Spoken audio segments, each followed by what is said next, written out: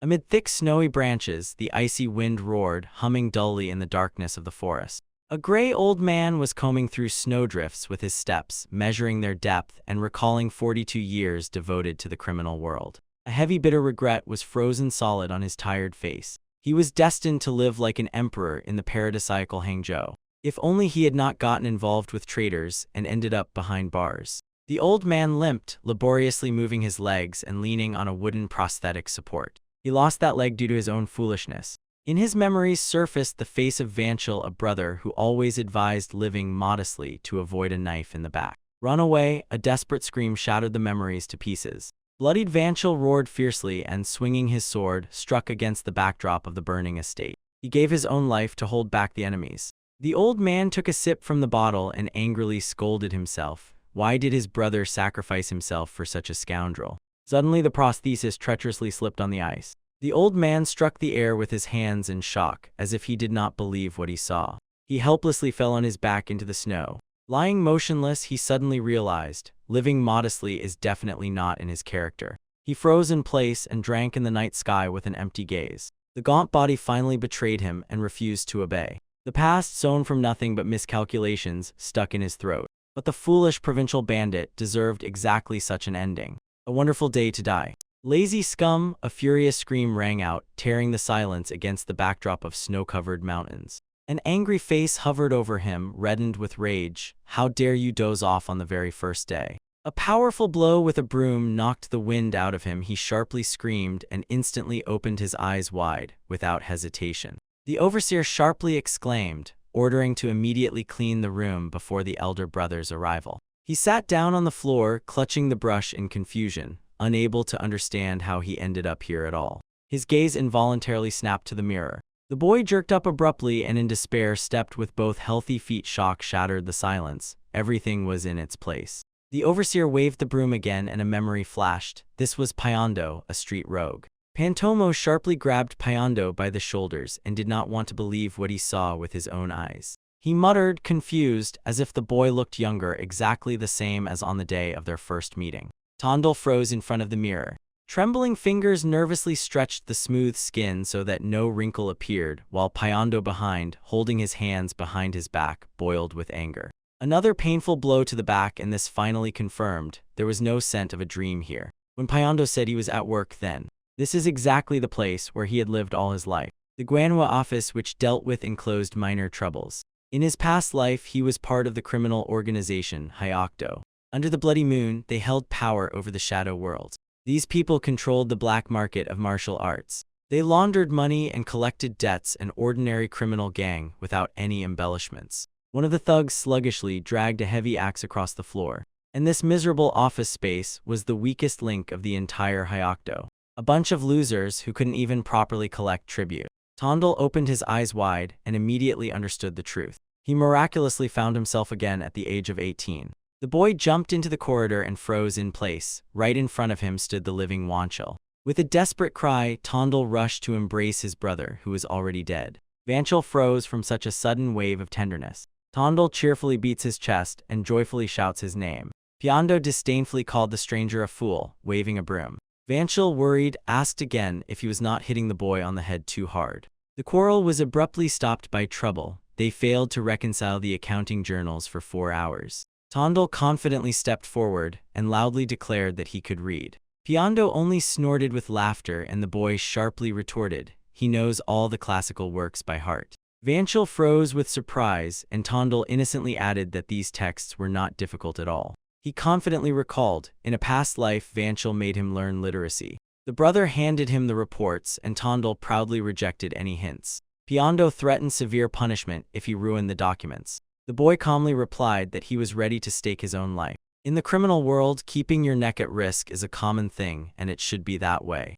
Vanchel said with respectful recognition that he hadn't seen such daredevils for a long time. He unfolded the magazine and suddenly stopped, shaken to trembling. He couldn't believe what he saw. What he saw didn't fit in his head. The accounting journals suddenly became flawless. Tondel calmly explained there were too many mistakes, so he rewrote everything from scratch. The guy pokes the crooked inscription with a brush and mercilessly mocks someone else's illiteracy. Those present just exchanged glances. The newcomer was not joking, he was personally risking his life. Vanchil laughed loudly, acknowledging the flawless work of the one who had just arrived. He warmly patted Tondal on the shoulder and offered him to stay with them forever. The guy gladly agreed, and Vanchil went to call him to follow to inspect their brothel. The scratched, exhausted image of the old crooked cripple finally melted into the darkness of the past. He didn't even imagine how exactly he got this second chance. But now he stood here young, full of strength and thirst for achievements. In his past life, after decades on the criminal path, his only gain was a mere 15 miserable coins. This time, everything will go differently. A resolute purple fire flared in his pupils. All the wealth that once passed him by will now flow straight into his hands. In his imagination, mountains shone with pure gold, as if they had already been painted. Connections that matter and allies with real weight will become his support. No precious artifact and no fatal encounter will slip through his fingers anymore. A bright full moon flooded his new path with light. This time he made a promise to himself, to stand at the very top of the shadow world.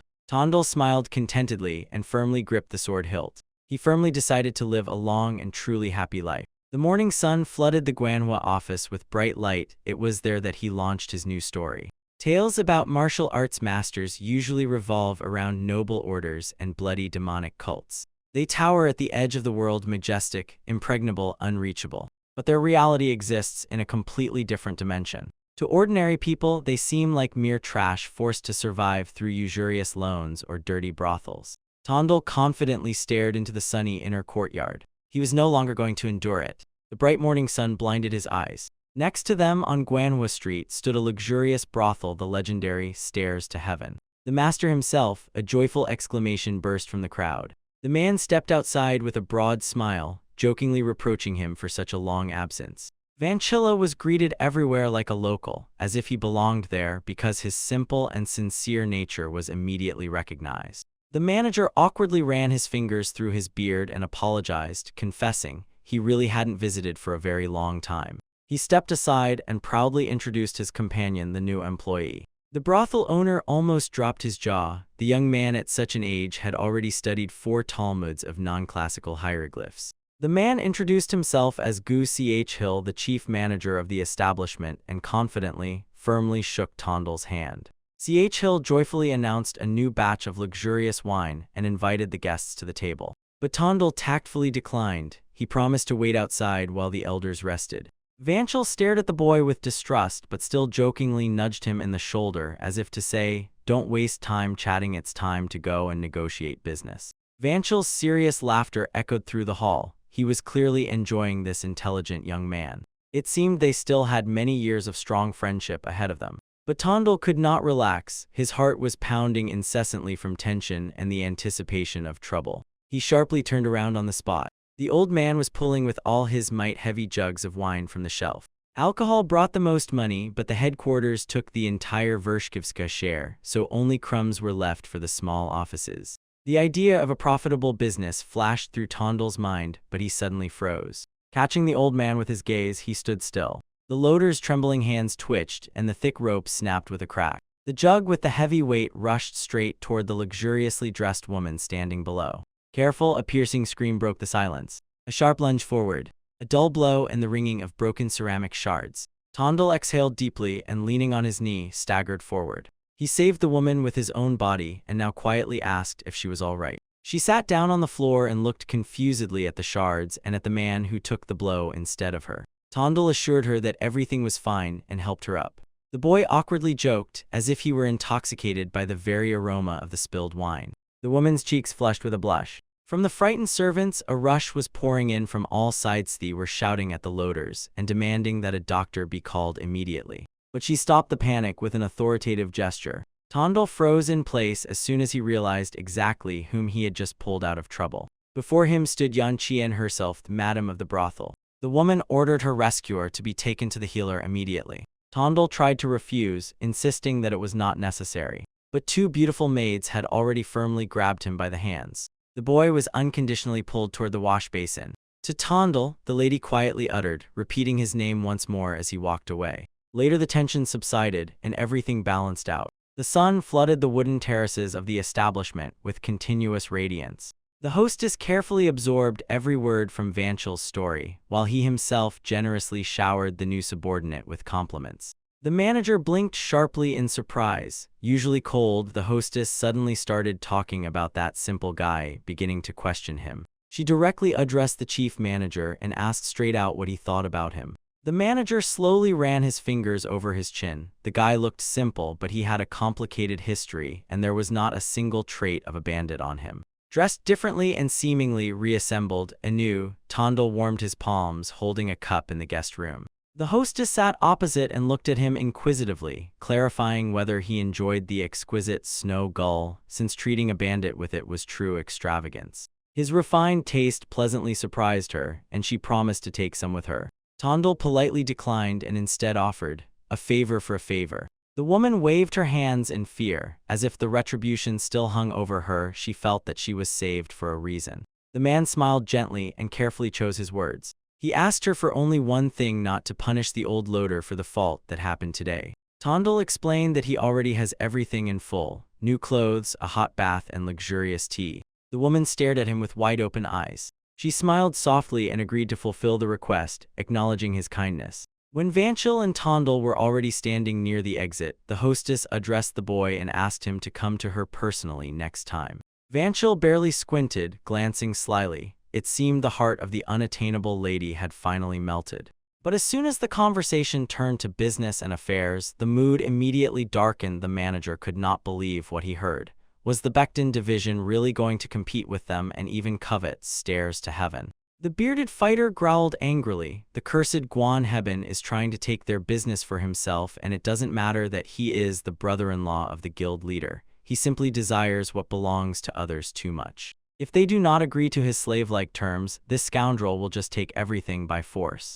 Tondel frowned gloomily. In his past life, because of Guan's greed, this luxurious house of debauchery was truly lost. In the criminal world, rules know no mercy. Official divisions had a colossal advantage over small offices, so they had to retreat then without a fight in response. Venchel helplessly clenches his fists, still finding no way out. This time, Dondel fixed his gaze on the leader, cold calm without any hesitation, and asked to tell all the details of this conflict. Something dangerous flared up in his gaze, sharpened to the limit. It's time to come out of the shadows and finally fight for one's own name.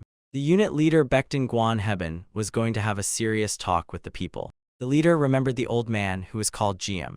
He owed their unit 15 taels of silver, and now claimed he had nothing to pay with, although collecting this debt would at the same time mean recognizing their abilities and preserving the stairs to heaven. Two subordinates carefully absorbed every word of their leader. Heben glanced irritably. They were demanded to do the impossible just to make them look incapable. He bitterly said that in this rotten world only strength matters. Suddenly, Chan Becton stood up and declared that he himself would go to the debtor. The fat man exploded with indignation, emphasizing that the miser had not returned even a copper coin under fierce torture. But Chan confidently moved toward the exit, promising to collect this debt with his own hands. The young man squinted slyly, rubbing his fists. He boldly pushed the leader to raise the stakes in this game.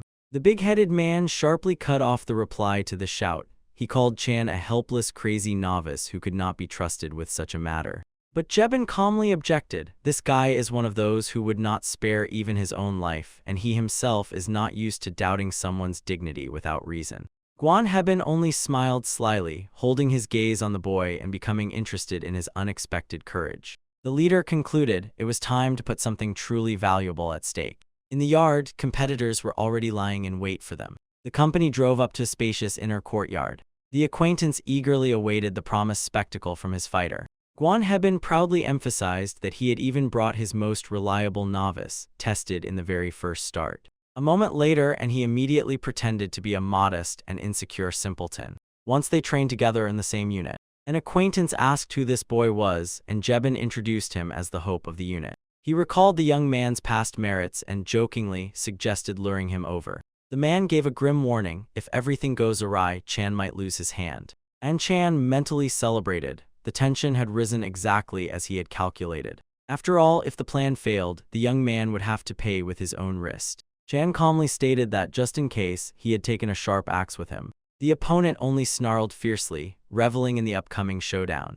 Well then, time to get down to business. Chan smiled fiercely and tested the axe in his hands, weighing it in his palm. In the semi-darkness, his eyes flashed with a threatening gleam. The adversary only snorted condescendingly confident that the novice could not repay this debt. But Chan did not budge an inch. He held the entire episode in memory from the first frame to the last. The boy forcefully knocked down the door to the hut, and the old debtor instinctively recoiled backward. GM cut through the thought with his gaze that there was no money, and then calmly returned to weaving the rope without unnecessary emotions. A smile touched the novice's companion. He supposedly already knew everything, but today they would have to talk to the old man and they themselves would take everything. The mentor slyly suggested to the old man, let him be more polite with the novices. He spoke disdainfully that he knew perfectly well about the old man's empty pockets, but still warned, if everything goes to ruin, he would face wild disappointment and shame. Chan silently watched this cheap performance and felt the pressure falling on the debtor. The perfect moment came to drop the hook. Chan casually asked how the old man's son, who disappeared almost a month ago, was feeling. In the end, everyone knew one thing. The old man lost even what he borrowed from the gambling house. GM burst out screaming and in a frenzy begged, just give him a chance not to lose and simply leave him alone. Chan smiled gently and assured that he did not intend to hit the elderly person. The young man asked evenly to pass him the axe. Grabbing the weapon, he smiled and reminded about his gift of clairvoyance. Chan squinted and said that the sister of someone absent would return soon. The invisible listener shuddered. The boy unmistakably guessed his secret. The opponent lost patience. He got angry and ordered to stop these tricks and get down to business. Chan only barely squinted his eyes in the semi-darkness, silently and slyly. That's enough. Chan lunged forward, gripping the axe at the ready, and reproachfully said, how shameful it is to bring down the wrath of the god of luck for one's own benefit.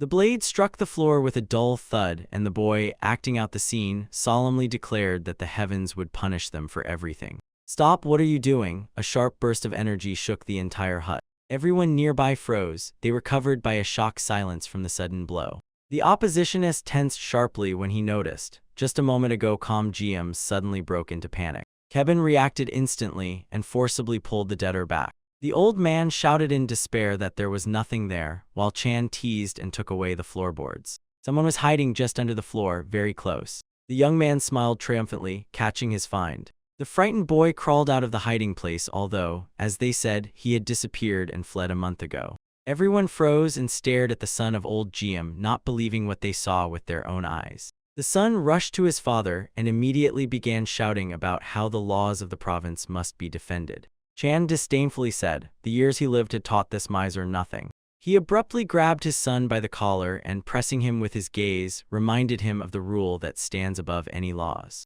Chan coldly reminded, it is time to return the same 15 taels. The old man continued to feverishly rage, shouting that he had nothing to do with this and begged everyone not to let him down to fear the law. In response, an inhuman piercing scream tore through the hut. The debtor's son curled up in a ball on the floor, clutching bloodstains in his hand. Chen cold-bloodedly ordered him to unclench his palm, threatening to cut off the whole hand. The young man hovered over his victim, clutching a bloodied axe in his hands. He calmly, in a chillingly even tone, explained how an invalid would quickly become completely helpless without a finger or a hand. Then he added that there was no need to worry, even if his hands and feet were cut off. With the next blow, he promised to cut off not only the head but also his own masculine dignity. During the new strike, Chan's face twisted into a mad smile. Old Jem's nerve betrayed him and he burst into a desperate scream, as if his restraint had broken.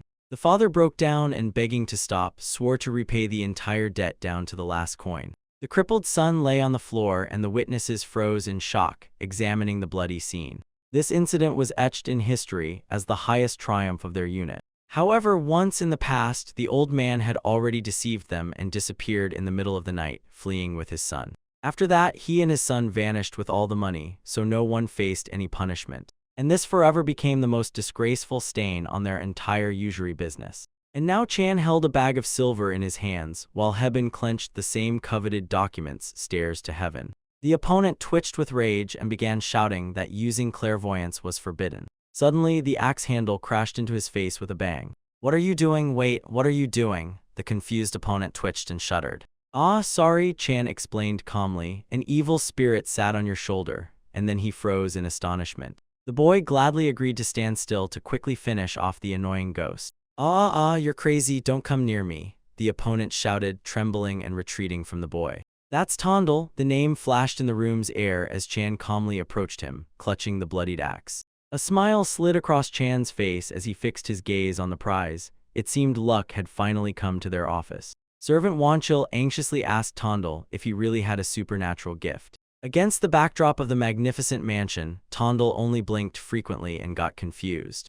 Wanchil asked where the young man had learned about the basement and the old man's son hidden there. He answered thoughtfully, as if in passing, he just felt an emptiness beneath the floor. The servant could not believe his own ears. How could it be he just felt it? Tondel laughed and explained, "The fugitive better hide, because when there are already 15 bodies, starting a new life is not that hard." Venchil sighed disappointedly because he realized the boy had no talent at all. Tondel only quietly, slyly laughed. The keeper called him an evasive seer to himself, while 2 cups were being placed on the table. He swallowed and threw a remark. With such abilities, the hands of this young man should be torn off at the main office. Tondel froze in amazement, holding the jug raised high. Vanchil sighed deeply. After the death of the former manager, hope for his own salvation almost disappeared. But the old experience with Red Tiger did not disappear anywhere, so he could arrange this young man even in the capital. Tondel calmly noted, even if they stood up to defend order, the local leader Guan Hebben would still not allow it to end that way. Vanchil slammed the cup on the table in irritation. There were only 5 people in the office, and the enemy would simply smash them by force. The young man mockingly called the giant a coward and immediately fueled him, instantly igniting him. Vanchil finally calmed down. He accepted his decision. Tondel, however, promised he himself would find a way to secure the stairs to heaven. The young man said that one must live long and with dignity, because excessive greed eventually upsets the stomach. He snarled fiercely and admitted that he loves to eat immensely. Vanchil sighed heavily and immediately regretted this cooperation. He had planned to quietly wait everything out until retirement. Tondel slid the plate with meat closer to himself and noted that loafing around was still more comfortable than taking his ass off the commander's seat in the mouth. The servant clenched his face into a grimace, as if to say, "This place belongs to Hebben. Here everything is decided by connections, not skill." Ultimately, all the boss's power rested solely on his marriage to the daughter of the leader of the Xinghua clan. If she left, he would lose everything without exception. Tondel burst out laughing. Destroying this marriage is not difficult, but as easy as snapping fingers, because all the villain's vices are clearly read right on his face. He promised to expose all the enemy dirt down to the smallest details, and Vanchil sarcastically advised him a direct route straight to the imperial palace.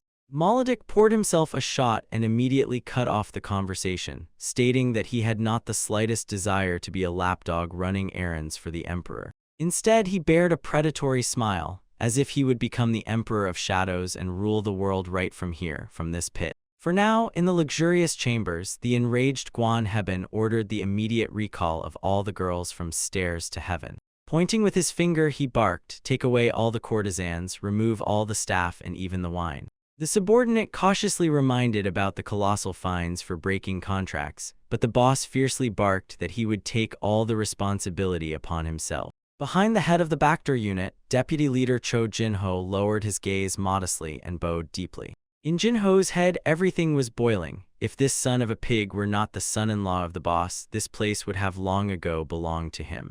Outside, 2 subordinates were hotly protesting the order. The maneuver would take a lot of time, and why cripple their own Guanghua division with their own hands? Jinho furiously barked at them. They were a link in the criminal world where, if necessary, they could shorten even their own father's life. And immediately he cruelly struck a fist right in the face with this. He made it clear that it was because of such stupidity that he was still forced to carry out orders. Left alone, Jinho grits his teeth from humiliation, how fed up he was with enduring all this. By the wall of the mansion, a young subordinate eagerly asked Tondel how he acquired the gift of clairvoyance. The boy could not believe it. His sister really had returned home just as that boy had prophesied. Taking advantage of the pause, Tondel asked to be led to the unit's barracks. The boy trembled and resisted out of fear, afraid of the leader's anger, but the young man suddenly cut him off, throwing a warning about a deadly sign. He stared terrifyingly at the interlocutor and declared that very soon he would be struck down by the sword.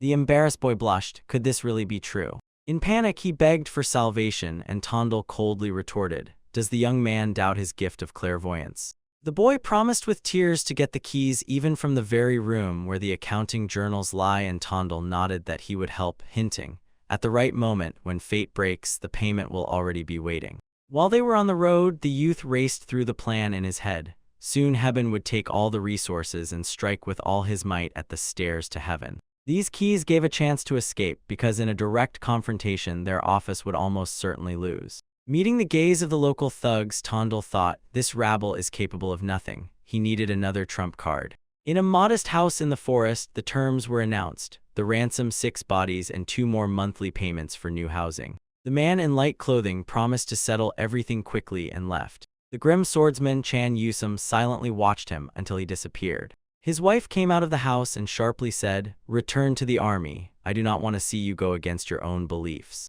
Yusum, in anxiety, rushed headlong to the sick Hyamin. She was not allowed to get up. Her treatment required money, and the military salary critically did not cover the needs, and the world without his beloved seemed like the same bottomless swamp. Saving her for the sake of money, he quit the service and set off to travel the world. But in the end it turned out, for people like him, there was no work. Neither decent Orthodox sects nor security services agreed to take him. Suddenly Tondal jumped out from behind the trees and carefully greeted the hero, calling him by name. Yusum suspiciously fixed his gaze on the stranger and sharply asked what he wanted from him. The young man introduced himself as a messenger of the criminal group, Red Tiger. The swordsman cut off the conversation because he already knew about their crimes, and with cold restraint asked why they had come. Tondal offered to join them, first 5 bodies as a pledge and then bodies monthly. Yusum noted to himself, these conditions turned out to be much worse than the offers of competitors from C-Wave. But when he looked more closely, he felt the guest had something strange. He did not look like a usual bandit at all.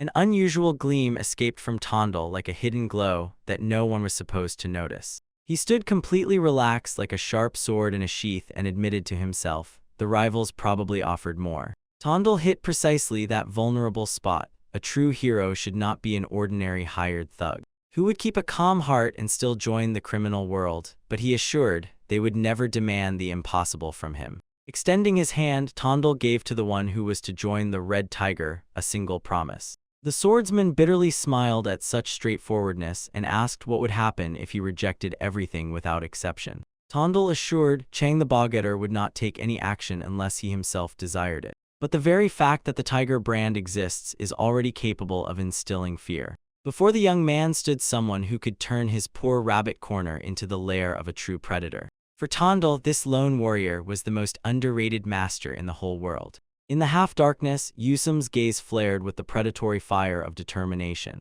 and Tondal mentally swore to take this fighter into his squad at any cost. In the Vanchel office, with tears in his eyes, he stared at the empty wallet. Tondal's luxurious banquet was again paid for by his own savings.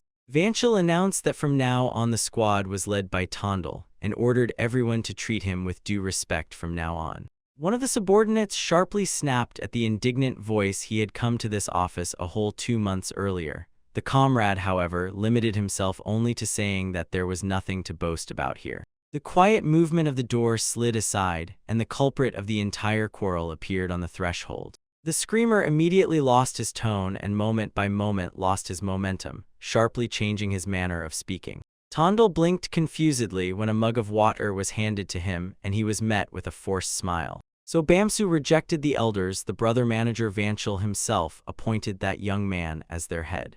Tondal awkwardly defended himself, having spent only about 10 days in the office, but Gan Bayazin calmly assured him he held no grudge. Vanchel laughed contentedly. He was confident that the offended friend would eventually come to terms. Then he remembered that alien, for whom he had immediately rolled out a whole 5 bodies. Tondal calmly swallowed water and fixed his gaze on the yard. The guest appeared exactly at the moment he was expected. The sun was already swaying toward the west. Tondal and Vanchel set off to meet the mercenary. The warrior approached, spreading a heavy, formidable aura around until someone shuddered with fear and gasped in fright. His appearance was truly terrible. Chan Yusum froze at the threshold, and his face was crossed by an old, stern scar line. Vanchel could not understand where this guy got such a fighter from. Yusum silently extended a bundle of silver back and refused the advance payment. He admitted he was late due to contemplation and set a condition he would accept the offer only from someone who could hold out against him for 10 seconds. Likewise, he added he had already warned opponents from C-Wave.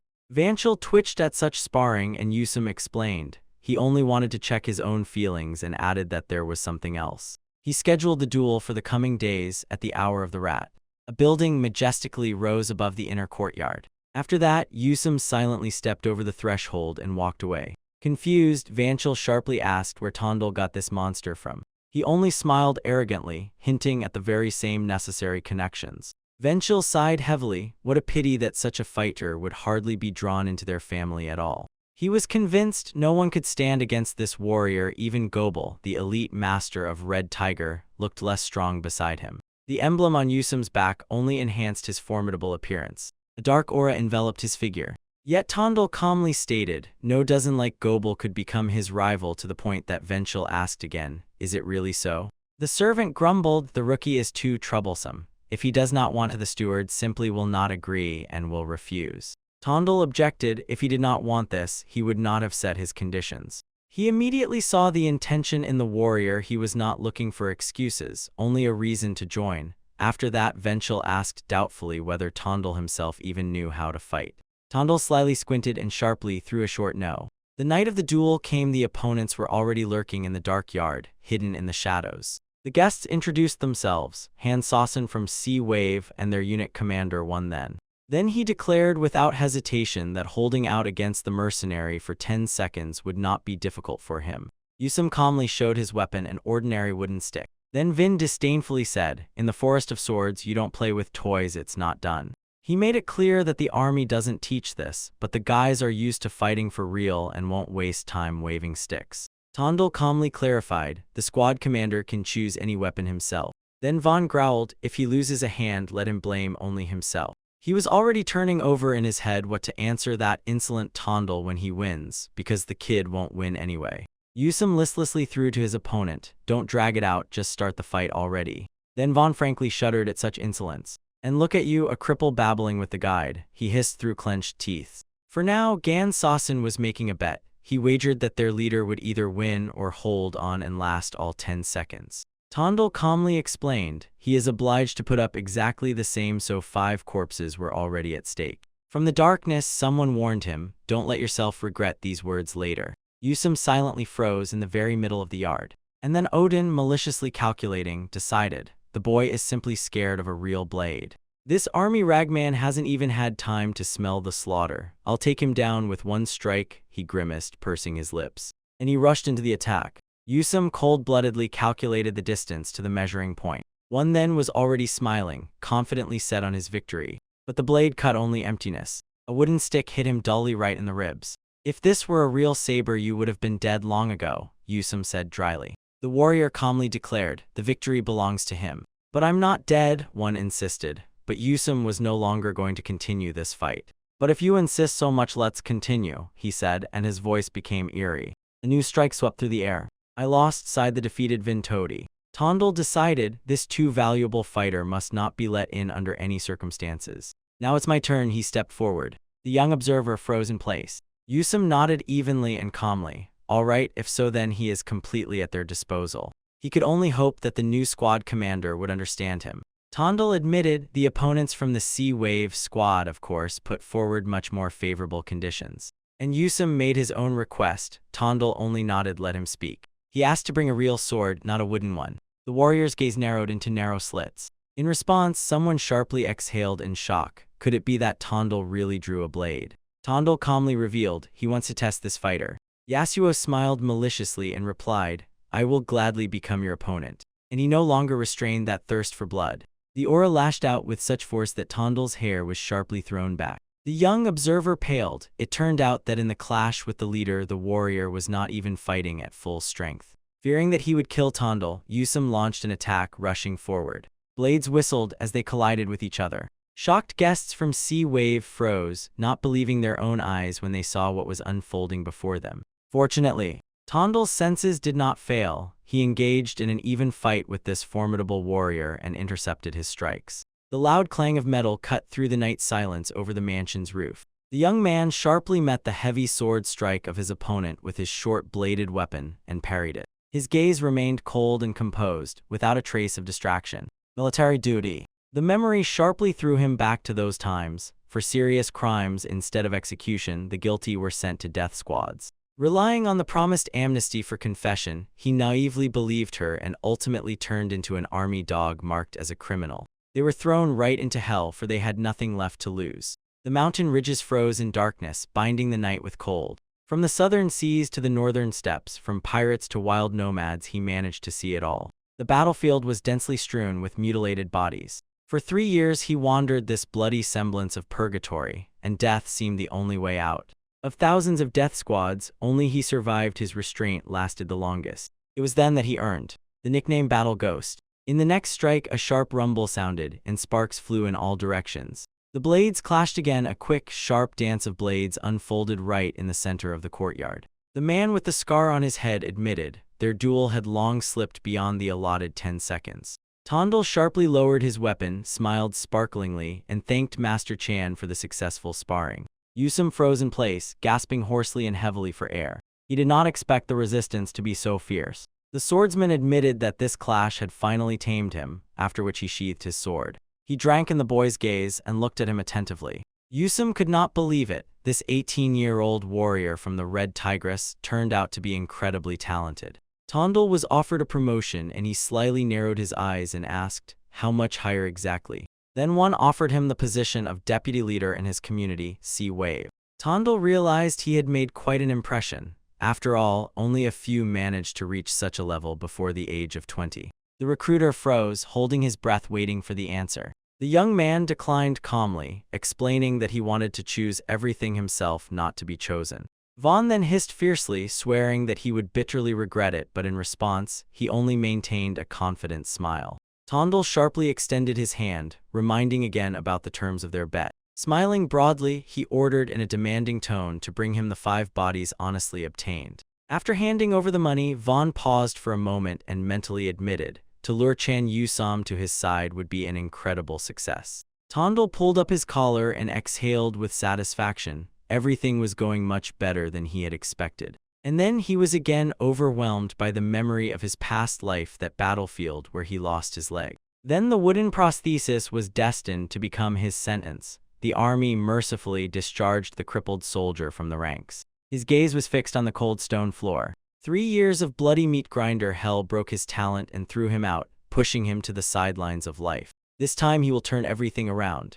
Under the cover of night, Tondal stood in dark clothing like a thief. A cautious hand slowly touched the box. Now he needed information, not direct conflict. He effortlessly infiltrated Guan Heben's office, sneaking inside with keys he got from Chan Becton. Accounting books were spread out on the table. They concealed the real scale of financial problems due to the loss of the brothel. Finally, he found the necessary quarterly accounting journals. While the thief quickly flipped through the pages, it dawned on him, rewriting them by hand would take years. The door handle jerked sharply and burst forward. The enraged elder of the Khan rushed into the room and growled curses over the broken door. He continued to angrily grumble at the worthless employees. Tondal barely managed to dive under the table with the journals and, seized by fever, wildly pondered who could have brought them here in the middle of the night. In the corridor, a woman's voice interrupted the old man mid-sentence, but he roughly snapped at her with an order. Wait. From under the mask, a surprised glance whipped out like a whirlwind. Assessing the guest's intonation and his luxurious clothes, the young man instantly clarified the picture. It was not the wife. The elder had brought a courtesan here, and now he was lustfully rubbing his notes with his palms. He dreamed of writing her name in that very compromising notebook to finally conquer the girl. Tondal sharply raised his ears under the table as soon as he heard about the secret diary with other people's weaknesses. This elderly man was already the 2nd member of Red Tiger, so any compromising material would be worth a fortune. Suddenly, something cracked piercingly somewhere on the floor. The crack of broken porcelain spread with a sonorous clink, and the elder flinched from pain. The woman sharply dropped to her knees. She suddenly burst into tears, looking at the shards, and lamented how to now gather and put all this in order. The young man twitched all over from tension, unable to understand why she had even taken up the dishes. Seeing blood in her hands, he immediately realized the elder woman had already gone to the wardrobe for clean clothes. The old man moved straight to the table, under which a spy was lurking. It was a dead end. Tondel pressed himself into the corner and held the stolen magazines to his chest so tightly that his fingers turned white. He squeezed the lid tightly until it cracked and aimed at the clash where there was no room left for life. At that moment, the courtesan suddenly grabbed the elder's sleeve and demanded to be taken to a doctor immediately.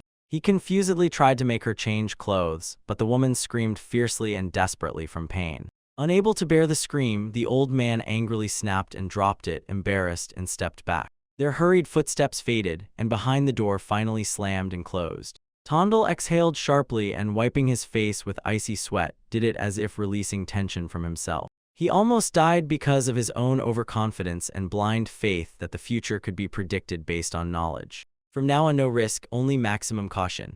The next day, the sun brightly flooded the luxurious facades of the city. Tondel appeared near the stairs to heaven, planning to intercept the local girls who frequent there. He decided to remodel the courtesan's work under his agency, but no matter how you look at it, it would cost a pretty penny. Of course, the money would pay off later, but the trouble was different. They demanded it immediately so. Enchanted by the gaze of an exquisite beauty in luxurious attire, who fixed her eyes on him. The courtesan, not hiding her surprise, sharply asked what brought him here specifically. Clenching his pride, Tondel abruptly blurted out a request to lend him money. Cast away pride. The beauty blinked convulsively as if she did not understand, and Tondel calmly froze and waited for an answer. Opposite Tondel sat the owner of the stairs to heaven. He listened warily to his unexpected loan request. He smiled briefly and confidently, immediately realizing how insightful she was. The woman had known earlier, due to quarrels, the Becton branch was recalling the girls from her establishment and immediately understood that this was the cause. Tondel offered to take full responsibility for organizing the girls' relocation and to provide their security. The mistress fixed him with a gaze, and he calmly promised that no problems would arise. A strange stranger flashed in her mind. His speech sounded like cheap fraud, but the confident expression on his face involuntarily made one believe. Her fingers thoughtfully tapped on the table. Eventually, she accepted this idea. Why hinder each other if you can help? And Tondel assured that he was ready for anything. Then the hostess slyly squinted and asked if he even understood what Sajiju was. In a past life, Tondel had tried this precious drink only once. One bottle cost as much as 2 taels of silver. Demand completely outstripped supply, and the goods sold out instantly. The mistress confessed, as soon as he gets a supply of Sajiju for her, she will fulfill any of his demands. Tondel took this as easily as if he had to spar with Chan Yu's. Having left behind old bandit habits, he discarded them as unworthy of business partnership and headed straight to the winemaker's shop. The old owner met the guest with a bold question. He asked if he even needed anything in this shop. The old man introduced himself and named himself the owner of this establishment, Guan Pianson. The young man sharply replied and introduced himself to Tondel from the Manhwa office. Tondel calmly said that the old man most likely no longer remembered him. The winemaker shuddered when it finally dawned on him. The boy remembered how once he was hit on the head while defending this very old man. The surprised old man could not believe that the guest really recognized him, although once back then, he had already received a blow to the skull. Tondel admitted he had long dreamed of finding out which exact house of entertainment had been hunting the old man's intoxicating drinks for over a year. The old man burst out in indignation. So the young man was snooping undercover then? Just studying the ground, the young man excused himself, but it was still outright espionage. The winemaker, horrified, fixed his gaze and asked why the guest asked the hostess not to punish him. Pianxian demanded a clear answer. Just because, Tondel said in an indifferent tone. In fact, he was silent. He recognized in the helpless old man his former self. The old man grumbled that the boy was too soft for a bandit. Hearing mockingly the accusations about the lack of manners, Tondel asked if there even are polite bandits. Pianxian snorted. He had already seen many polite robbers, yellow or brown, but still, no matter how you twist it, shit remains shit. Tondel calmly inquired how old in his opinion he himself was, then guessed, around 70. The old man never quite understood what all that exchange of courtesies was about. The young man said, there is nothing more valuable than a sincere conversation. It quickly brings people closer and lays a strong friendship. And he directly asked when the old man would need the Sajiju. The winemaker froze in shock, as if he was instantly paralyzed on the spot. Then he humbled himself. The brothel owner had long ago revealed her cards to him and was only waiting for the delivery dates to come. Tondel blinked sharply in shock. It turned out the deal had already been made before his arrival. A satisfied smile blossomed on his face. The hardest task fell to him without any effort. Around him were nothing but liars, period. He took care both of the payment for transporting the girls and the continuous supply of the priceless drink. In the lair of the office, a bearded giant silently fixed his gaze on him. Manager Vanchel could hardly believe his own ears. Could it be that everything was settled in just 3 days? After all, Tondel managed to recruit the most famous hero from Chang for himself. He called the supply for Sajiju a real jackpot and suspiciously asked again if it was not an empty bravado. The giant, full of emotions, slapped Tondel on the back and immediately encountered a remark: one should behave more respectfully with the platoon commander.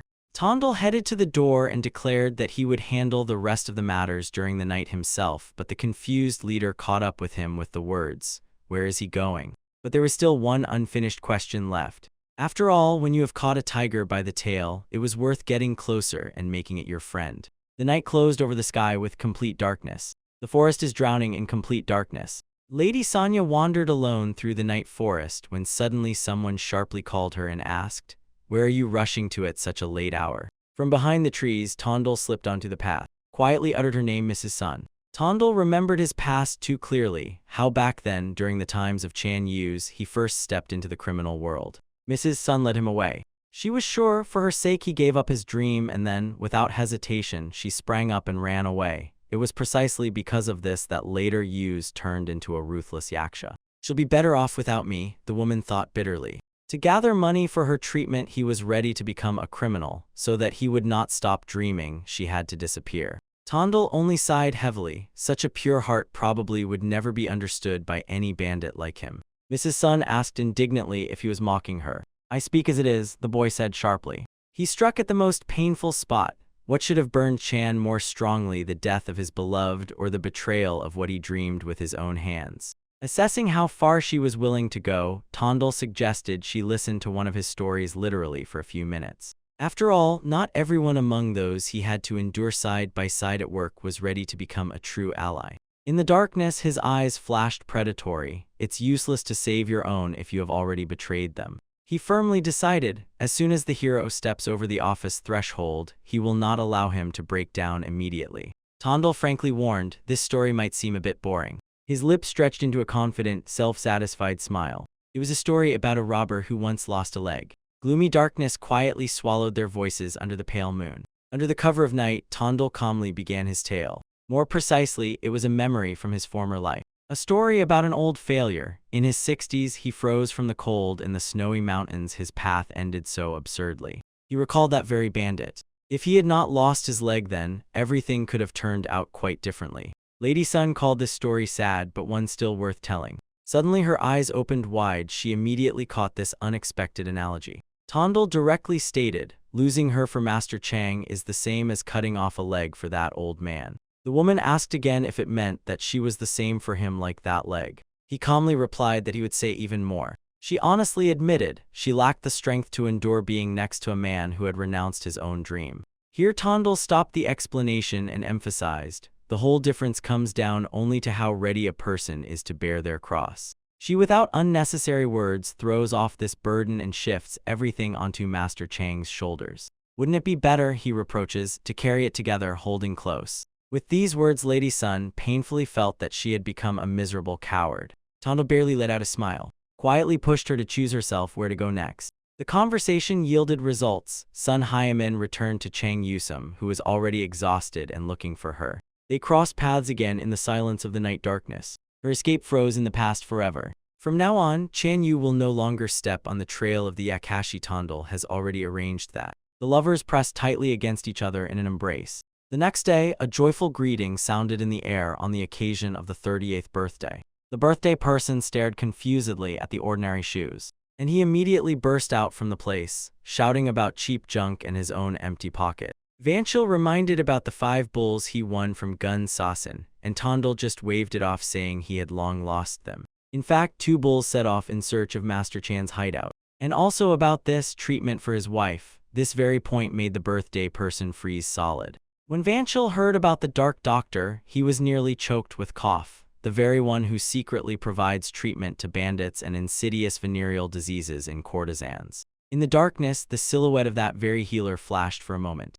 Venchel twitched his voice and directly accused Tondel, as if how could one give 3 bodies to a swindler, but immediately warned, do not rush to make final conclusions. To the question of who that doctor was, Tondel replied that his brother would find out everything in detail himself. Having gotten out onto the street, he moved forward to leave his mark in the future. On the way, a memory suddenly surfaced about the murder in the magistrate's office. If it weren't for Vanchel's birthday, he wouldn't have recalled it, because bandits usually don't care about the death of officials. The murder happened in the Misai Quarter, and right at the place where everything happened. In the middle of the day, someone committed a bloody massacre. Yun Suan vainly tried to restrain the attackers with his status. He was mercilessly mocked, forcing the victim to beg and twice promise more than the price of his own life was worth. Tondel mentally called him pathetic. If you are already bargaining, then promise immediately tenfold. Yan Suan, as if he just heard this, immediately roared with a cry about the tenfold amount. But the leader of the killers had already managed to raise the axe to end the pathetic screams with one blow. A sharp scream made the attackers freeze in place. Tondel slipped out of the shadows, presenting himself as an ordinary passing bandit. He noted, these strangers have no connection with the Red Tiger community, and it is not appropriate to start fights on foreign territory. The leader only sneered contemptuously, looking at the boy as if he posed no threat and who, he said, could stop them. Tondel gave them only one chance to break free. He was too lazy even to dirty his own blade on them. Another said this aloud, but confusedly the words did not form understanding. The leader lunged forward in attack, and his blade whistled piercingly through the air, cutting a path. But the next moment, a powerful strike shattered the bandit in half and threw him away as if he weighed nothing. Tondel admitted, of course, in his best form he was far from Consalvi. The remnants of the gang froze and focused, cautiously awaiting every move. He slowly stepped forward, and assured that he was in no way inferior to that formidable master. The first of the attackers rushed at him, breaking the silence with a roar. A frantic scream tore through the courtyard, shattering the silence. The blade flashed and blood splattered onto the cobblestones. The last enemy fell heavily to the ground. With a trembling voice, Yan Suan asked if his savior was unharmed. The blood-splattered officer clung to the ground and tried to get up. He sighed, feeling that only his dignity was hurt, and Tondel noted, the official got off lightly a little more and it could have turned into a disaster. When asked if he knew Yan Suan, the man immediately confirmed. Suddenly, the official narrowed his eyes and looked suspiciously. Could it be that Tondel himself organized the attack to please the new official, the magistrate? Tondel just laughed. Yes, he partially hit the mark, he said. The younger one has an overly wild imagination. Yan Suan suddenly breaks out in a scream and demands to finish off those bastards. The blade jerked sharply forward. Tondel grimaced. All of them. Do official orders really require their deaths? Yan Suan asked what his name was. Tondel introduced himself as the leader of the Red Tiger Community Squad, which operated from the office on Guanhua Street. The official, introducing himself as Yan Suan, stated that some criminal group was behind the attackers, and Tondel promised to help find out exactly who. Boldly, he refused. He did not stoop to foolishness and did not let himself into the criminal world, although without Tondel he would already be helpless. He would have choked on his own blood. Interested, Tondel added which of the 6 government departments poses the greatest threat to him. Yan Suan plunged into thought. The security department is the most corrupt, so the root of evil most often comes from there, while the public department has established itself too impeccably to be suspected of such things. Slightly squinting, he mentally filtered the question, who among them grabbed the biggest profit? Suddenly, it was as if a thunderclap struck Tondel's head. A sudden suspicion hit him like a lightning strike. The official voice laughed loudly and said it was a joke, then promised to return the favor as soon as the opportunity arose. But it did not look like a joke at all, and Tondel could only hope that, in saving this man, he had not made a mistake. Night fell on the quiet estate, and the silence was broken only by the babbling of water. Elder Khan Donson stood with his back to him and quietly muttered something barely understandable under his breath. He turned sharply drunk, flushed, and he reeked of a strong hangover.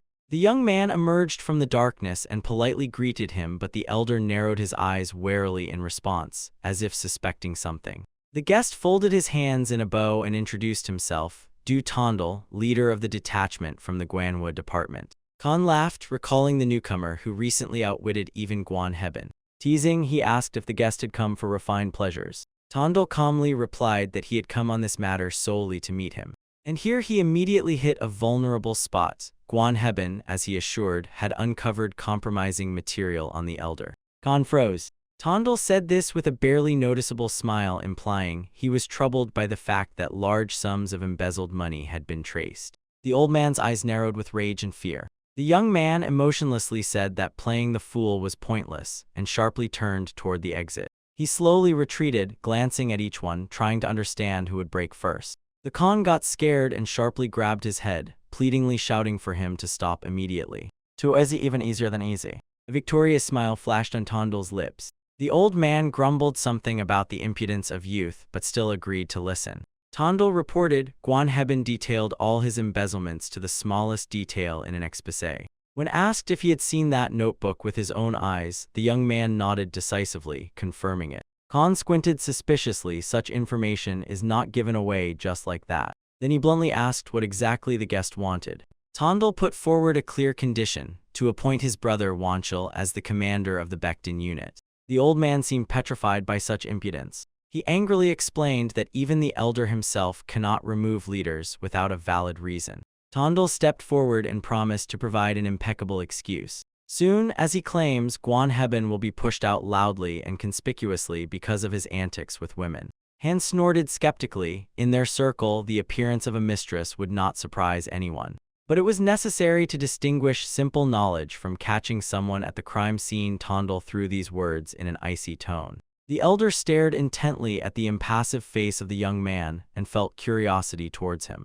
He agreed to the deal. As soon as Guan falls and the book ends up in his hands, the old man will side with Wanchil and support him. The young man thanked him and abruptly fell silent, as if cut short by half a step. He asked if anyone from the old man's family was planning to go to the mountains soon. With surprise in his voice, Han replied that his daughter-in-law was just about to go to the Rooster Temple to pray for his son. Imagination was already painting the inevitable tragedy ahead. A giant tiger tears a lonely woman to pieces. Tondal calmly added, Han's daughter-in-law won't even have time to notice the tail of that beast. The surprised old man inquired whether the boy had also become a wizard now, but in response he only advised canceling the trip. Then he touched his own chest with his palm and, with feigned frivolity, boasted about his gift of clairvoyance. In the bright room, the healed man thanked his savior with relief. She waved indifferently. She was paid with 3 telly, so she was just doing her job. Having heard about all 3 telly, she became embarrassed, flustered, and apologetically excused herself. Gathering his own tools, the doctor remarked, the bandit behaved strangely. He laid out 3 telly to the healer, who was used to treating completely different ailments, certainly not venereal ones. The court maid, her lady I am Chunren, peeked into the room and called her, summoning the lady. The girl smiled softly. Going outside, I am Chunren refused without hesitation to leave the lady alone. She cheerfully said that the local alleys were dangerous even in broad daylight. Suddenly a wild scream of pain breaks the silence. I am Chunren tensely peeked from behind the corner, looking around fearfully. A bloody beaten man lay helplessly on the ground. Tondal firmly held the troublemaker by the collar and forced him to listen to a promise through tears. He would not come here again. The young man, with a predatory smile, gave him another blow and ordered to spread rumors about their office. I am Chunren turned pale and hid behind her lady's back. She remained calm and suggested taking another path. Later, Chang Yusum met with that lady and anxiously inquired how she was feeling. The woman sighed heavily. She had to have a serious conversation with him. She admitted that the leader of the Do squad showed significant concern for him. Go to Heaven repeatedly encountered visitors who behaved too problematically, from ordinary drunks to insolent troublemakers. And as soon as the security near the building was assigned to watch over Chang Yusum, he discreetly dispersed all the riffraff because he did not want to truly maim people. And in the criminal world, no one respects a tender heart. Here good is not repaid with good. Sun Hyamin bitterly confessed. Her conscience had already begun to gnaw at her. After all, Tondal now does the dirty work for her, so she should apologize to him. Yusum guiltily lowered his gaze and apologized for the trouble. She gently took his hands and asked without unnecessary words, let him do his job properly. But the old beliefs that stand in his way, that is unfair to the employer, she said firmly. Yusum stared at her. His breath was taken away. Could it be that she was really ready to meet him in such an unfavorable, unattractive light? The lady barely smiled, so it had come to this. Now she was the wife of a robber. You saved my daughter-in-law's life." These words, full of gratitude, sounded in the old man's estate. Han Donson expressed thanks and immediately scolded himself for not recognizing such a benefactor at first sight. Tondal waved his hand rather restrainedly, but was truly glad that he could help. Then he calmly reminded, the tiger struck exactly where he had warned, and the old man realized that such a seer could not be allowed to go further. Totally was told, does the old man really believe him? Khan nodded feverishly, ready to fulfill any request. He asked only one thing, when will this young man strike at Guan Hebo's reputation? Maybe this week. The blade suddenly flared in the air. Tondal calmly, without haste, carefully examined the fake blade. Today, a new day was dawning over the Baekdan unit's estate, which stood within the Red Tiger commune. Hebin grumbled irritably. He had already thrown in 100 coppers, but still no one volunteered to take on this job. No one dreamed of maiming themselves for a miserable 100, and Master Chang no longer let offenders off the hook. All this was the fault of the cursed Du Tondal. If not for him, everything would have turned out differently. Hebo squinted, as if feeling for something dreadful in his thoughts. So released the phantom shadow, and he decided to find the mercenary. Primary shadow legendary assassin who came from everywhere, even from Hangzhou. He set the price for Tondal's head a full 6 bodies of silver. Greed almost made Hebin lose control. But the assistant stubbornly insisted, do not touch Tondal now, otherwise they will definitely lose their profitable gambling house. He warned the boss, do not underestimate the enemy and wait for the right moment. Hebin irritably clicked only once. When the subordinate cautiously hinted that the boss's wife lately did not look like herself at all, and advised to leave the women alone, the boss almost lost his temper and did not explode with anger. Hebin barked that he would gladly enjoy Sulhan that very night. He declared, only blockheads losers are always doomed for the whole affair to go awry. The assistant's face twitched with a grimace of restrained anger.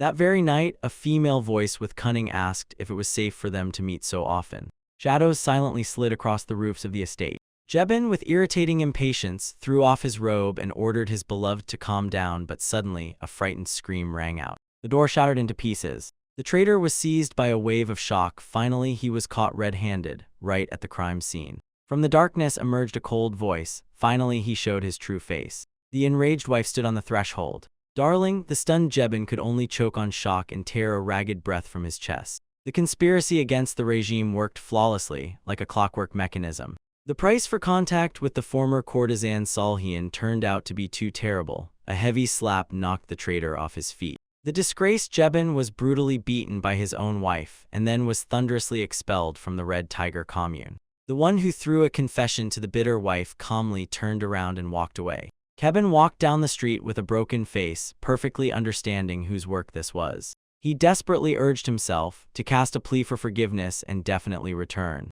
Even when Phantom Shadow was already on the verge of completing Tondal, the very thought of him still warmed the soul a little. Suddenly his name pierced the night silence. From the darkness they addressed him. Isn't that him, the former leader of the Baekdan unit?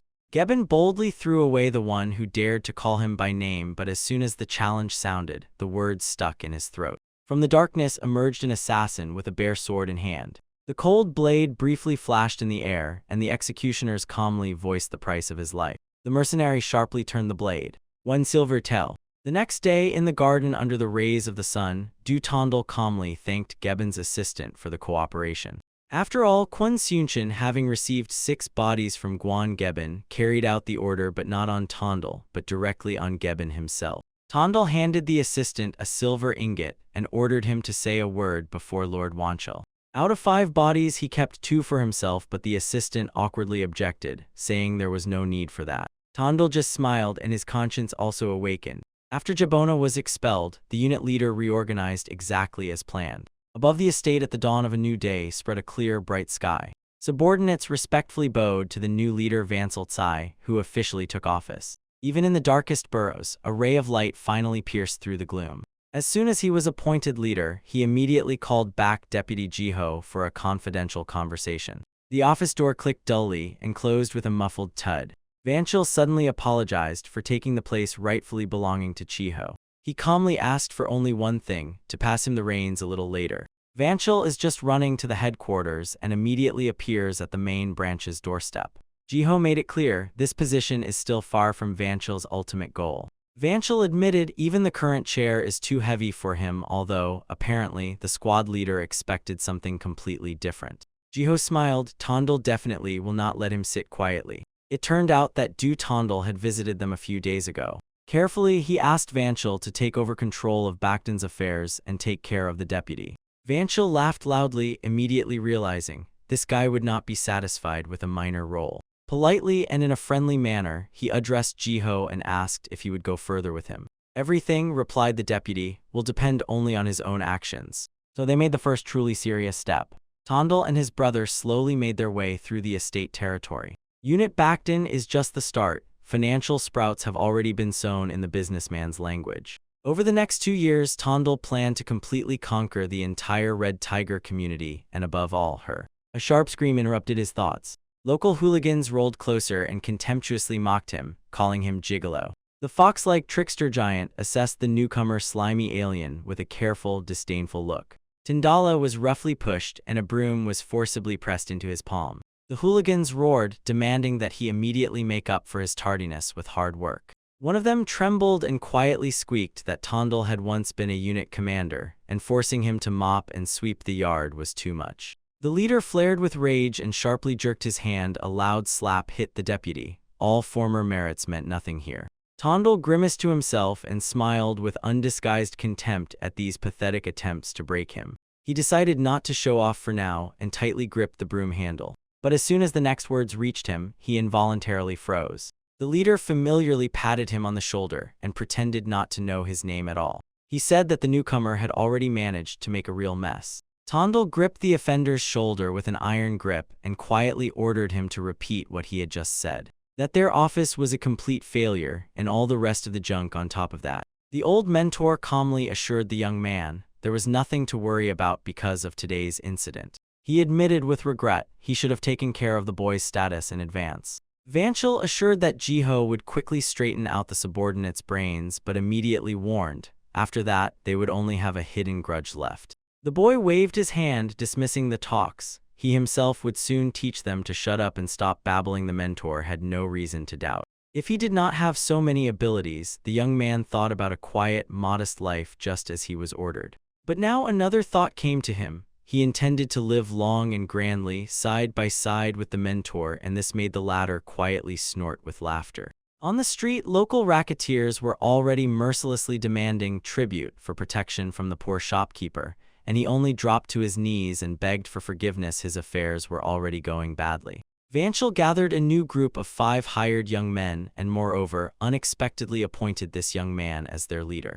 They were sent to Manhwa Street, right into the very heart of Sin, between the casino and the red light district. The bearded subordinate was already openly complaining, saying the new leader avoids being seen and hides instead of setting the tone by his own example. Other accomplices smiled crookedly and whispered, "Let the newbie get used to the rules." The bearded man disdainfully said that the boy could not be called a leader, only a cowardly puppy, nothing more. For a moment, behind the boy, a terrifying black aura flared. He barely managed to hold himself back from taking the teaching with him. But the young man forced himself to exhale and swallow the insult. He just needed to endure a little longer. After all, in 3 days, Hangzhou was supposed to be shaken by a large-scale war clashes with one of the 4 largest factions. In the darkness, people with burning eyes were already sharpening their blades. But the exhausting slaughter was supposed to end with the victory of the Black Dragon Commune, and the Red Tiger would have to retreat from 1/3 of the territories. It was then that Master Chang was supposed to be treacherously stabbed in the back and die, but this time the boy did not let it happen.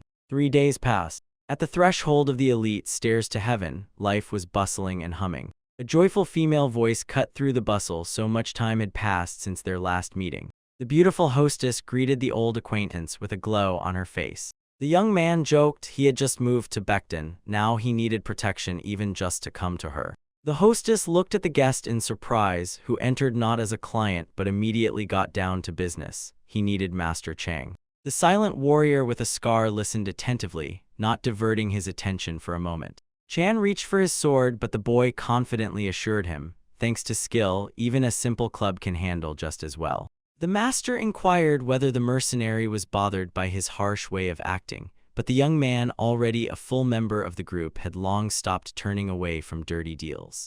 To the cautious question of whether this would harm his name, the boy calmly replied, "As long as Tsan asks, he is satisfied with everything." The warrior smiled faintly. The difference, indeed, was almost imperceptible. Chan remarked, "A tiger differs from a cat only in size, but sometimes even a tiny difference can change everything." Here the conversation was interrupted by a furious banging at the door. A breathless subordinate burst in and, unable to restrain his haste, called the leader due. The bearded man angrily roared, shouting where they were wandering, and the young man calmly replied what had just happened. It turned out that the Black Dragon clan had attacked an allied Manhwa house, and mobilization had already been declared. Chan and the young man immediately became very focused, their faces sharply changed. When he learned that the slaughter had been going on for an hour and 3 units had rushed there, the boy calmly lowered his gaze. He stated indifferently, "The clash has probably already subsided." The young man calmly advised not to rush, and this almost drove the subordinate insane. He coldly ordered the bearded man to run first if he so desperately wanted to, yet it was he who had to deliver the news to the others. The boy ordered him to move, but the subordinate only clenched his teeth and remained silent. Cursing the leader one last time with words that escaped him before death, the subordinate promised that he would be crushed for being late and abruptly jumped up from his place. His irritated shout that he had already clearly ordered to move still hung in the air. Jan silently watched him go. The fighter directly asked if the young man knew about the attack in advance. The boy admitted that he had heard rumors and actually did not believe them, but all the rumors turned out to be true, and yet he went, not rushing at all. The outcome could no longer be changed, so there was no point in rushing forward. Jan snorted. He had never met such a strange person in his entire life. The young man laughed sincerely and called friendship with the outstanding master a true honor. With jokes, they drove up to the site of the massacre so as not to disturb their focus or lose their way any further. In the courtyard, fury raged. The hostile army gathered over the broken bodies of the beaten allies. 2 shadows fell on the stone, splattered with blood. The leader of the foreigners, Guan Chansak, fiercely barked at the fresh meat. Men in black, obviously from the Black Dragon commune, loudly celebrated their hard-won victory. The vast majority of comrades lay among the broken property, cruelly and mercilessly beat. With a cold gaze, Chan recognized the mercenary warriors in blue. The enemies clearly did not spare money. The warrior froze like a stone statue, gathering all his concentration. Chansak mockingly said that only 2 had appeared. Let them not be afraid. He would wait for the rest. The young man replied indifferently that the 2 of them would be more than enough, and suggested not to waste time. The leader's face suddenly darkened sharply. Chansak suddenly burst out laughing. He decided that the cowards were already here, but it turned out even the red tiger has tough nuts. The boy and the warrior calmly stepped over the wounded Becdonian warrior. The young man calmly ordered to move the wounded aside and clear the way for those still moving. He ordered his fighter to take a few people and hold the edge, then casually threw out, "Can we serve this to the table the same way?" The young man agreed. Let him also join the fight if he puts everything on the line, because the fighter greedily saluted and willingly appeared. The blades flashed and the warriors burst like a whirlwind right into the thick of the fight. In the gaze of the very first attacker, wild fear flared up. With one devastating blow, the enemies were scattered in all directions. 2 blurred figures rushed through the darkness, and behind them remained abandoned tracks. And the rest froze in shock. "I ask not to waste our time," said the young man. His voice sounded as if it came from beneath the earth. His eyes burned with the icy indifference of a predator. "And you trio of braggarts, come here." He smiled coldly and beckoned the enemy commanders. In the manor yard opposite the crowd of armed mercenaries, 2 silhouetted figures stood still. The gray-haired veteran with a scar smiled fiercely and was deciding whether to take out 2 at once. The young man calmly agreed to give up the loot. The thief leader twisted his face in outrage at such impudence. He cut the command to attack. The first mercenary jumped forward, but the young man almost imperceptibly just smiled. He smoothly dodged the triple sword strike. Their conspiratorial synchrony immediately revealed these were not ordinary street thugs. The young man caught sight of a knife. This was his first real fight to the death in his new life. "Excellent!" His eyes flared with a hellish red glow. The enemy poured all his strength into a vertical strike. The young man playfully blocked the heavy sword with his bare hands, not even wiping that terrifying smile. The next moment he grabbed the attacker by the wrist with a death grip. The leader froze in place and stared in shock at what was happening. The air was sliced by lightning strikes bursting from the blade. A strong kick threw the wounded mercenary away. The body fell to the floor with a dull thud. The mercenary froze in his own pool of blood, and the victor did not even lose his breath. A scream sounded from the other side of the yard. Everything there was also kept under control. The experienced warrior loomed over the fallen opponent, and his golden eyes flashed with bright light. The confused leader took a step back and, without looking away, demanded to be told their names. He did not believe that ordinary bandits could defeat 3 sword masters, and began to ask which sect they belonged to. The young man nodded to his subordinate. He proudly proclaimed that before them stood Senior Sergeant Tondel, commander of the 5th Detachment of the Red Tiger Commune. The leader instantly turned pale, with horror. Elite fighters had broken into their lair. He flinched in response and accused the commune leadership of blindness. The young man sharply raised his hand and cut off the chatter, interrupting the talk mid-word.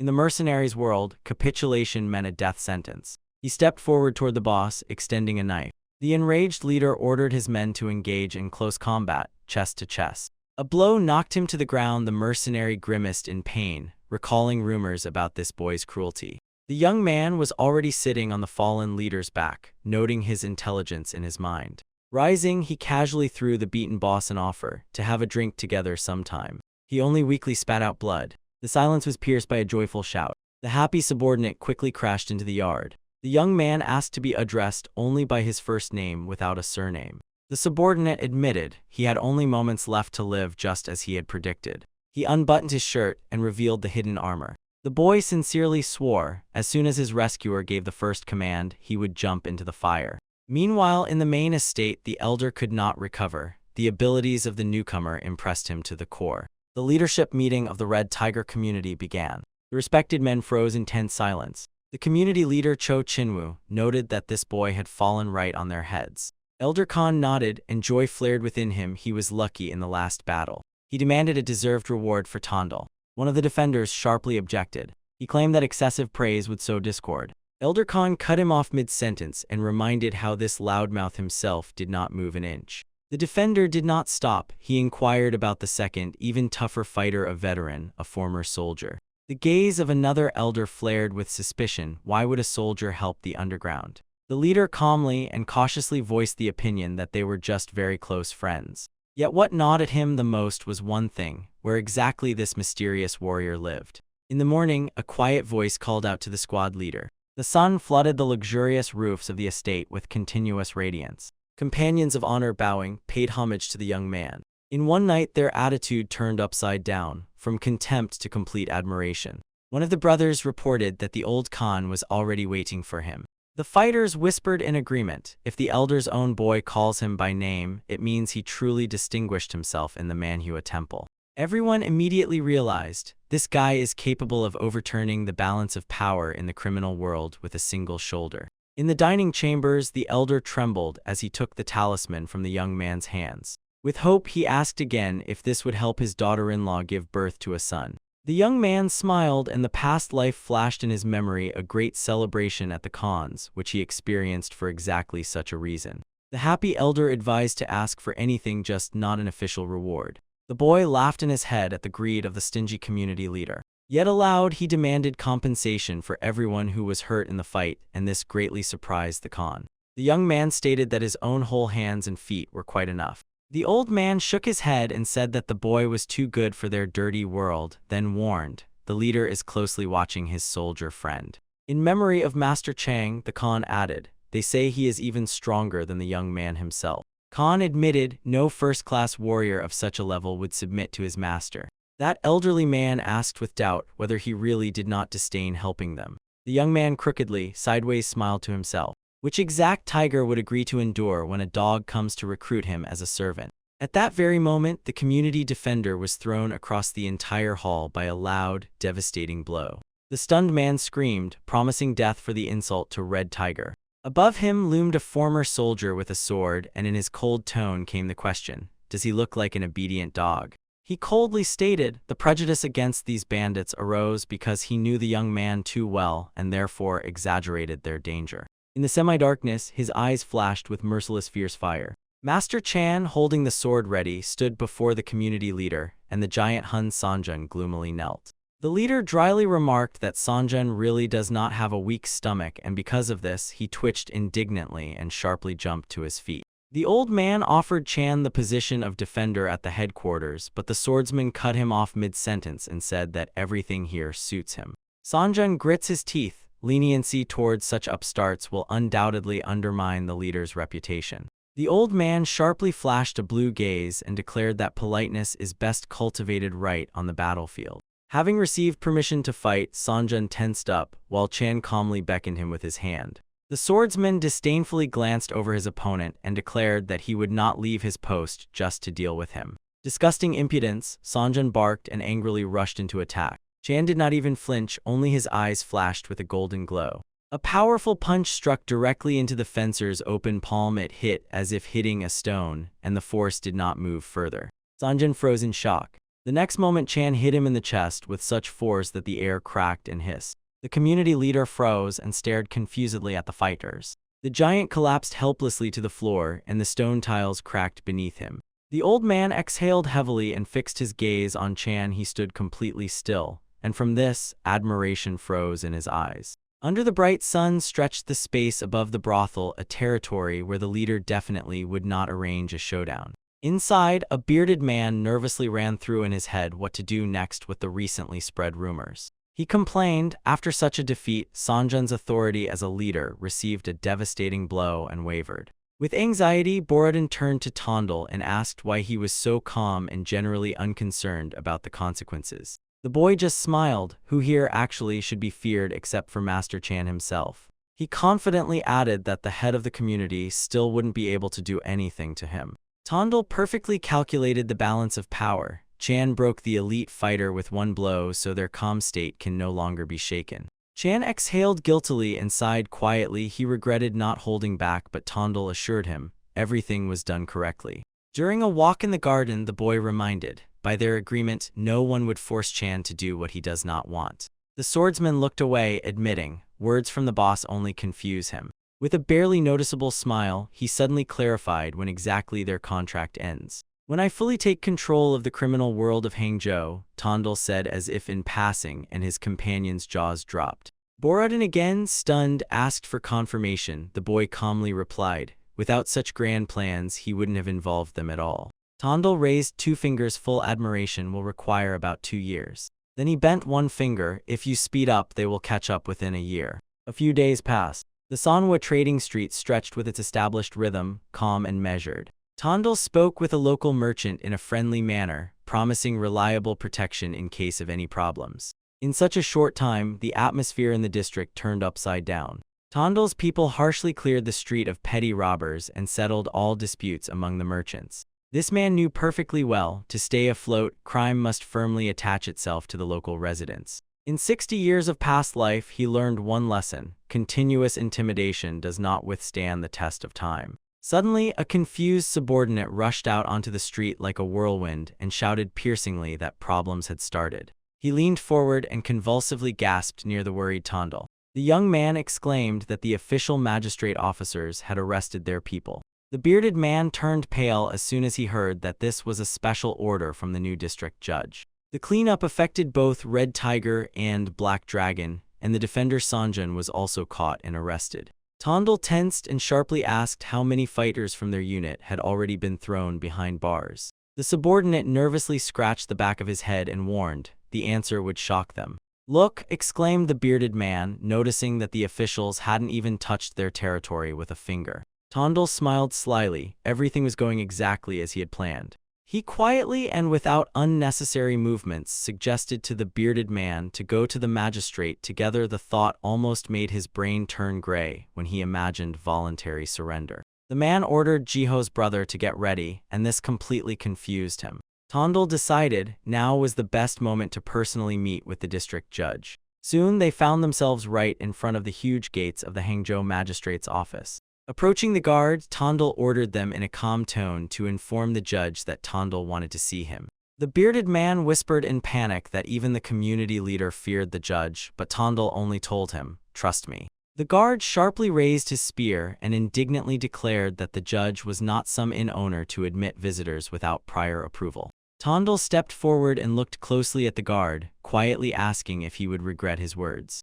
His gaze froze cold. He threatened the guard with dismissal from his post and ordered an immediate report of his arrival. At this, the aura of the guard shuddered, swallowed his saliva, and asked to wait. In the next moment, the heavy doors creaked terribly and opened, and from inside came an invitation to enter. The guards, nodding reservedly and politely, showed the direction, and the bearded man froze with his mouth agape in shock. Walking down the corridor, he anxiously asked Tondel if they would really have no problems. The boy said directly, problems are indeed possible, but he would not have brought them here if he did not know how to negotiate. Tondel confidently pushed open the office door and opened it.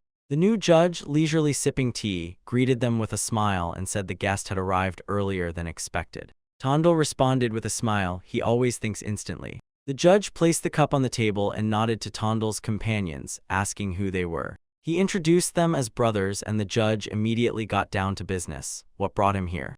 Without unnecessary ceremonies, Tondel demanded that his people be released. Then the judge folded his hands on his chest and coldly asked how this could be possible. The man calmly replied that he would forgive the debt, but is the judge's saved life worth only a few prison terms for those bandits? He stared intently into the official's eyes and promised to add something else to the deal. Tondel pressed his palm to his chest and firmly said, I myself. He stated directly, such a busy man would not arrange a whole raid with just a handful of bandits. He needed a business partner. A predatory, self-satisfied smile stretched across the judge's face. He adored those who grasp everything on the fly. A resolute ambition flashed in his eyes. There would be no need for long explanations. Everything would become clear very quickly. Suddenly, a long, creaking sound stretched from under the roof. The unit's fighters exited the Hangzhou administration building. The subordinates still could not understand how they managed to slip away from prison, but their commander Wanchel proudly said that he had personally negotiated with the judge. The team froze in shock, and the self-satisfied leader gave the order to head home even faster. Tondel walked behind and silently smiled. He deliberately let Wanchel take credit for this success to avoid standing out, thereby reinforcing trust. Meanwhile, in a completely different place, a man in a green robe stated that he counted this service as payment for his saved life. He recalled Tondel's promise to become a reliable business partner and was now waiting for confirmation. Tondel barely smiled and ordered him to impatiently wait for confirmation. The Black Dragon community. The sun was already setting beyond the horizon and flooding the roofs of the residence with golden light. Two wine cups sharply clicked against each other, ringing with dull metal. The leader of the Black Dragons snorted angrily. Once Tondel wrinkled his nose and now mockingly hinted at another blow, saying that then everything would be even. The leader asked the guest if he had come because of the fresh truce with the tigers. Tondel slowly lowered the cup, catching the moment. It was time to put an end to the old enmity. He emphasized to his interlocutor the raid from yesterday, then only the tigers were released from behind bars. The leader frowned and directly asked if Tondel had bribed someone. The young man slyly smiled and advised to think carefully about whom to take what is released so quickly from. The leader's eyes suddenly widened. Could it be that he reached all the way to the district judge himself? Tondel cold-bloodedly offered help in freeing the people of the Black Dragon. The interlocutor became wary. He immediately realized that this was by no means an ordinary friendly favor. A troubling thought struck his head. Tondel's connection with the judge means that the government has become their most terrible enemy. So the Black Dragons will have to obediently bow their heads. The leader nervously poured himself more wine and muttered that he needed to consult with the elders. Tondel barely smiled and immediately reminded, his influential partner is not known for great patience. In the semi-darkness, his gaze foretold nothing good, so the decision required haste. A heavy sack with a dull thud fell to the floor. Tondel brought the promised 100 silver bodies. These funds were handed over by the leader of the Black Dragons. He captured all of Hangzhou and took such a risk for his people. But the real head of the Red Tigers still smoldered with resentment over an old incident and did not throw a single coin, even when Tondel led his fighters out. The young man decisively opened the door to the room. The district judge tore himself away from the book and, rejoicing, greeted his potential partner. Tondel threw the bag on the table. He was not going to waste time on empty talk. He directly pointed to the silver. The judge stretched his lips into a satisfied smile and pondered how brazenly they tried to bribe him. Tondel warned, the longer he delays the liberation of the Black Dragons, the more he loses. The man acknowledged this logic but still admitted, he is frightened by the thought that he might choke on such a huge piece. "This is just the start," the young man interrupted, promising to become a secret supply channel for the honorable judge. The judge's gaze flared with a predatory fire.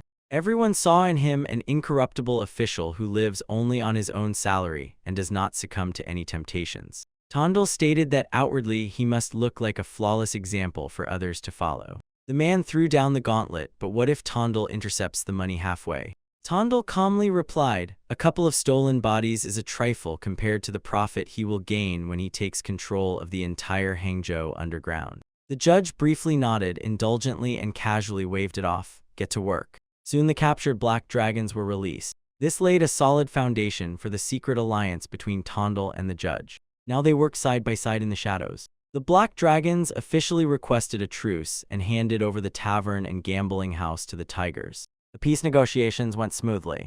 The gray old man immediately burst into joyful laughter. With this news, he rushed to Tondel. The amulet work the daughter-in-law was finally able to conceive. The old man warmly thanked him, and the young man modestly congratulated him on the new addition. After that, Tondel's position among the Red Tigers became unshakable. Everyone trusted him unconditionally. Although the community leader still looked at him with suspicion, now it no longer changed anything. Suddenly, a frightened subordinate rushed into the room and shouted, "Guan Boyan was attacked. Leg broken, head smashed," and again, as if the same mania that indiscriminately strikes its own people.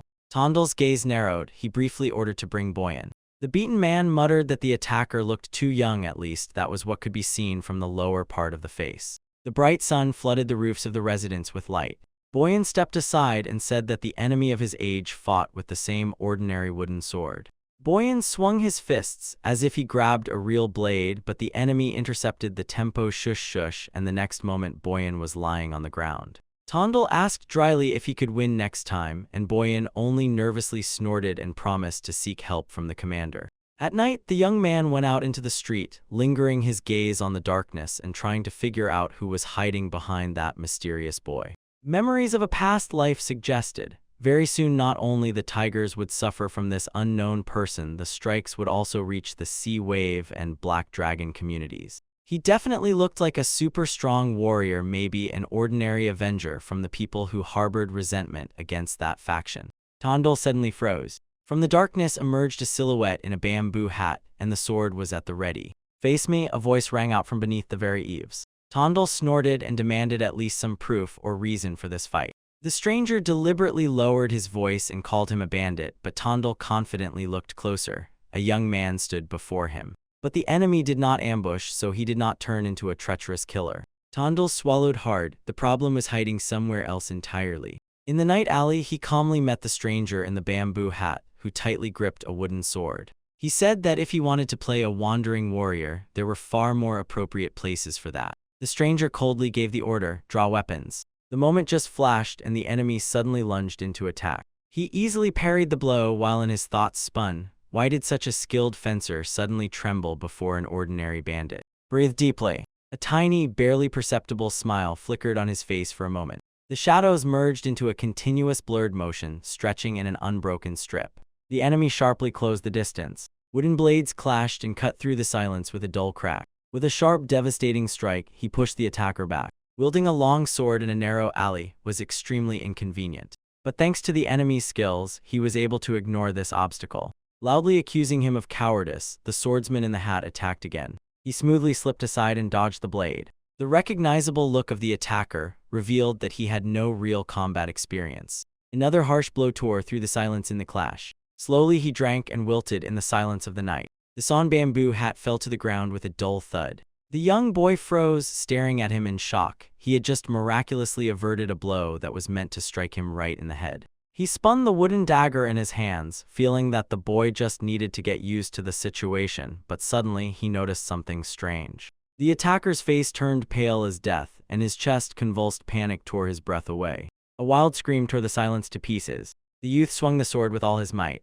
He swallowed this desperate blow without hesitation. The enemy's strikes fell into chaos and lost their strength. The boy chopped blindly, but he easily parried every blow. A sharp kick to the chest ended this hysteria. The boy jerked backwards sharply and landed heavily on the cobblestones. Cursing, he instantly dropped to his feet. And the tip of the blade was already frozen near his eye. "Who are you? Name yourself." The boy suddenly turned to the stone. From his lips escaped the name, Namgun Kalhian. He sharply raised an eyebrow in surprise. Could it be that before him was the heir of a great family? Leaning over the fallen aristocrat, he extracted a bitter truth from him. He sought to gain combat experience. He took the silence as consent and began to inquire what exactly the boy needed and why he had started all this. He slowly said that he understood everything. This kid was prowling the alleys in search of criminals to gain experience. He stated that the boy was a fool if he thought that beating the homeless could drive fear out of him and this unsettled Kalhian.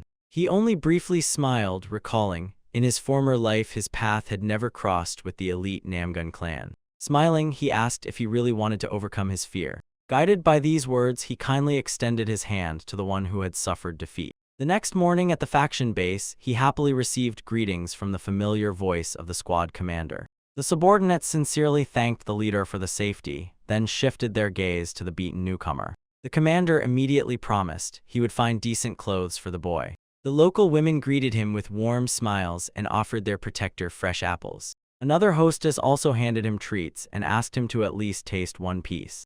Kalkian could not believe his own eyes. Errant criminal gangs supposed to be gatherings of parasites. Noticing this shock, he ironically asked whether the young man was surprised by such humane treatment of a bandit. Kalkian turned away, displeased and averted. During lunch, the young man directly asked how exactly he intended to rid him of fear, then embarrassedly begged for only one thing, not to kill him. Kalkian admitted before the upcoming major tournament of Orthodox sects he had to hide his cowardice. The events revolve around the Dragon and Phoenix tournament. Masters there clashed in duels with wooden swords. The young man complained. Last time he managed to evade because he was sick, but now this trick would no longer work. He abruptly cut off the conversation and snapped, for this one must be on the very edge of death. Calmly pouring tea, he added that only dozens of life-threatening situations can break this boundary. Kalkian squinted and looked distrustfully, trying to understand if the criminal world was really that dangerous, and then he heard an honest answer: no guarantees. The young man exhaled with a heavy sigh, accepting the truth of these words. But the heir Namgun firmly declared that he was ready to stake his life, because otherwise a fate worse than death awaited him. That very night they set off to the underground doctor. At first, the man with the document began to ask if this was a new patient, but he called Kalhian his friend. Throwing silver to the doctor, he rented the yard and ordered, if anything happens, patch up everything necessary. Leaving the doctor in the room, they went out into the dimly lit yard. Kalhian nervously clenches a short blade, forcing himself to believe he must learn to fight in the shadows. He gave the order to prepare. They were already on the move. His gaze froze with coldness and merciless determination. He believed only in harsh experience. A lunge. The attack came so swiftly that the young man barely managed to resist and catch the moment to react. A downpour of devastating blows fell in a continuous stream. The blade crisply cut into Kalkian's side, and blood splattered in all directions. The young man fell to the ground and convulsively pressed the deep wound to himself. He whimpered that he could no longer endure and, overwhelmed by sheer horror, crawled backward. He coldly fixed his gaze on the boy and suggested to ruin all plans right now. Heal your wounds and never meet again. He threw it out like a verdict. Until the boy breaks through this wall, fear will hold him until the end of his days. Kalkian clenched his teeth. His fingers gripped the hilt of the blade so tightly that they turned white. Trembling all over, the boy stood up and said, "Let's start again." The young man smiled with relief and satisfaction, catching and supporting this enthusiasm. Kalkian spoke. Now he would retreat only over his own corpse. Under the moonlight, their deadly dance duel had been going on for the 10th day without pause. Tondal sharply plunged down, barely managing to avoid the blow. He chopped from above, trying to block all retreat paths for his opponent. One wrong step and death awaited immediately. The chopping wooden blades clashed in a fierce battle under the roar of steel. Sparks tore through the darkness. Tondal launched an attack with furious strength, but Namgun's face remained cold as ice. Kalkian's eyes suddenly flared. He seized the initiative and instantly responded with a sharp counterattack. The blade flashed very close to the bandit's face and left a barely noticeable scratch. Tondal shuddered. If he had hesitated for one more moment, he would have been cut so deeply that his throat would be torn. He abruptly jumped back to a safe distance and gasped heavily, gasping for breath. Namgun froze in place and his skill looked unshakable, so there was no chance for an easy victory.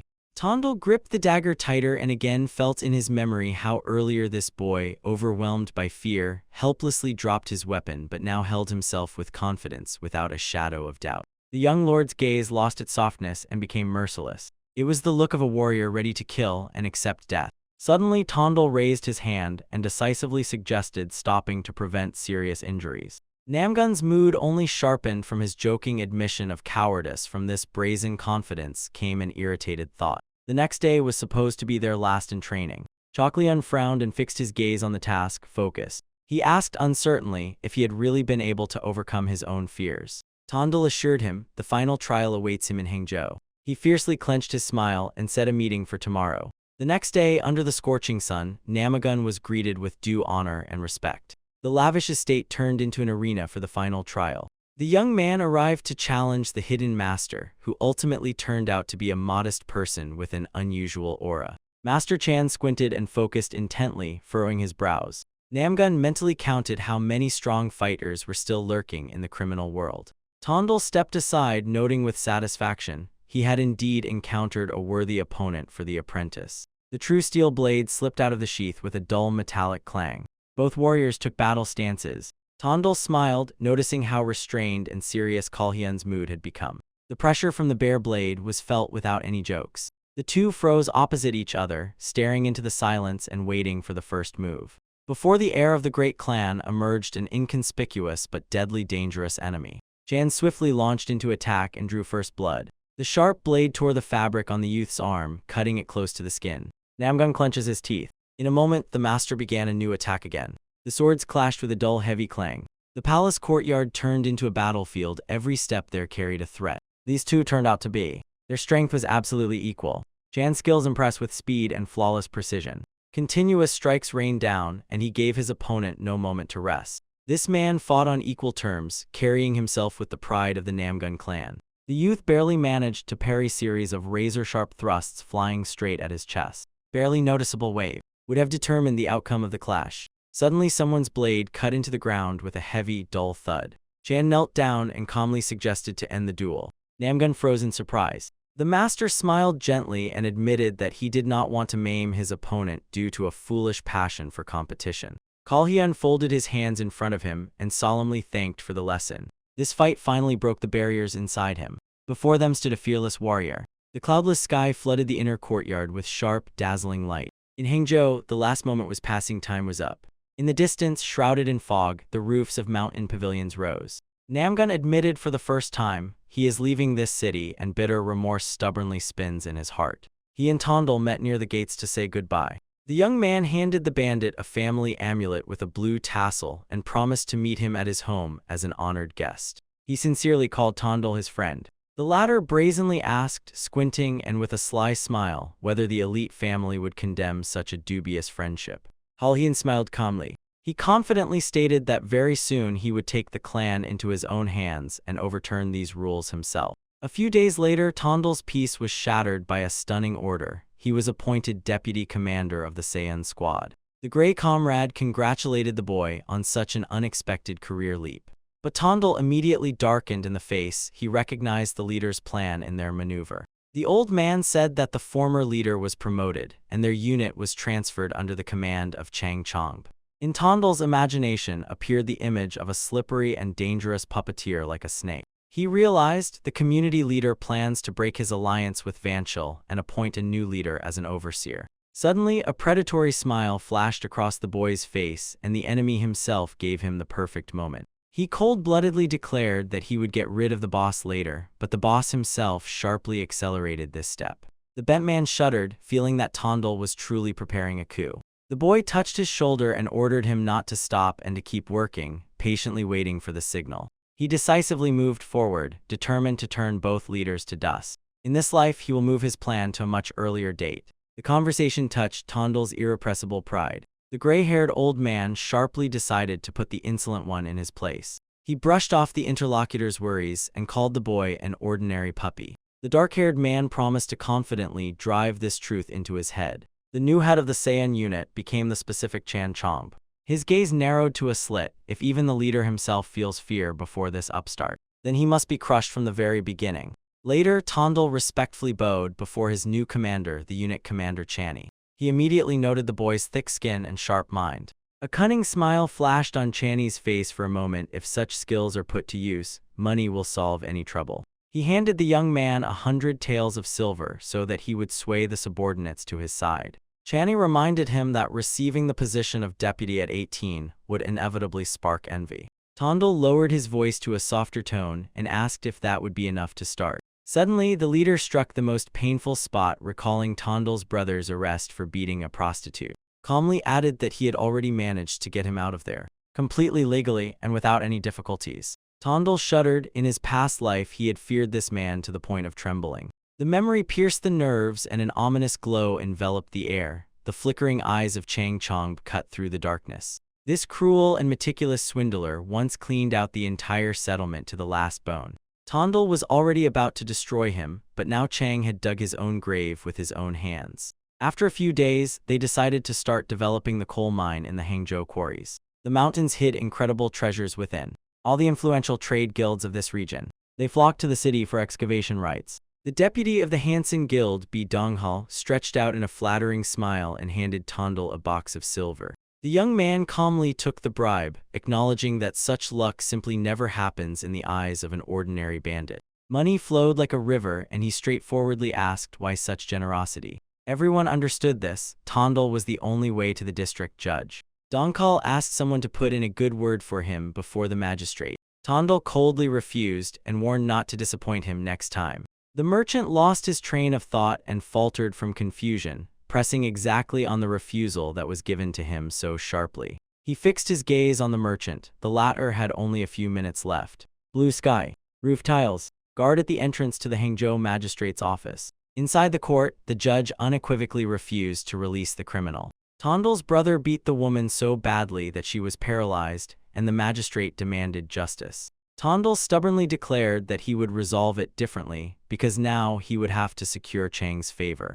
The judge again emphasized, the official court will sentence the guilty to a maximum of 1 year imprisonment. The boy grinned coldly and stubbornly. Official publicity will only fuel new petitions and humiliate the victim, so this scoundrel must be castrated by hand. The magistrate immediately understood the hint and approved such a role for the people's avenger. The guilty will receive exactly what he deserves. Then the judge asked how Tondal would repay the debt for this service. The boy invited him to the elite establishment, stairs to heaven. Everything there was already prepared down to the smallest detail. In the evening, life was bustling around the brothel. Next to him, over one of the drinks, sat a polite official representative So Baekwen. Meanwhile, Donghal drank and, unable to restrain himself, mocked Tondal's refusal of money. The merchant confidently pressed on power. For years he had held 6 ministers, as if he had them in his pocket. Only this young man looked truly convincing, and suddenly Donghal noticed something interesting. He almost exploded with happiness in his eyes. A miracle struck his gaze. Next to him stood the hostess in luxury Yan Yian.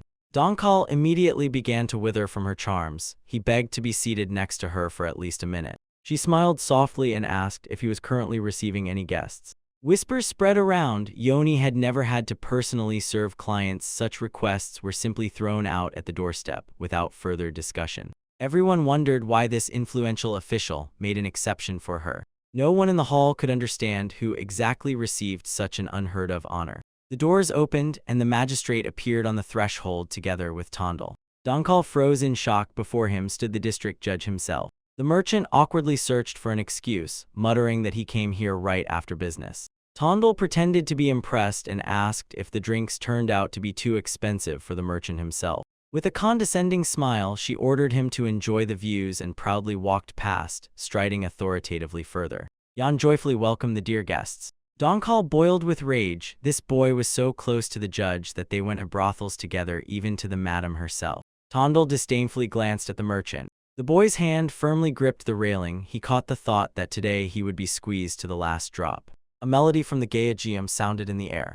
The company relaxedly settled at the shooting table. The judge praised the music with words of approval, and Yan replied with a flirt in her voice that she had prepared the best specifically for him. The magistrate laughed and clarified whether it was really not for Tondal, and the entire present company awkwardly giggled. Then the judge again mentioned rumors about the boy's extraordinary extrasensory abilities.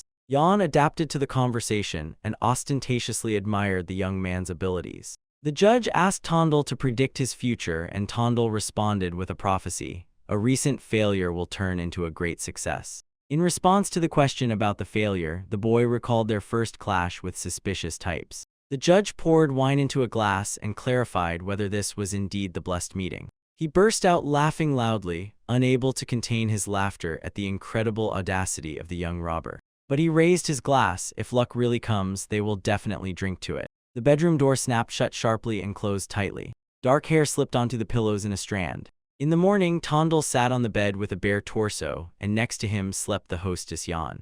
That night, everything turned out in a way no one could have predicted. The boy sighed heavily, digesting such a sharp turn of events in his mind. Yan slyly pulled the red blanket up to her chest. With a barely noticeable cunning smile, he asked if he was finally ready to take responsibility. The girl smiled seductively from under the red sheet and handed over a drink to cure the hangover. Her lips barely stretched like a hint for him to continue what had happened the previous night. Clear morning sky. Tondel spent almost the whole day in this relaxed state. But work was calling. With a click, he modestly bowed his head and pressed a heavy box to his chest.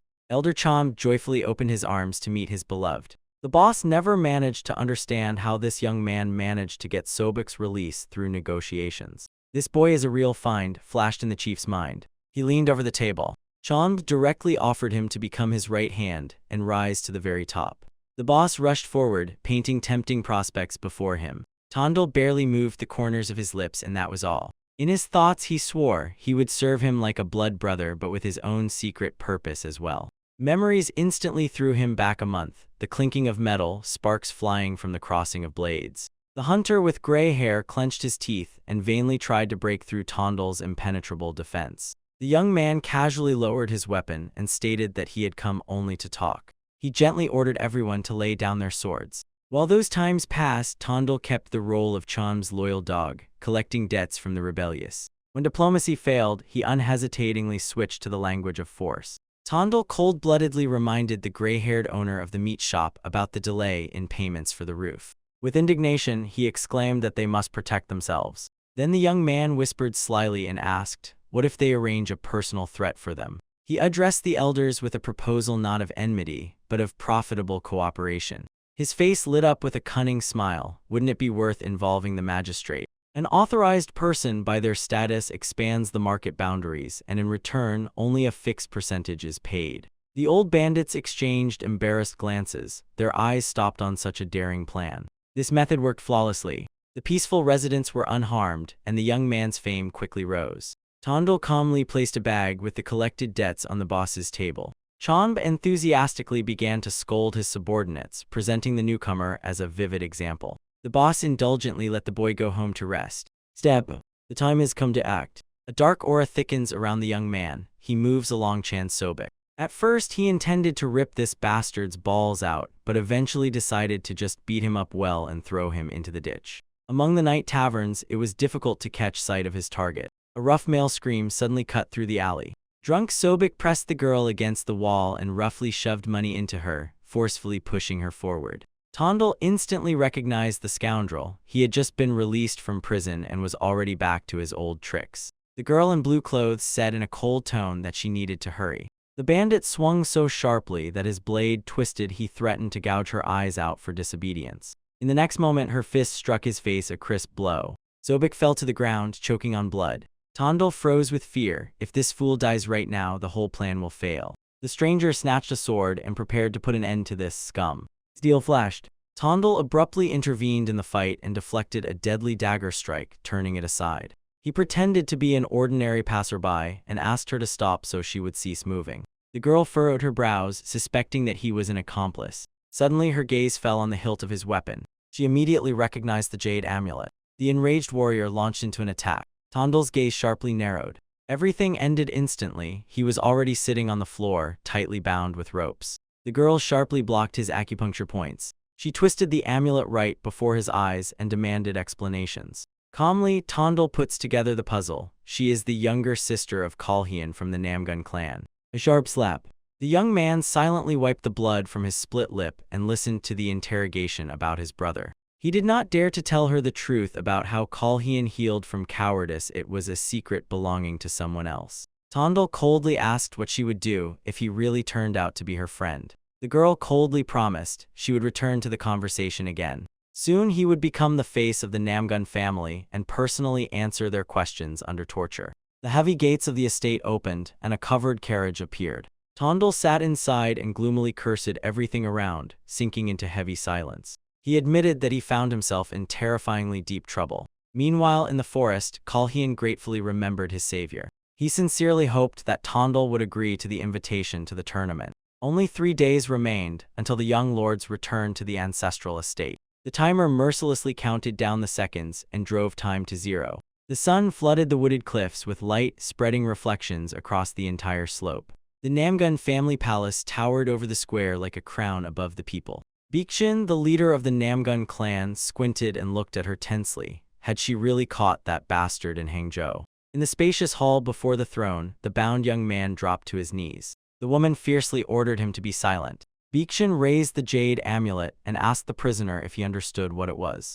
He twisted his lips into a crooked smile and declared his friend would never give up this symbol of the young lord just like that, without a fight. A spinning kick flew straight into the young man's face. Amid cries ordering him not to spout nonsense about friendship, he collapsed weakly onto the floor. The prisoner spat out blood. He cast a glance at them and finally ordered, "Let them say what exactly they want from him." The clan leader's gaze suddenly flared with coldness. 3 days passed and young Lord Halkian crossed the estate gates. The servants greeted him with joyful exclamations and reproached him that while he was absent, a real commotion had arisen at home.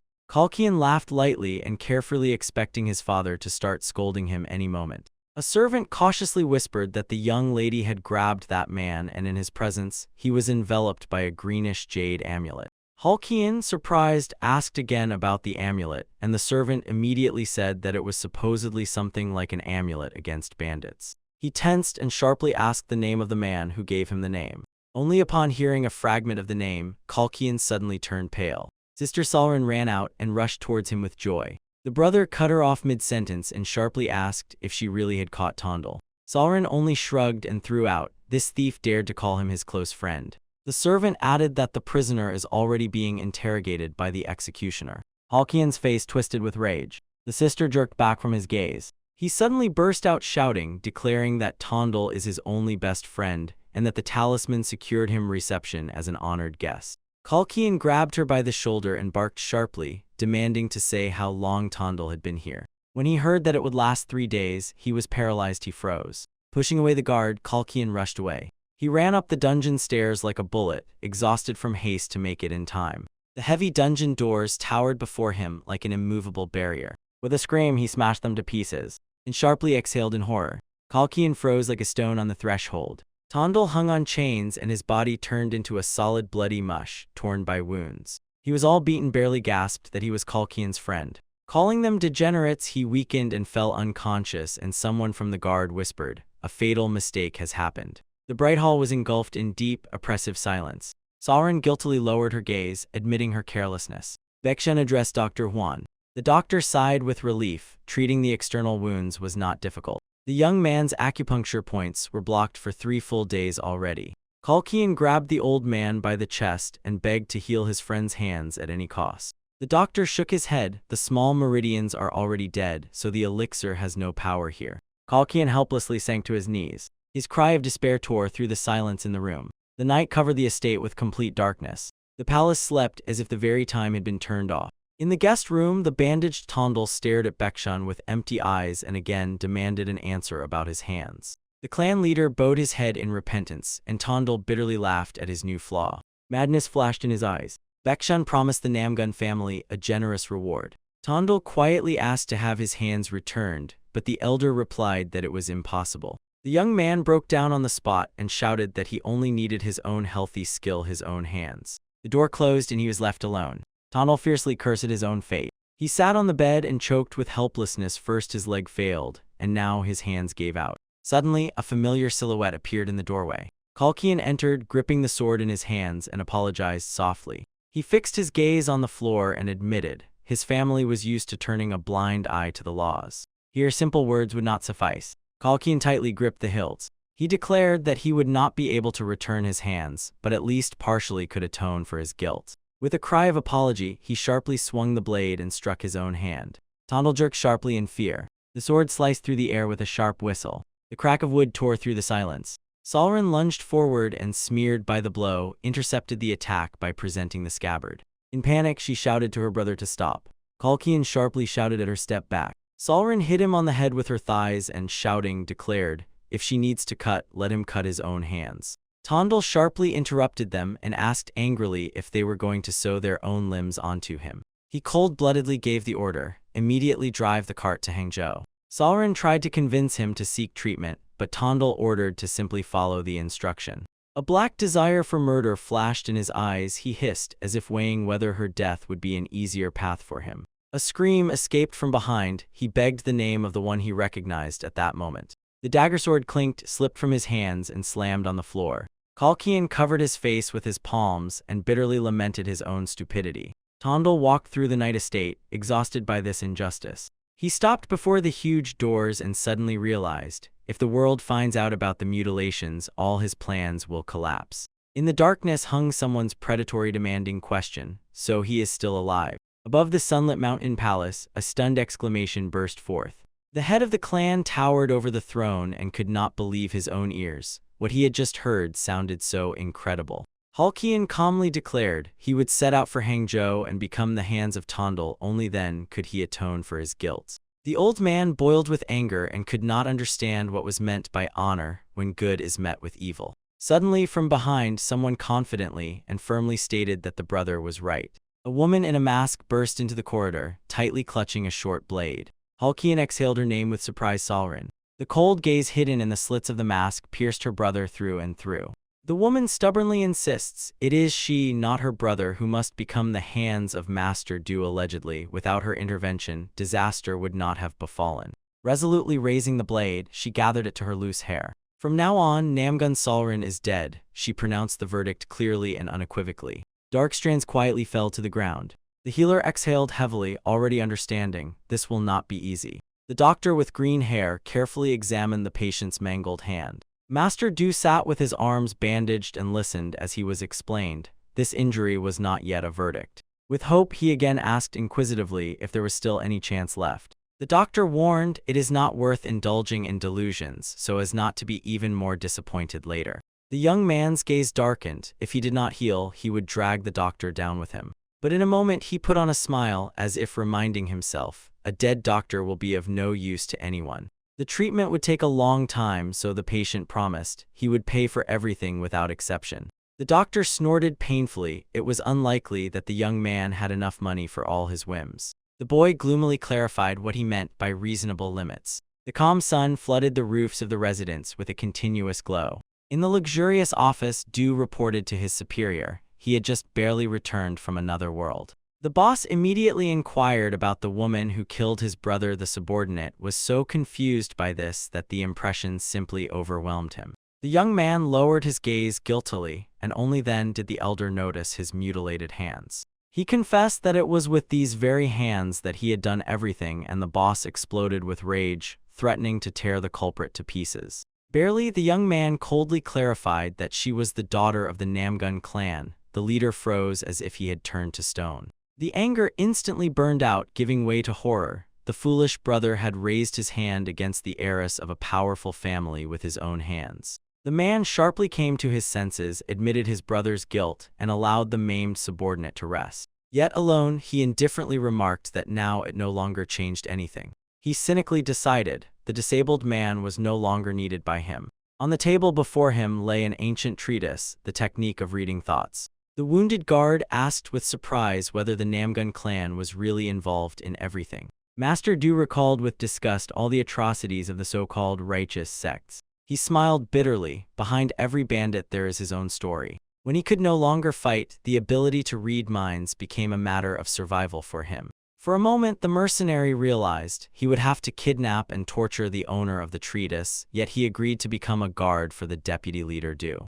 The young man snorted with satisfaction. In their dangerous world, surviving without this would be simply unrealistic. Suddenly, there was a quiet knock on the door. A woman in a mask froze on the threshold. The swordsman suspiciously squinted, blocked her passage, and ordered her to identify herself. The stranger silently held the gaze that seemed to pierce through. She calmly stated that she had come to Master Du. The guard sharply raised an eyebrow and narrowed his eyes in surprise, as if questioning why she had come at all. The young man from the room stepped aside and let the guest inside. Confidently stepping over the threshold, she bypassed the tense swordsman. The guest declared that she had come to become his hands. Sovereign form knelt before the maimed young man. She begged to be allowed at least partially to atone for what she had done. She dismissed the mockery about her strange attire with one phrase. She had broken with her family, renounced her name, and even her own face. She only laughed mockingly, as if hiding not out of fear. Going out to the bandit would disgrace her noble clan. He ominously hinted that he could spread rumors about her.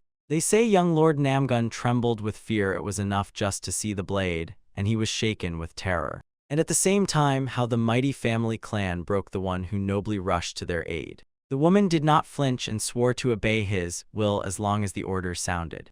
The scarred guard snorted through his teeth and looked suspiciously, as if doubting whether this girl was capable of protecting anyone at all. He drew his weapon and declared he would accept her only after a duel that would test them in battle. The woman calmly asked if he even understood with whom exactly he was disputing. The blade half slipped out of the sheath with a quiet clatter. He sharply brought it into the fight and immediately declared that she had misunderstood everything. The blade was already completely drawn from the sheath. This was not a duel, but a clear intent to immediately lay her down. She sharply raised her gaze, freezing in surprise and not understanding why it happened exactly like that. The swordsman asked if she desired death for the one who would maim her own father. Solren stepped back, agreeing, but firmly stated that she did not yet have the right to die. The guard disdainfully threw, "Hands have no will of their own and do not enter a fight without the master's command." The puzzled woman whispered to Master Du and asked if she could take part in the fight. The young man replied indifferently that he had not yet managed to recognize her face. "Let her act as she pleases." The woman took a stance, already lowering her estimate of her opponent to herself. She perceived him as an ordinary bandit and still a completely beardless boy who had not yet experienced real clashes. The swordsman instantly closed the distance. Solren barely managed to react to the sudden throw. Blades clanged against each other and the fury of the clash exploded with sparks, scattering them in a cascade all around. His pupils dilated from the incredible force of the blow, which was not even audible. The guard pressed her point, sharply stating that her guilt concerned not only Master Du himself. He growled, declaring that she had wounded everyone who cared for the young man and would make her pay for it. Heavy blows rained down like hail, knocking her off her feet and pushing her back under a continuous barrage of steel. She barely stood on her feet, stunned that a master of such a level could wither among criminal riffraff. The swordsman's gaze flared with blue energy. Resisting him was deadly dangerous. She gripped the hilt so tightly that her fingers dug into white bone. It was time to raise the bar at this level. Suddenly, Master Du's comm team shouted to stop, echoing throughout the space. The guard reluctantly lowered her weapon, threatening that further action would not be without serious injuries. The young man ordered the woman to follow him immediately to test her in real action. He threw over his shoulder the hope that she would not take back her words. The woman froze for a moment in surprise. "This is exactly what I was waiting for," she replied confidently and followed. The old mask with a red pattern remained lying in place, endlessly tearing her past apart. The dazzling sun flooded the roofs of the estate with rays. The bearded man, through tears, tried to shout that he could not believe his death was real. Suddenly, he noticed behind his friend's back a mysterious figure in a mask. When he realized that it was she who was maiming his hands, the man, in a fit of rage, grabbed him by the collar. The young man calmly said, "From now on this assistant will replace his limbs feeding and washing him." The joke about whether she also slaps him made the girl in the mask awkwardly shudder. The young man stood up, stopped laughing with one movement, and asked about Mistress Yan very seriously. It turned out that they had not seen each other for a long time, and the bearded man reproached his comrade for indifference. Hearing that the woman had exhausted herself to the limit, even to tears, the boy froze. The assistant sharply ordered him to come to her, but the young man tried to brush it off, covering himself with a whole list of tasks. The bearded man smiled wisely and reminded, "True success comes to a man only when there is a woman beside him." The youth hurriedly disappeared from sight, covering his embarrassment with memories of their shared night. "Why do I have such a disgusting feeling?" A heavy thought flashed, piercing consciousness. Mistress Yan calmly sat at the table and, as if in passing, noted that she already knew about his return. He fussily justified himself with urgent matters and avoided his gaze. Her cold gaze slid to the figure in the mask to the villainess who had crippled the deputy's hands. The woman sharply rose from her seat. The girl in the mask silently endured that look. Like a flash, an instantaneous move in motion. The mistress loomed close over the enemy and grimly, firmly grabbed her by the clothes. The boy screamed in fright and rushed to stop the fight. The woman muttered bitterly that she should have learned combat cultivation back then. She was obsessed with the thought to take revenge with her own hands. The boy rushed to intervene, beating her to it, and declared that the villainess would now take his lost hands and replace them. This did not calm the lady. She simply could not bear the thought that these hands and feet belonged to someone else. The assistant sharply cut in. Hands have no gender, but the tension in the room only grew. The air seemed electrified to the Lamitas if 3 people were standing on needles. Stepping outside, he exhaled with relief. To earn forgiveness, he would have to come more often. Suddenly, he calls his informant. Chan Baekdin joyfully rushed forward and complained that he had been looking for him for a long time. The young man immediately got to work asking why the platoon leader was acting so strangely. Hearing that he was intently staring at people and asking about old records, the boy immediately tensed. The informant said the leader had been glaring harshly at everyone around all day, then headed to the teacher. It became obvious the enemy finally mastered the technique of reading thoughts. The young man gloomily weighed this news, as if it pressed on his shoulders. He thanked the spy and promised to treat him to the best wine. After seeing the boy off, the young businessman composed himself and dryly, in a businesslike manner, addressed his partner. He sharply reminded her from now on he was her master and demanded proper respect. The girl briefly nodded, and he gave the order to follow him. The sunlight bit with reflections into the tiles on the facade of the government building. 2 armed guards stood on both sides near the huge doors. Inside, the official representative froze in surprise, fixing his gaze on the broad chest. Exactly 500 taels lay underfoot. The young man shamelessly declared that this was a bribe from the very same company he had just robbed to the bone. The official twitched nervously. They had agreed that the young man would handle everything himself, so why personally hand over the money? The boy reminded the official about the new inspector who was sent to their province due to the emperor's disfavor. In response to the question of why invest in a compromised official, the young man replied that disfavor is a temporary phenomenon. He directly ordered to invest these 500 taels and to feed the old man daily. The interlocutor was boiling with indignation. Disgrace means that the loud title is just a trifle, and he will simply live until retirement before going to rest. The young man squinted. Noticing his confident smile, the official swallowed nervously and asked tensely if he already knew something. The boy assured, over time this amount will look like a tiny penny for what he bought for advertising promotion. The official man muttered quietly and thoughtfully that everything needs to be considered, then suddenly noticed a strange figure behind. Hearing that she was the one who harmed the guest, the official immediately focused sharply. Without hesitation, he scrutinized the girl and immediately suggested, "Give her 100 lashes and throw her into prison." The young man sharply refused, and not giving him a chance to hesitate, said goodbye. The official called after him that he would visit him again another time. The wind rustled quietly in the treetops. The assistant silently followed, amazed at how deeply the new master's connections ran. He sharply ordered her not to be distracted by unnecessary thoughts, and threw over his shoulder that it was time to proceed to the most important part of the plan. Night fell over the city. A deep silence settled in the dark estate. Leader Chanb was intently reading the book, feeling that someone had already stumbled upon the hidden. Thanks to the technique of mind reading, he sensed that his subordinate Baekdin was filled with anxiety and guilt. Deciding that he was a secret accomplice of Tondel, he sharply slammed the folio shut. He was not going to take risks, so he ordered Baekdin to be brought immediately, the one he had summoned long ago. The servant reported fearfully that he had been taken to an unknown place. Learning that Baekdin had gone to a brothel, Han sprang up and ordered him to be brought by force. And then suddenly he changed his mind and set off into the night darkness in search on his own. Equipped with the new thought-reading technology, he confidently walked along the street, not doubting for a moment. At first, Cone confidently decided to get rid of any possible problems. Suddenly, something made him freeze and place alert, as if he heard danger. In the darkness, a cold gaze flashed for a moment. A quick blow to the back knocked him off his feet.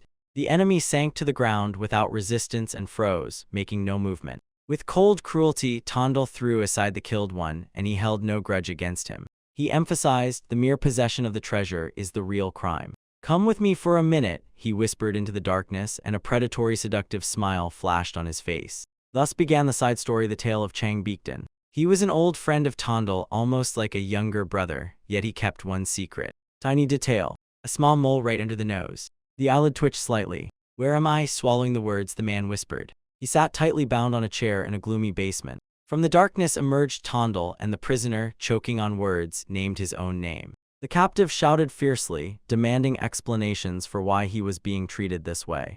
Tondel mercilessly breaks the silence with a sword. "This is the punishment for sins." The man boiled with anger and burst into a shout, waving words about his rights. He threatened to tear the offender to pieces, and Tondel only smiled mockingly in response. That calm look and quiet naive made the prisoner nervously swallow saliva.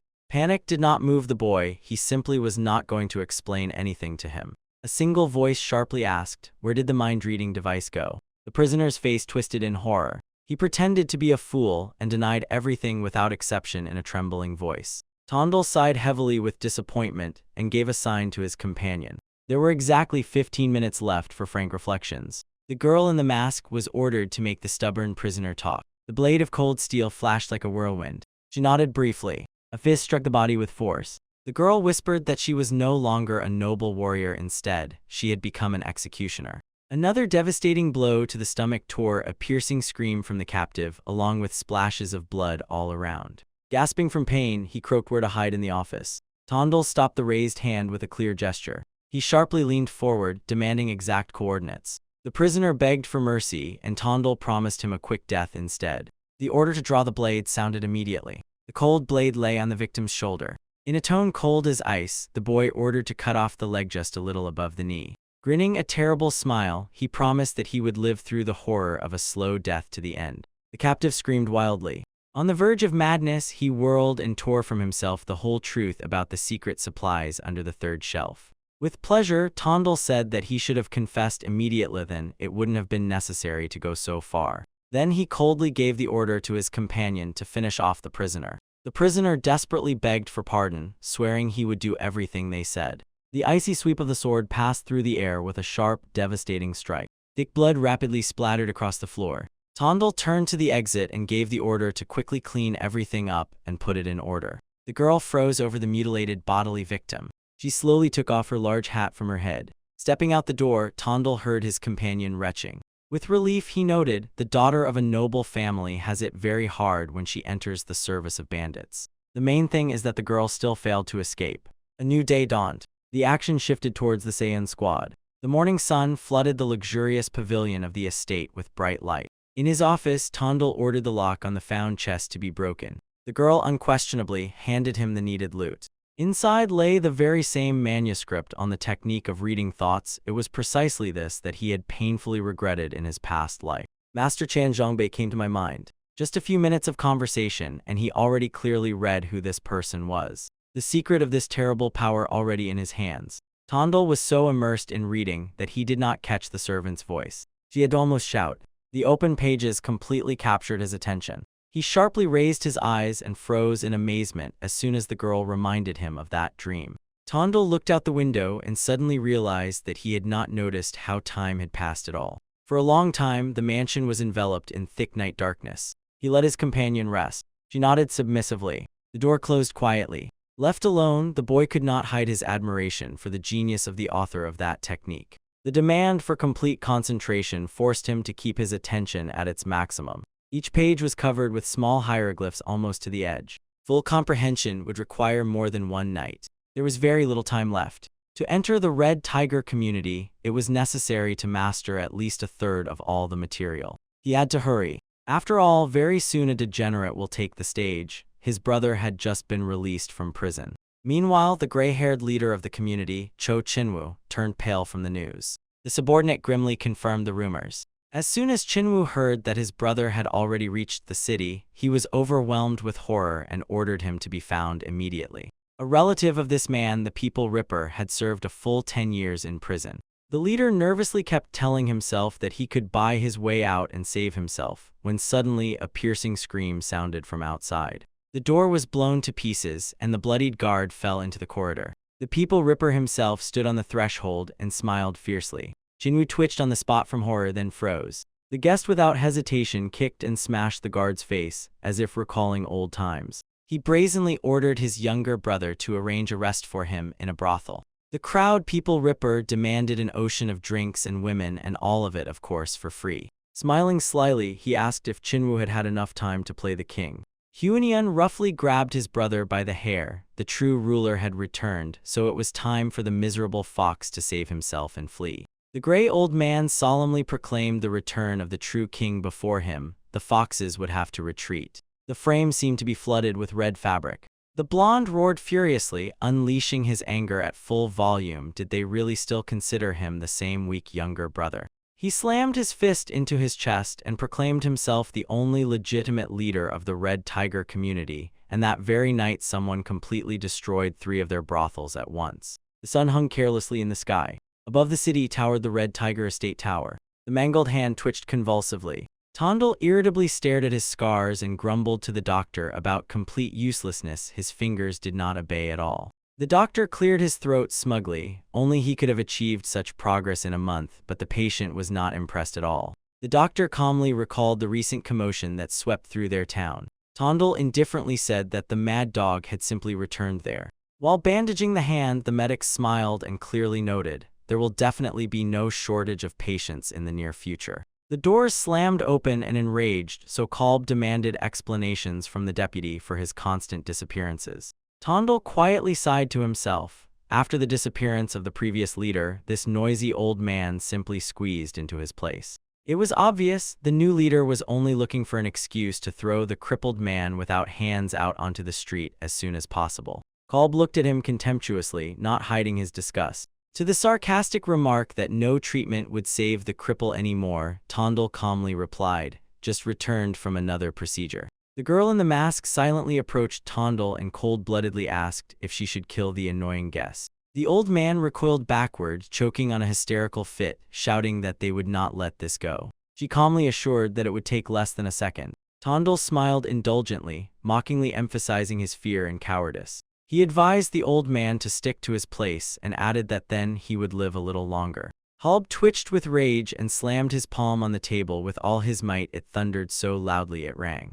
The sun stubbornly continued to blaze. The Pectin unit lived by its own separate rhythm. One of the subordinates approached Tondel and asked why he was walking around with such a gloomy mood. The man snapped in frustration. The boss had assigned him a disgusting task to deliver Cho Hyunian to an elite brothel. Tondel did not even flinch in surprise. The boss was openly trying to tame the insolent brother with someone else's hands. The subordinate swallowed nervously and froze in anxious anticipation of a bloody massacre. Tondel was thinking about something completely different. He was afraid that the executor would do everything too perfectly. Lately, he had not been sparing his enemies at all, so this was probably not an ordinary reprisal. All this worked only in favor of one Cho Kingwoo. He intended to rule for a very, very long time. The interlocutor froze in amazement. He could not understand why Tondel gave Hyunian the opportunity to seize power.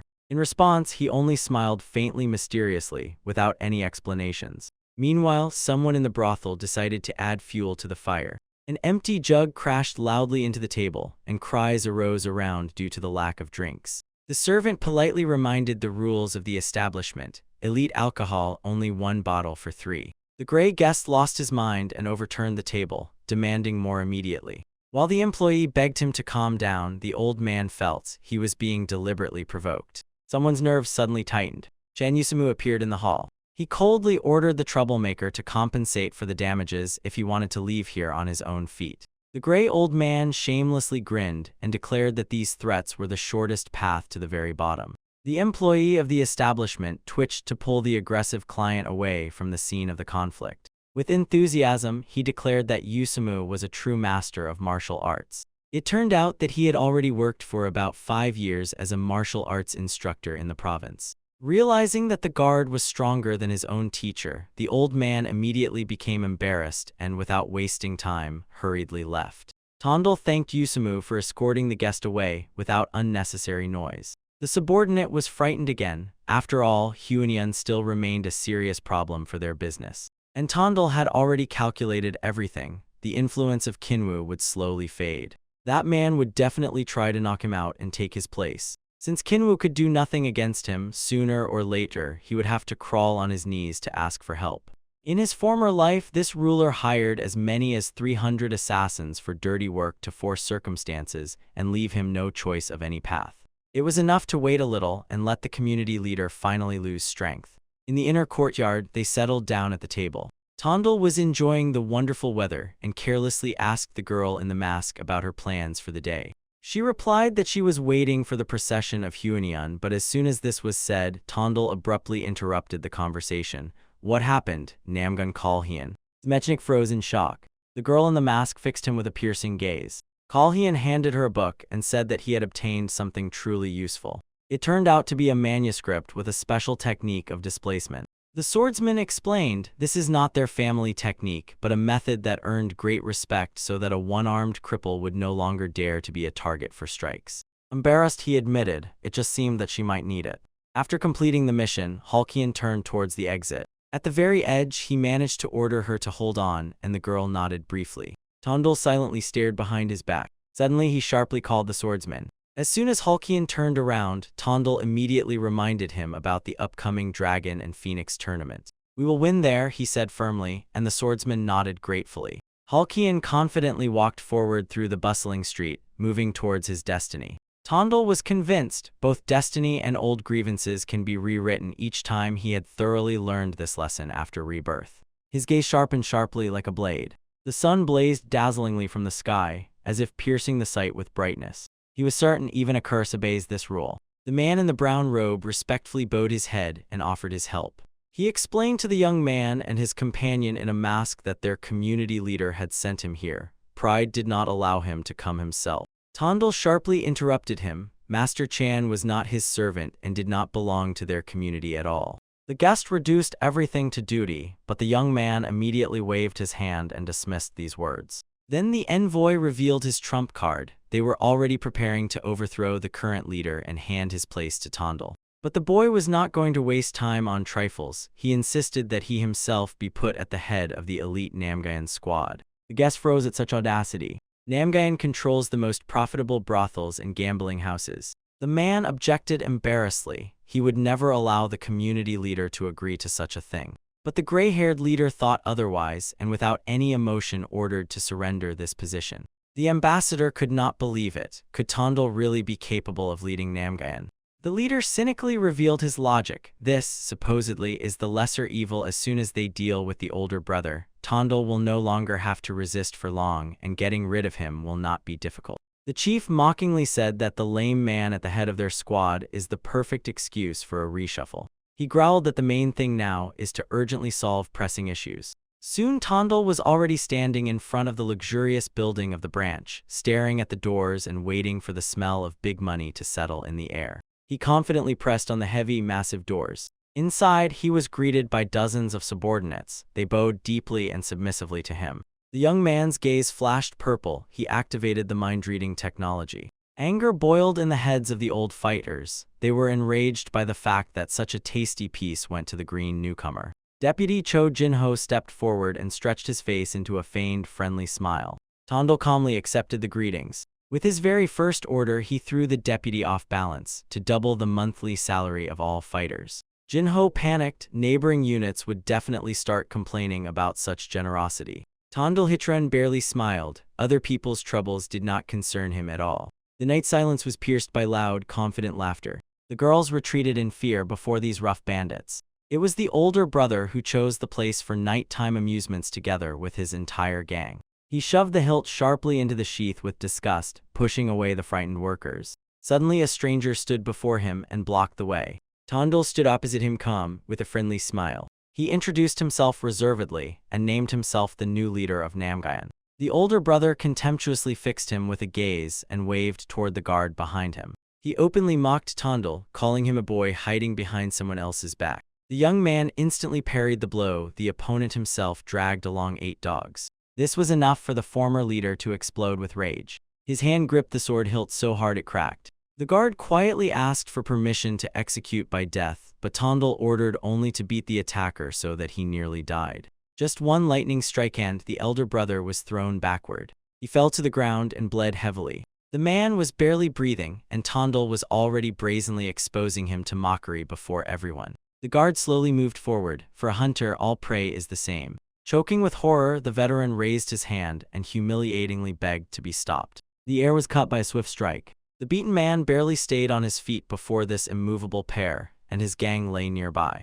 Tondel stepped closer and promised in an icy tone the next appearance in Namgini would be his last. If he had cut contact and disappeared, no one would have searched for him. The elder brother admitted he mistakenly suspected the youth of conspiracy. Suddenly, he threw a question: is Tondel against taking on the role of leader of the entire community? The young man calmly replied that everything is decided by his skill. With a face distorted by blood, the man grimaced so terribly that it hurt to look, and silently reached out for new encounters. The next day, the main residence was shaking. The walls were trembling from fierce shouting. The leader threw a lightning bolt and demanded death for the elder brother, not a scare, not just a beating. The young man indifferently stated that he had already punished him and warned with one word: no more entering their territory. The leader threw out a cry about a wasted opportunity, but Tondel sharply cut him off and asked if this was a direct order to kill. The leader instantly became embarrassed, his body sweated, and his gaze silently shifted aside. He tried to justify himself and demanded only one thing: to remove the rival from the city.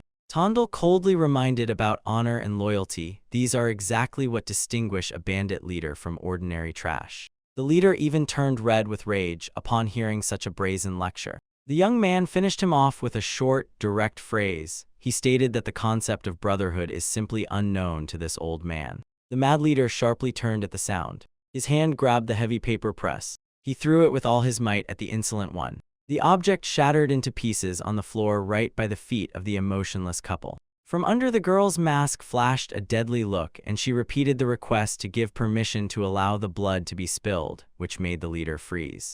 Tondel quickly said that there was no point in this and turned towards the exit. The leader helplessly clenched his teeth, watching them with his gaze. He cursed the insolent one to himself. In a cold sweat, the chief staggered at the thought. If this continues, he will lose not only power but also his own skin. Tondel walked down the dark street at night, and thoughts about the cruelty of this world played in his mind. Only then did he finally believe in a simple thing: one can only rely on elite mercenaries. The heel froze a millimeter from the floor. The young man easily landed on the boards and, folding his arms on his chest with satisfaction, fixed his position. Only now did he catch the very essence of moving without traces. A few days of training with Namgun Salrin turned them into a real pair, mentor and student. The girl in the mask sparingly noted his abilities. Tondel released only a self-satisfied, contented smile. But Salrin was not joking at all. His abilities were by no means inferior to hers, the most outstanding genius of their clan. Suddenly, a familiar voice cut through the silence. Vanchel stepped closer by another step and asked if the young man had a free moment. The bearded man reported anxiously that the leader of their community had already begun recruiting martial arts masters under his wing. Tondel growled fiercely, and not a trace of surprise slipped through. He did not expect anything else from the enemy. That was bound to happen. The leader had no other choice. Vanhill asked him to be careful, then abruptly changed the subject. He spoke about the fixer's office on the neighboring street. Tondel immediately remembered this small gang. He looked at the interlocutor with interest. As it turned out, the old acquaintance Vanchel was unjustly behind bars. He was suspected of murdering a prostitute. Memories of past life suggested to Tondel. Because of this arrest, Vanchel has been grieving for weeks, so he immediately rushed to help. The bearded man fervently assured his friend always kept within limits and would never raise a hand against a woman. The young man promised to settle this matter. Vanchel could not believe it. Tondel was already stuck in problems because of quarrels with Cho Guanian. But the young man only smiled warmly. This is exactly what a real family exists for. Besides, he wanted somehow to repay that old bandit all the debts accumulated over past times. These words almost broke Vanchel. Tears appeared in his eyes. In the damp prison cell, the arrested leader cried out in despair that he was innocent. He swore to Tondel he truly loves that girl and saw a shared future in his dreams. Tondel's eyes suddenly flashed with a mystical violet glow. This gift allowed him to feel the slightest shifts in the body, from a convulsive swallow to trembling in the knees. The scan check confirmed the prisoner was telling the pure truth, so the search for the real killer sharply complicated. White clouds sluggishly crawled across the sky. The sun flooded the roofs of Hangzhou with cutting light. The lush court tower loomed over the city streets, oppressing the space with its grandeur. The local judge irritably flipped through papers, dryly searching for the needed page. Tondel sharply ordered to postpone the court hearing because he considered the suspect innocent. The official exploded with outrage and had no idea whether this young man was aiming for his position. Then the young man stepped closer and slyly squinted, catching a stranger's secret in his gaze. The judge nervously swallowed saliva, trying with all his might to keep his composure. Tondel calmly and abruptly said that he was cutting up a bribe for the provincial inspector, and from these words the official seemed pierced. His face lost color, his eyes flashed with horror. The young man cold-bloodedly stated that he perfectly understood the same greed to save.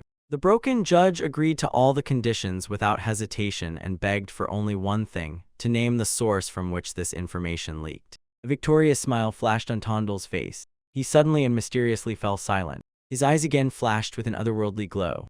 Going outside, Tondel mentally thanked his gift. Now there was time for investigation. As soon as he returned to his unit, a subordinate quickly jumped up to him. In panic, he reported that the leadership suddenly sent new commanders to them. Tondel rolled his eyes at such predictability and, without much haste, asked where those upstarts were now. A gray-haired man with a stern expression appeared at the threshold. He brazenly appraised the young man with a look from head to toe.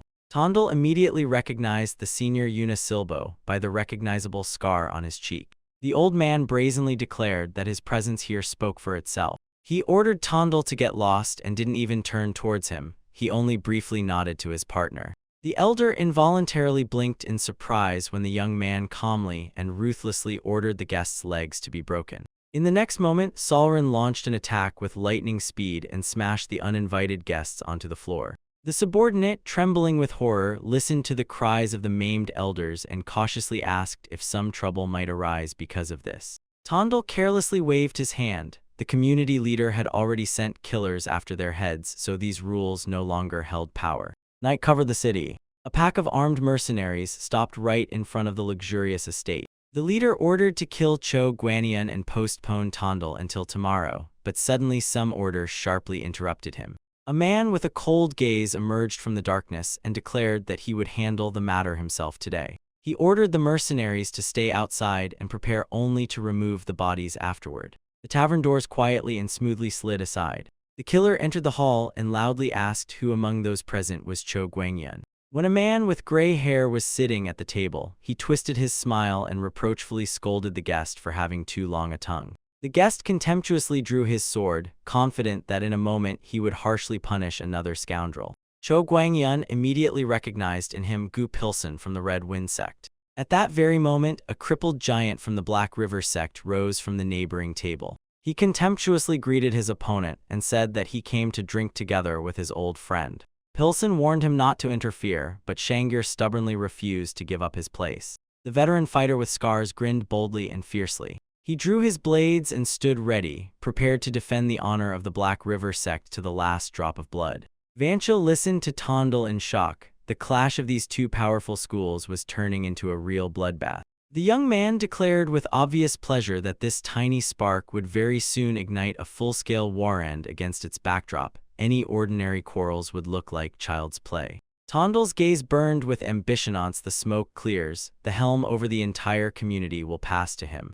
Vanchil completely lost the gift of speech. The terrible cruelty of this plan crushed him and deprived him of words. The blood man fiercely barked, and his face spread into a self-satisfied smile. The plan worked. Rebellious shouts rang out. The Crimson Wind sect cannot compare to the Black River. Pilsen lay on the floor, choking on his own blood. The killer loomed over the mortally wounded Pilsen and mockingly pressed his gaze, waiting for a response. From behind the door, silently and in panic, a witness to the massacre peeked outside and froze in horror.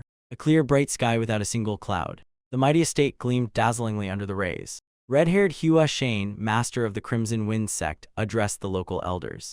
The Grey Elder sharply declared that they would not pay money for the death of her fighter. The mercenary died before completing the task. Hua Shane calmly objected, emphasizing that this money should serve as compensation to the family of the deceased. Her eyes suddenly flared coldly and threateningly. Venezia issued an ultimatum: either 400 taels in 3 days, or its sect will take Red Tiger Commune. The elder froze in shock when he heard the order to prepare to relinquish power. Two sects had colossal influence throughout the entire Zhejiang province. Meanwhile, the young man pondered how much money Cho Huanian had, if he had indeed managed to lure Black River to his side. Vanchel froze in shock, not believing what he had just heard. He explained to Vanchel, even sitting in the leader's chair, Huanian would remain only a puppet on someone else's payments. A whole crowd of concerned commune members rushed to Vanchel's headquarters. Breaking the forbidden silence, the brothers dragged the warriors into this clash, and now the entire commune found itself in serious trouble.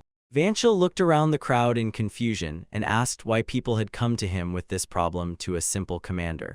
The people, together with one voice, assured he always came to help and had long earned their trust. And most importantly, he was closely connected with the former leader.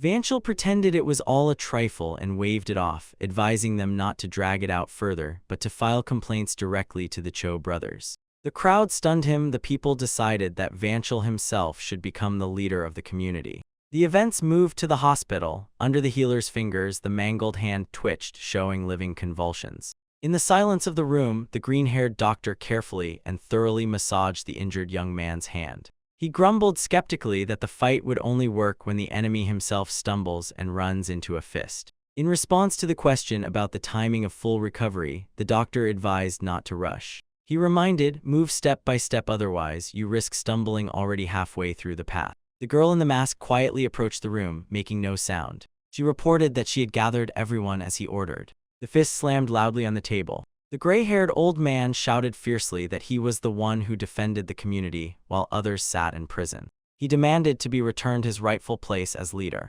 The young man calmly stepped over the threshold and led his gaze over the angry elders at the round table. He met their hatred-filled gazes with a barely noticeable smile. To the sharp, explosive outburst of the old man, the young man replied, "The time has come to put everything in its place and clarify every misunderstanding." He emphasized to all present, because of their games with mercenaries, the community's independence hangs by a thread. His words gained strength, so he proposed to make a deal. The old man sneered contemptuously and snorted disdainfully. He barked at the young man, calling him an arrogant, impudent fellow, and rudely slapped a question, "Who is he to behave like that?" The young man sighed heavily and admitted he did not expect much from them at all. He cold-bloodedly ordered his assistant to exterminate all the people in Huanian except himself and one servant. The elders sharply exhaled in shock and froze. The girl swiftly drew a blade, and a scream of horror cut through the room. Blood splattered in a wide streak across the paper doors. In the semi-darkness, during the silence, a muffled death rattle burst out. Seeing the massacre, the gray-haired old man grabbed a sword and, cursing, rushed at the young man. He suddenly lunged forward. The youth met the strike with a lightning kick to the chest. The old man flew back with a painful groan. The victor boldly declared that he had spared their lives before only out of respect for the former leader. The gray-haired old man, terrified, sank to the floor, frozen among the dismembered corpses. The young man ordered him to hand over all affairs and leave Hangzhou forever before sunset. Later, Wanchel listened to the news in shock and could not believe that the bloody coup had passed so easily. The youth smiled and assured Wanchel that he would truly become the leader, because even now both the elders and the people were on his side. Wanchel looked suspiciously at the youth and sharply asked what he wanted in return. With a request to transfer the Qingwu estate to him, the commander could not hold back. He nervously laughed. He could not believe that the young man had turned the whole society upside down just because of one house. The young man indifferently cut off that the estate was strong and reproachfully threw at the interlocutor, as if he knew nothing about real estate. Vanchel wished him success in management and made it clear that the young man would also have to work from now on. The youth brushed off the headache and asked for only one thing: to regularly pay his share in money. The powerful sects were left with nothing. The hired brothers disappeared at night, both without a trace or hint. Instead, the sect leaders received brazen letters from the new community leader demanding a meeting. The leader of Black River, Baek Jewel, gloomily reread the messages. His assistant stated that it was a trap set by some upstart, confident in his own impunity. Baek Jewel sharply and instantly decided to harshly put the impudent one in his place. Both sects agreed to the invitation. They perceived the local soldiers as helpless frogs while the snake looked straight in the face. The assistant loomed over the young man and asked how they would get out of this situation. A predatory smile spread across the young man's face. He quietly replied that they would have to see the sects with their own eyes. Among frogs there are those capable of swallowing even a snake. The judge in green robes sharply raised his eyebrows as if he was struck by it.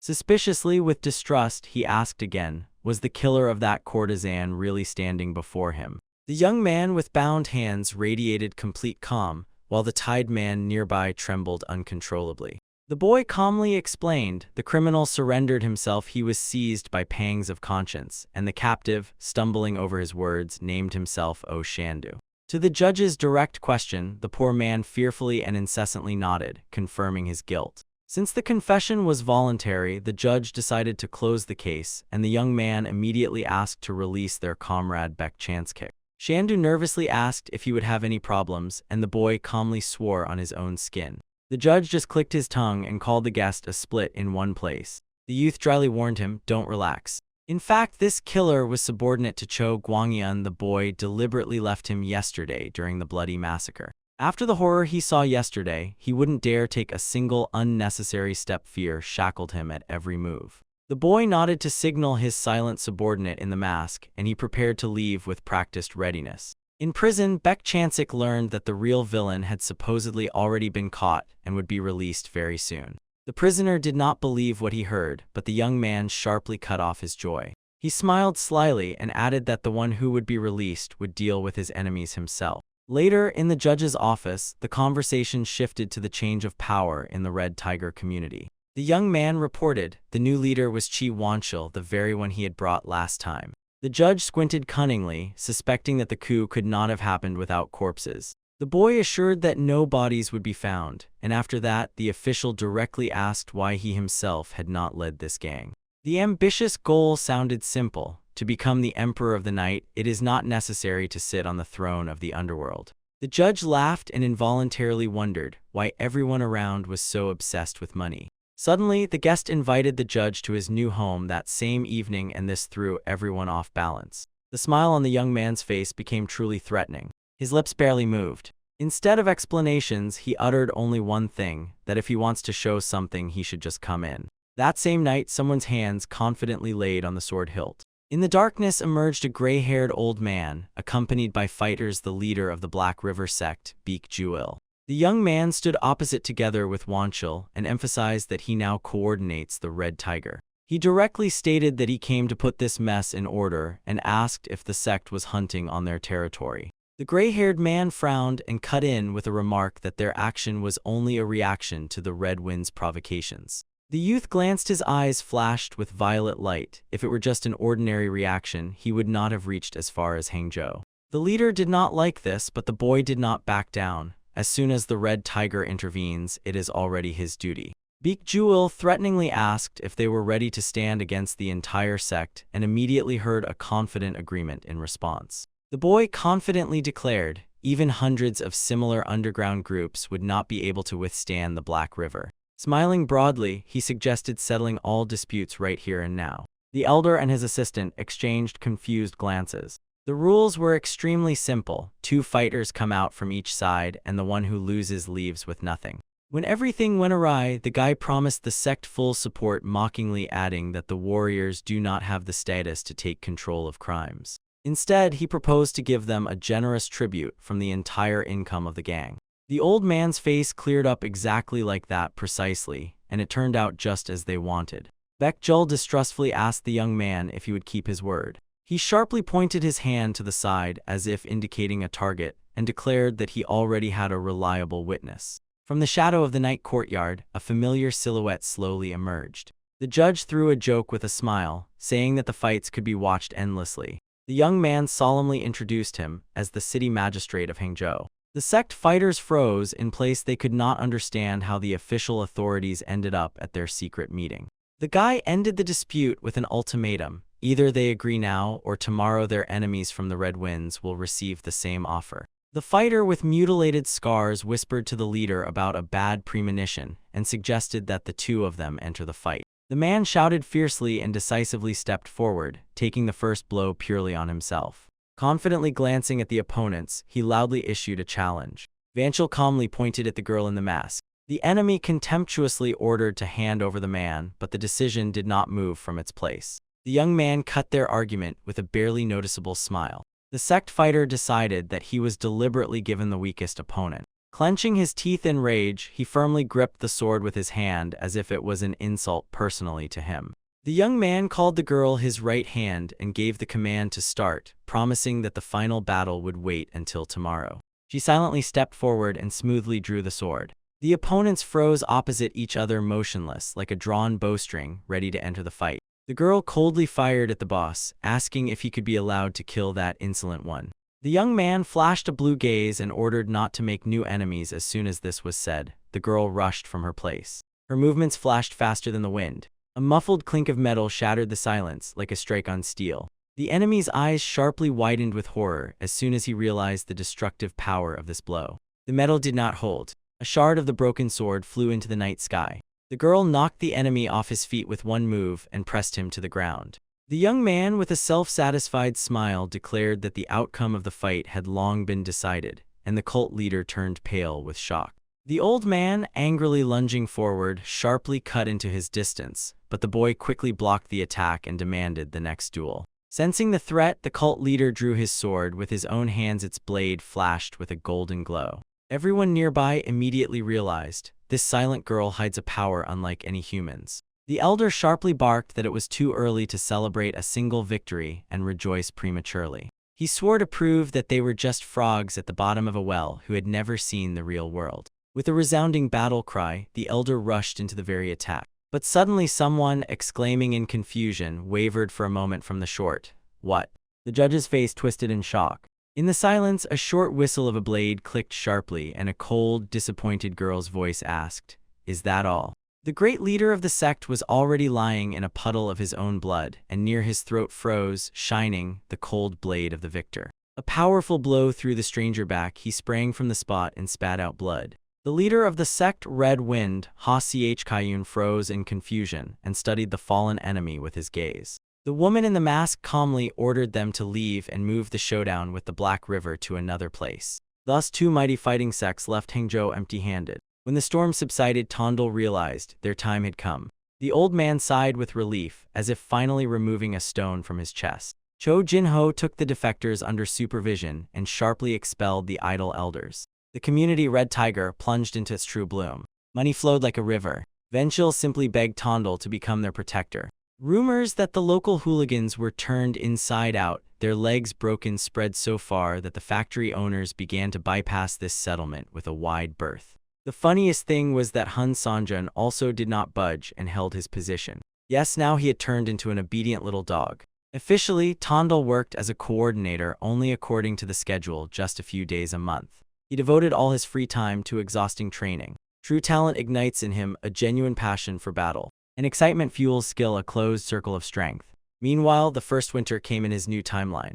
In the snowy yard, Tondal thanked Jinho for agreeing to spar. He calmly replied that he needed it too. The fighters clashed weapons, and smiles blossomed on their faces. Wooden swords collided with a crash, a dull clang. Jinho praised the boy for his moves, but Tondal still forced himself to give even more. Namgun quietly approached and served them hot tea. She sincerely congratulated Jinho on his brother's victory at the big tournament. He was struck by her attentiveness, and the girl nodded to make Tondal understand. The coordinator was proud of it, as if he himself had just won the competition. The conversation seamlessly flowed to Tondal's distorted, mangled hands. They were slowly regaining consciousness, and he could already raise clenched fists to his chest. Namgun smiled warmly. This completely local doctor had almost fully restored her to health. She perfectly understood. It was thanks to Tondal that she managed to gain this new life. Jinho squinted sharply, fixing his gaze. He directly asked if she would go with the boy after he fully recovers. The girl replied dryly that she would obey any order of her master. Then Jinho hinted that it was time to speak freely. They had already gotten close enough not to be so formal. Namgun cut the scene. She still couldn't relax, but a slight smile revealed her true feelings. Jinho swallowed the tea and immediately understood everything. At first, serving Tondal was unbearably uncomfortable. She had to feed, wash, and make the bed. The only time they were apart was at night, and every time she waited for him with despair. Namgun suddenly asked quietly if Tondal still hated her. Jinho snorted and suggested asking him about it directly. Then she asked how exactly the coordinator takes a bath, and shuddered upon learning that he does it himself. Jinho slyly hinted that today she should go together with the boy. No one will give their body into the hands of someone they hate, he said calmly. Namgun blushed with shame. Even the very thought of bathing this man seemed unbearable to her. Jinho laughed and declared that otherwise she would never find out the truth. Tondel and his partner had just returned from training. Jinho asked how they managed to grow such strength from the boy so quickly. The partner blurted out a remark about hellish workloads and immediately bit his own tongue. Namgun pressed her palm to her mouth in surprise. The man inside scolded himself for criminal habits that made his speech falter. Tondel just waved it off and said it was nothing special. Sincerely impressed, another fighter noted how wonderfully Tondel and Jinho find common ground. Jinho immediately cut him off and clarified he meant the coordinator and Namgun. The companion sharply objected, immediately emphasizing this girl almost a blood feud. Moreover, he grabbed the phrase, stating that Yan Jian was already in Tondel. Jinho froze in surprise and the fighter confirmed they were already very close. Namgun's gaze slid slyly. This rumor seemed incredibly interesting to her. When the hot water splashed and filled the wooden bath, the echo of words about trust rang in the girl's head. Tondel entered the bathhouse, and a flustered Namgun was already waiting in anticipation. The fabric rustled quietly. The fabric quietly slipped off Tondel's shoulders. After countless trainings, his body had hardened, and his back had become truly broad. Namgun blushed sharply all the way to the top of her head and hesitated convulsively. Should she start washing the dishes? Catching her gaze, Tondel asked in surprise why she was still here, and the girl fled from the door in fear. Tondel blinked, looking confused. A depressing silence fell in the bathhouse. He was left alone. He stared confusedly at the closed door, not understanding what had happened. And Namgun was simply outside, desperately trying to control her own heartbeat, forcing herself to believe that there could definitely be nothing between them. The sun passionately flooded the luxurious facade of the gaming house with bright light. Under the carved roofs, the city was already bustling with life. On 2 floors and 82 halls, hundreds of tales were spun and wound daily. But just recently, a newcomer appeared here, Guak head-on. He deliberately, step by step, searched the pockets of the local regulars. In just 5 days, this predator snatched about 1,000 taels. The opponents remained lying sprawled, silent, in pools of blood. The usual supplies of regular clients rapidly melted away, as if they were being washed away every moment. He calmly recalled, in his former life, he himself once squandered everything, even down to the last 5 coins. Commander Sochilian approached him and brought a message from intelligence. Guak Jedon turned out to be a refugee from the Black Dragon community. Due to gang problems in Wuhan, he fled here. He ordered to immediately bring this insolent one for a talk. In a mask, the girl innocently asked if the guest could play, and he confidently coughed as if to answer, "Doesn't any gangster know how?" So Chilean snorted cheerfully and said that there was only one like that. Guak weakly waved his hand, dismissing the topic, and declared that gambling was complete nonsense. Suddenly a question was asked, are they exactly the ones he came to meet? Guak Jedon himself approached the table and stared at them with a superior look, as if evaluating. He openly doubted that they could match him, but still admitted, in cards, everything comes down to chance. Calmly raised his bandaged hands and asked permission to play through an intermediary. Guak suspiciously glanced at the girl's mask but still nodded. If they pay, he doesn't care. He suggested playing Daliadegi, and immediately he threw an aggressive bet into the fight at the start, 1,000 taels. Without blinking, he replied, the bigger the bet, the more profitable. The rules were short, everyone receives 5 cards. You need to make 3 numbers add up to 10, 20, or 30 points. The minimum bet is 1 tael, and there is no upper limit. The coordinator blinked and froze, confused, because he did not understand at all what to do. He gave her a curt order, just take the cards but show them only to him. Guak confidently pulled the wooden boards closer to himself, sliding them forward. Everything unfolded exactly as he had calculated. The experienced player moved smoothly and deliberately. Every move was precise and controlled. Reading the emotions of a professional is almost impossible. They manage to notice every move you make and every breath you take, and any habit is worth showing, as it immediately turns into a deadly vulnerability. The tension at the table tightened, everyone increasingly. Some masters deliberately play despair with flawless cards, driving the opponent into a trap. Guak became the perfect target for testing mind-reading techniques. His eyes barely twitched with a violet reflection. In front of him lay the opponent's cards face down. Then he suggested taking a break.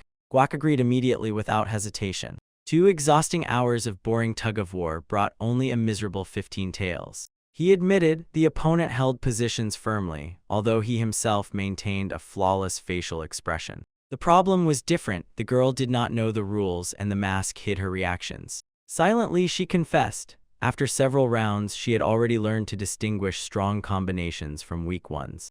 He was silently enlightened. All this time Guak was reading the cards by her palms and barely noticeable, precise gestures. He sharply jerked her aside. He leaned so close to her that his words touched the best ear practically right above the hearing. He whispered a few words directly into the mask's opening. Her body twitched from shock. Turning back to the table, he stubbornly and defiantly fixed his gaze on his opponent. Turning back to the table, he decisively declared, "Let's double the stakes because a game without intrigue is pure boredom." Guak aggressively pushed the idea to raise the stake immediately tenfold, although he knew well that they had hardly any money. He contemptuously asked if they would lend him money just on his word of honor. The second only coldly twisted a smile. He had already made a deal with So Chilean, because casinos and creditor beasts always stick together. Guak was deeply intrigued. He shone joyfully inside himself. With such guiding hints, his defeat no longer seemed a threat. Guak slammed a thick stack of banknotes on the table, confident that luck was on his side right now. He deliberately lost the second round and calmly said that the winner always laughs last. Guak triumphantly stretched his lips into a wide, self-satisfied smile. Trembling all over, the girl in the mask tightly clutched the cards in her hands. Guak eagerly studied her terrible scheme and mockingly sneered, as if sympathizing with her lady. The cheater raised the bet to 10,000 and he immediately matched it. His eyes flashed again, the enemy stubbornly stuck in the trap. Guak sharply pushed forward the pile of money, trying to disrupt her rhythm. Then he struck first. 10,000 all in. He sharply threw a thick stack of money on the table. Guak froze in place and looked at him in complete incomprehension. He burned his opponent with a look, immediately noticing he had gathered a strong combination. And he proposed to raise the bet to finally find out everything for sure. Guak stubbornly tried to keep himself together and then revealed his cards, a 7-pair combination strong. Staring at every move of his, Tondel threw with a sneer, as if he spoke too much, pretending to keep the situation under control, but in reality, the predator had long since lost his temper. The wooden tiles slammed on the table with a loud clatter. He smiled triumphantly and ordered to reveal her cards. The girl confidently flipped her tiles. 2 perfect cards laid out on the felt field. Shandon, the strongest combination in the game. Guak suddenly jumped up, almost overturning the table. He was not going to believe his own eyes. Her gaze screamed of a complete failure. The girl froze in place like a stone statue. A flash of memory pierced her mind. He promised to step on her foot. And at that very moment, he ordered to remember the torture chamber Namgun. Her body suddenly stiffened from shock. This true horror became the perfect bait, stirring a whole wave of emotions in the reader. Guak shuddered with rage and boldly asked if he still had any money left. The hook snapped shut. He crossed his arms over his chest and straightened up with self-satisfaction. The game was won. He tightened his belt even more and, basking in undeniable victory, felt only pure pleasure. At the Soyan unit's estate of the Black Dragon, the morning sun warmed the walls and the air. Seeing the sum of 5,000 taels, the leader Bowen Jisoo suddenly turned pale. Tondel calmly laid everything out and named the exact amount. That was how much the player who brought them here lost in just one night. Bogwin, in a frenzy, attacked the beaten Guak Jedon, the very one he had sent to rob that gaming house. The young man, with cold composure, interrogated the player about who was really behind him, and the player convulsively shuddered and pointed with a trembling finger at the leader. Gedon confessed he was promised half of the profits, and if the matter failed, the entire loss would fall on the unit. Bowen's gaze distorted with rage. He cursed the vile subordinate who betrayed. The leader cut off the conversation and coldly snapped he would not give a single kopeck for this loser.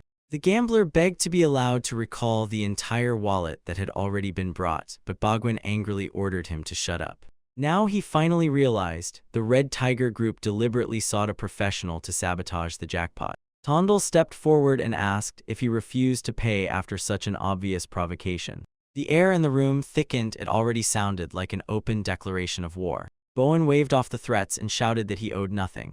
He ordered the guests to be thrown out, but the next moment a powerful kick slammed him into the wall. The young man disdainfully threw at the defeated leader. A robber without a sense of duty is just ordinary trash. He loomed over the fallen and in a cold tone ordered to send a message to the society's leadership. Let them prepare for war. The news instantly reached the head of the entire Black Dragon's son Deshin and enraged him to madness, because he saw no point in a bloody massacre over such a trifle. Bowen Jisoo stood before him with her head lowered and quietly muttered excuses about low income. Elder No Dalbo intervened, doubting whether the Red Tiger would start a massacre immediately after its own internal problems. But Deshin sharply cut him off and reminded him, other influential sects still take the tigers very seriously. He admitted the opponent has sharp fangs, and at the same time, the allegiance of the district judge is on their side. Sighing heavily, the leader inquired about the state of their treasury. There was no other way left except defeat. So the Black Dragon bribed everything thanks to a chest with 3,000 calves and renounced his gambling house on Yonge Street.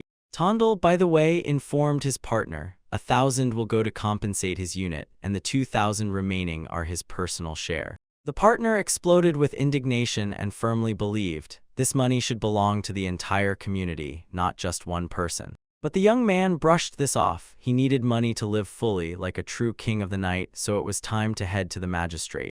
The subordinate sneered sarcastically and snapped that he was the only bandit who enters government officials as if they were his own home. They focused on the conversation about the upcoming visit to the regional inspector.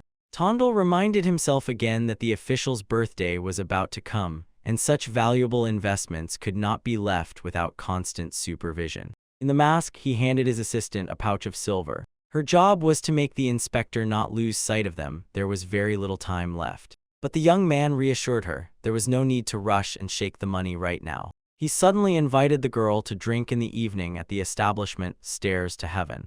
Having calculated everything in his head, he confirmed the meeting. The door quietly opened. Tondel moved along the corridor, preparing to execute his plan. He was being watched while he was probing what plans he had. The young man mentally noted, lately she had started talking too much. The pace slowed down, and everything began to move much more slowly. For a moment, an awkward silence hung between them. Behind the mask, a scrutinizing gaze peeked out, fixed on him. He analyzed new skills. Working with a card player noticeably enhanced his mind-reading technique.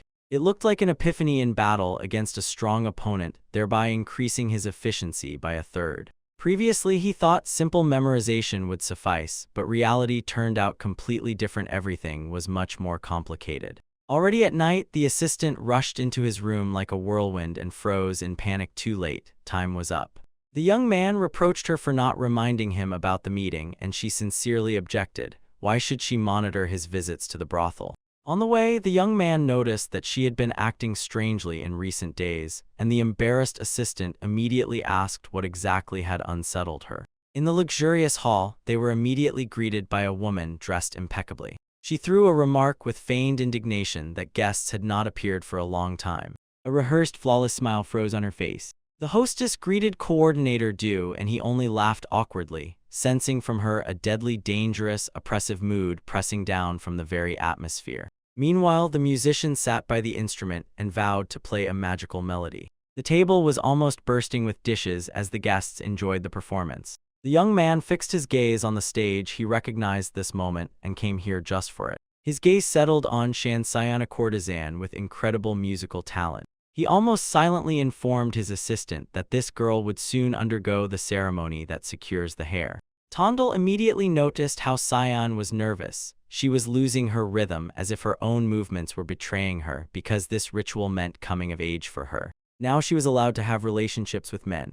A dark veil of memories clouded his mind. Mostly, brothels conducted this rite to quickly settle debts. The first man for the girl could be anyone. It was enough just to pay the required amount. He remembered his former life when some wealthy man paid 8 oxen for a night with Xian. The problem lay elsewhere. Drops of blood imprinted themselves in memory, etched into consciousness. That night, the buyer simply broke 2 fingers of the girl, forever crossing out her future. These memories burned him every time he crossed the threshold of this establishment. He clenched his fist tightly and, having finally decided for himself, resolved to live a new life completely differently. The young man sharply ordered the stunned assistant to prepare 10 calves. He loudly called the hostess and with a ringing crash slammed a heavy sack onto the table. An echo spread throughout the hall. He himself would personally fix Shan Suyan's hair. The girl on stage froze in place, and her cheeks instantly flushed with a deep blush. To avoid trouble with the powerful Lord Gu, Tondel quietly entrusted the assistant to play the role of sponsor. He justified himself in his thoughts. Supposedly, he was not going to sleep with the courtesan, just sit in the room. Suddenly, someone's heavy, targeted gaze burned his back. The hostess of the establishment loomed over him. An angry, hot aura flared around her figure, and she reproached him for such suddenness. The young man blinked confusedly, trying to understand what exactly was happening. The masked assistant just turned away, silently surrendered, as if tired of everything. Tondel stood under the oppressive pressure of a terrible, dark aura and tried to understand what exactly he had done wrong. And the girls were already cheerfully whispering behind his back. Meanwhile, somewhere far away, the leader of the Sea Wave community grimly declared, "Red Tiger has become unbearably insolent." His lips stretched into a predatory, cruel smile. He warned his people, the enemy will soon begin to press and capture all other territories. The verdict was delivered without any doubt: let's deal with this upstart, just kill him. This was the coziest moment for his long-awaited rest. The young man with incredible pleasure plunged into the hot water and relaxed to the tips of his fingers. But at the same time, in his perfect calm, something suddenly broke the silence. He sharply opened his eyes, squinted irritably, and asked what was going on here. The girl declared that she had come to wash him, and this so confused the young man. She reminded him, if the hands are tied, it won't be possible to wash properly. The boy mockingly asked how she intended to wash him without seeing where she was going. Under the mask, she blushed and assured in a firm tone she would be able to handle everything. Her finger gently touched his wet bare shoulder. The girl decisively, but with slight nervousness, took on the unusual task. Small soap bubbles instantly flashed on the surface of the water. She turned away and amusingly and blindly poked her finger to the side, somewhere where the eye closed. Suddenly he sharply called his shy assistant. The boy sincerely hoped that this mocking prank would not last long. Suddenly, in the silence, a sharp female scream sounded so frightened and piercing that it gave goosebumps. The girl flinched in fear and sharply stepped back, covering her face with her palms in terror. He irritably snapped at the question, why did she come here at all? The young man stood fully dressed and smiled relaxedly, satisfied. They entered together the best room of this elite establishment. The floor was covered with luxurious red carpets with patterns. He ordered to put it on the floor, only to outsmart the enemy. The beauty sadly asked again if she did not like it at all. She openly admitted her affection, brushing off his polite refusals. The girl quietly nestled against his back and carefully wrapped her arms around him. She longed to envy the mistress of this establishment, the one he once embraced alone. Silence covered the room, and the light slowly faded. The girl touched his chest with trembling fingers, with scars seeking an even closer touch. Under his probing questions, the clothes silently slipped to the floor. She carefully pressed herself against him, frozen in sweet anticipation. He finally gave in and agreed to at least one night. The hostess of the establishment gasped with joy, not hiding her delight when an unexpected sight suddenly appeared before her. It turned out that an incredibly cute beauty was hiding under the mask. The girl without the mask shyly asked her not to tease. The women at the table guessed what the couple was doing now. The hostess elegantly sipped her tea and stayed away from gossip, not wanting to unravel others' secrets. The girl asked why the hostess entrusted such an important ceremony to a stranger. It turned out that the man voluntarily stayed overnight only with her. The hostess, with a sober mind, said, "Jealousy makes any woman ugly." From the very first meeting, she calmly guessed how it would all end. The warm smile he gave flashed in fragments in her memories. Suddenly, life circumstances brought him face to face with a young girl from a famous clan. The girl bitterly called their meeting simply a cursed connection. The mistress only slyly smiled, showing full agreement with these words. She confessed love at first sight and addressed her interlocutor. In a moment, the mistress confidently declared that the girl was also in love.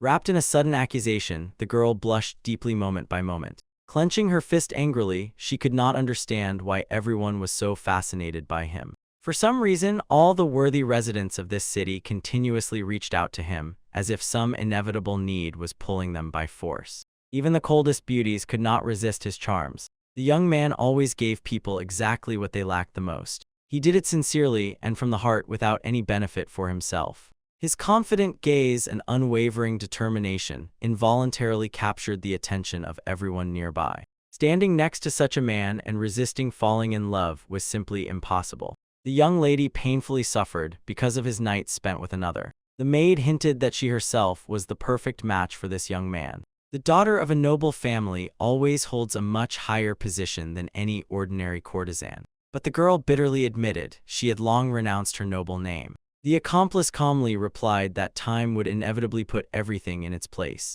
The boy clumsily tried to manage the food with chopsticks. He was fiercely angered that the assistant in the mask began openly reproaching him live. The girl ordered him to open his mouth wider and brought the food closer. Her watchful gaze, peering through the slit in the mask, froze for a moment. Suddenly she was seized by a tremor, and she awkwardly looked away to the side. The young man boldly squinted, and only then fully believed his suspicions about her. He sharply stated that his hands were done with her work. The girl froze in shock. She did not expect such a sudden turn of events at all. Under the mask, her face instantly turned pale. The fear of separation overwhelmed her at the same moment. He coldly ordered her to return home and finally feel free. The boy reminded her of their agreement and ordered her to leave immediately. The girl abruptly jumped up, refusing to believe what she had just heard. He decisively extended his hand and confidently assured that he would manage on his own without any outside help.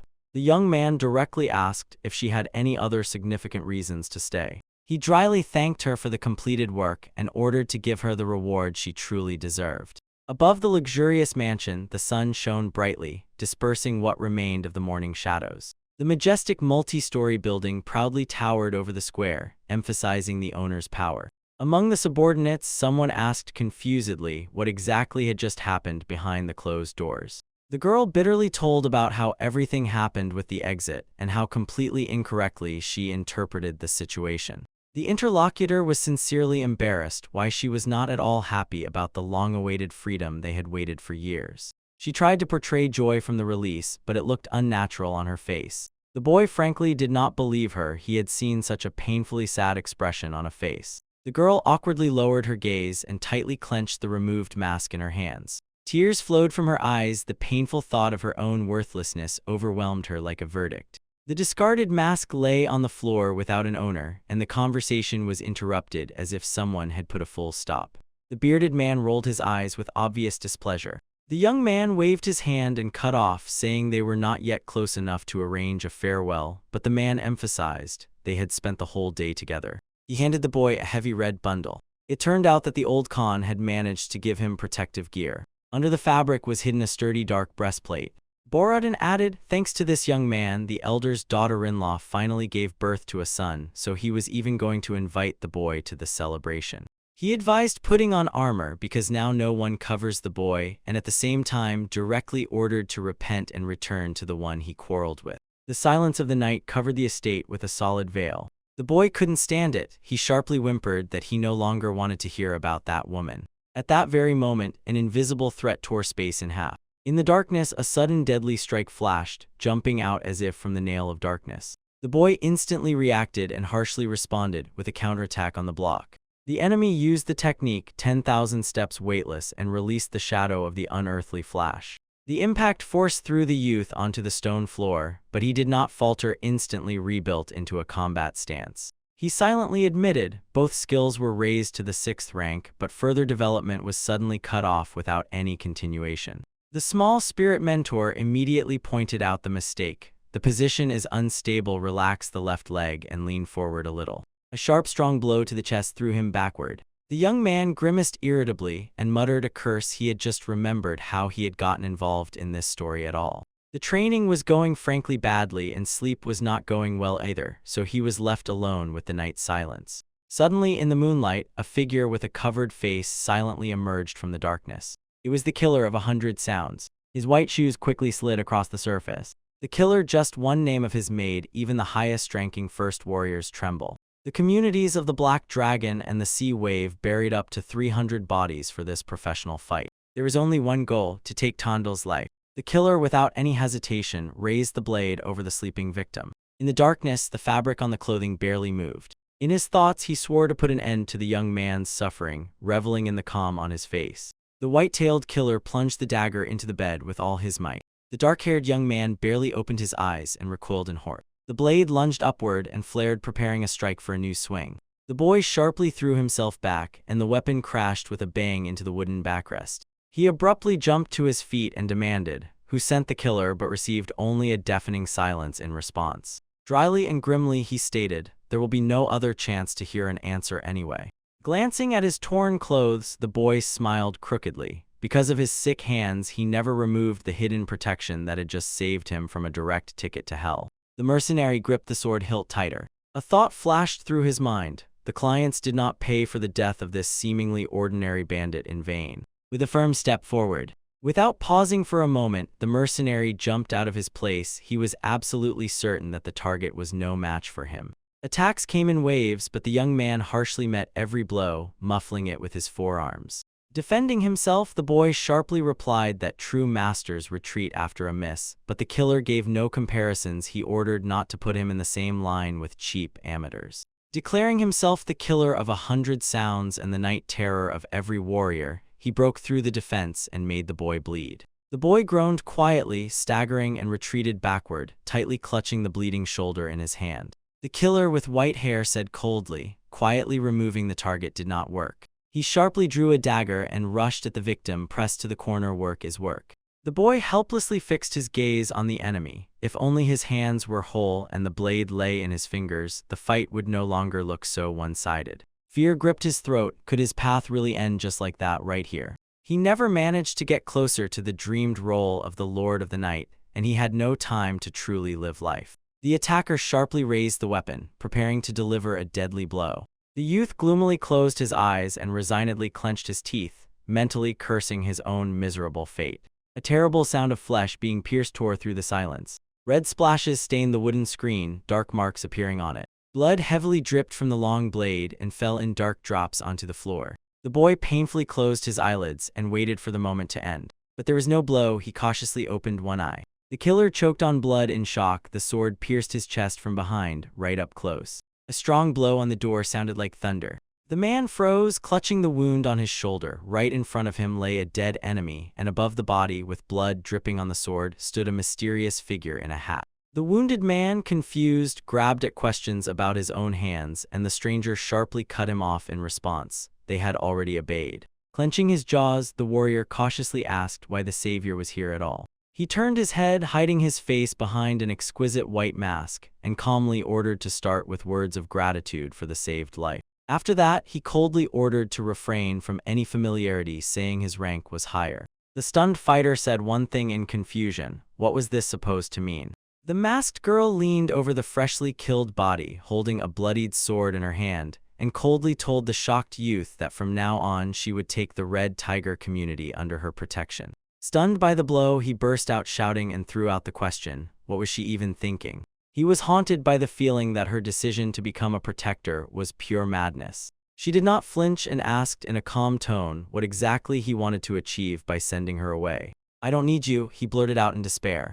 In response, the girl mercilessly countered with facts. He could neither eat on his own nor fend off killers. Despite his own helplessness, the young man snapped. After this rescue, they would settle the debt, and ordered her to leave immediately. The young man could not hold back. He broke through himself and burst out in an emotional scream. The woman in the mask calmly asked why he was so desperately trying to push her away. The answer came instantly. This was no place for her. She was the daughter of the powerful Namgun clan, the elite of martial arts, who should not be among criminals. Through the narrow slit in the mask, a cold gaze flashed. A heavy tension crawled throughout the room. Suddenly, a new guest interrupted the conversation. He pretended modesty and declared that he would not interfere in their personal affairs. But he immediately stepped closer and advised the girl to simply listen to the call of her own heart. He struck at the most vulnerable spot and raised the question of fear for the sake of the clan's reputation, and she unflinchingly admitted her weakness. A sly smile slid across the boy's lips. He threw it out boldly and without any caution, as if to say, the Namgun clan is not that special at all. And he received an order to bear all possible consequences fully. The woman stunned the long-haired man with this news. Her brother Kalhyun had already agreed to her admission, and because of this, he almost lost his speech. The young man, choked with indignation, screamed wildly whether she was already ready to sell opium and follow orders to kill people, but he met a sharp rebuff. The Red Tiger community does not deal with such actions. Recalling the recent fight and the bloodied enemy lying on the floor, she said in an indifferent tone, she did not care whom or how to finish off. Then she sharply blurted out why he was so brazenly trying to get into their organization. He growled fiercely and fixed his gaze directly into her eyes. She always drives him away just because she is madly in love. Tension filled the room. It hung between him, the girl in the mask holding a bloodied sword, and the fresh corpse lying at their feet. A deafening silence that hurts the ears. The killer froze in place. What did you say? She barely whispered in a trembling voice. Through the white mask, a deep blush suddenly appeared when he coldly and harshly cut her off with words. She had already managed to hear everything. The girl waved her hand as if she wanted to brush it off and ask why she should fall in love with someone like that at all, but the boy calmly reminded her. he possesses the technique of reading thoughts. The boy finished her off with words, saying that girls her age simply do not know how to hide what they feel. Her face twisted with burning shame and anger. With an indignant cry that she was not much older than him, she flew up into the night like a whirlwind and ordered him to take off the body. He was left alone in the middle of the empty room. Sighing exhaustedly, the boy called all this true madness and lowered his gaze to the abandoned knife. In the middle of the night silence, the girl froze and her cheeks flared with a hot blush. She tried to tame the wild beating of her heart, pressing the removed mask tightly to her own chest. When he was offered to put the mask on again, he indifferently waved it off. Why at all? He was reminded, without it he would be immediately recognized, but the boy indifferently squinted. He did not care. Under the companion's dissatisfied snort, they silently passed through the stone courtyard. The boy asked why the community defender stays close to him everywhere, and she directly replied, "He is the most important figure of the Red Tiger." And immediately he saw through his plan. He was going to infiltrate the enemy Black Dragon territory alone. A moment later, and they were already standing right in front of the huge doors of the enemy headquarters. The guard immediately recognized the unwanted guest and hesitated for a moment, but still sharply pushed the team out to call the leader. The guard replied embarrassedly that the leader had not yet arrived at the location. After that, the boy turned to the exit and calmly said, "Tell the chief the war will start tomorrow." The guard froze in shock and burst out screaming, not understanding what exactly was wanted from him. The young man looked around and remembered the mercenaries the killers had planted on them, while the guard tried to justify himself, appealing to the principles of his community. Patience snapped. The boy's gaze flared with a predatory blue glow, and a heavy aura instantly immobilized the guards, cutting off their complaints about honesty. He calmly walked away, ignoring the desperate cries of the guard begging him to stop. The sweaty guard tensed, bent over, and reported that the leader was waiting for them. The head of the Black Dragons, Sun Deshin, brazenly pretended to know nothing and rejected the accusations of murders sent to them. His lie was so pathetic that the young man didn't even have to read his thoughts. Deshin tried to retreat backward, because a sharp, armed conflict between them would only make the Blue Wolf clan the winner. The guest cold-bloodedly cut in, "Wolves will simply side with whoever is stronger." His gaze convulsively flashed with a violet glow. The leader felt this incomprehensible pressure and sharply shuddered. The boy summarized aloud. The killers, as it turned out, were reinforced not only by them. He quietly leaned over the table, pressing the enemy down with just his presence. Amid hysterical demands for evidence, the young man clenched his teeth and promised, for every next lie he would kill Deshin.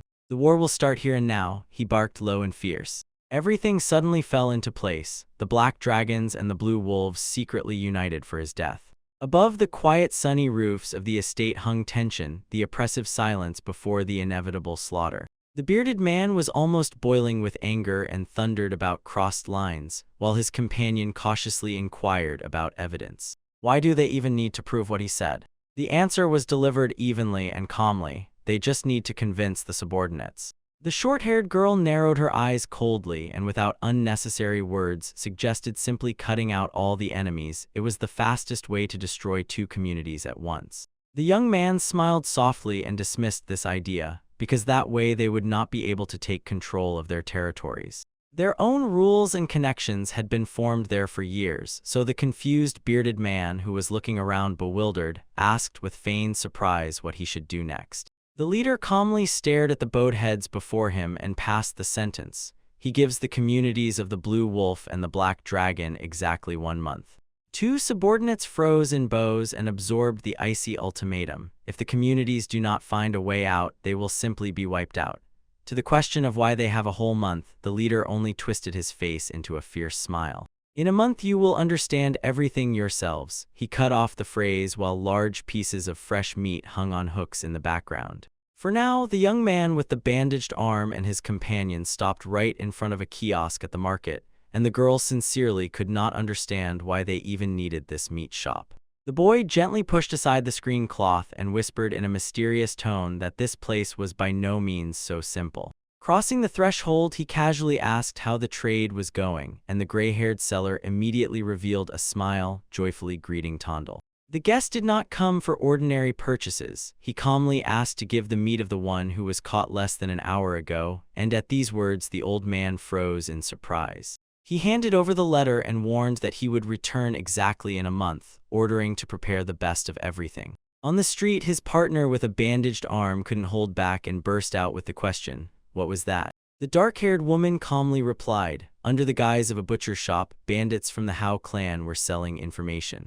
The boy shuddered, and he instantly felt again the heavy gaze of the butcher, who held a huge cleaver knife over him. This dark sect twisted secrets no worse than the famous vagabond clan. The bait for the killers of the 100 Sounds was thrown into the water. Since then, there was only waiting left. In the dark abyss, large catfish slowly gathered towards the hook. The strike breaks the silence with a sharp strike. A whole month passed. The woman quietly plucked the strings of the guzheng, catching friendly jokes by ear about her elevated mood. At the luxurious table, the dark-haired woman joyfully announced the main news. Their retired official was urgently summoned to Beijing. In response to the brunette's question about the reason, he only replied with an indifferent shrug and a nod towards the silent culprit of the banquet.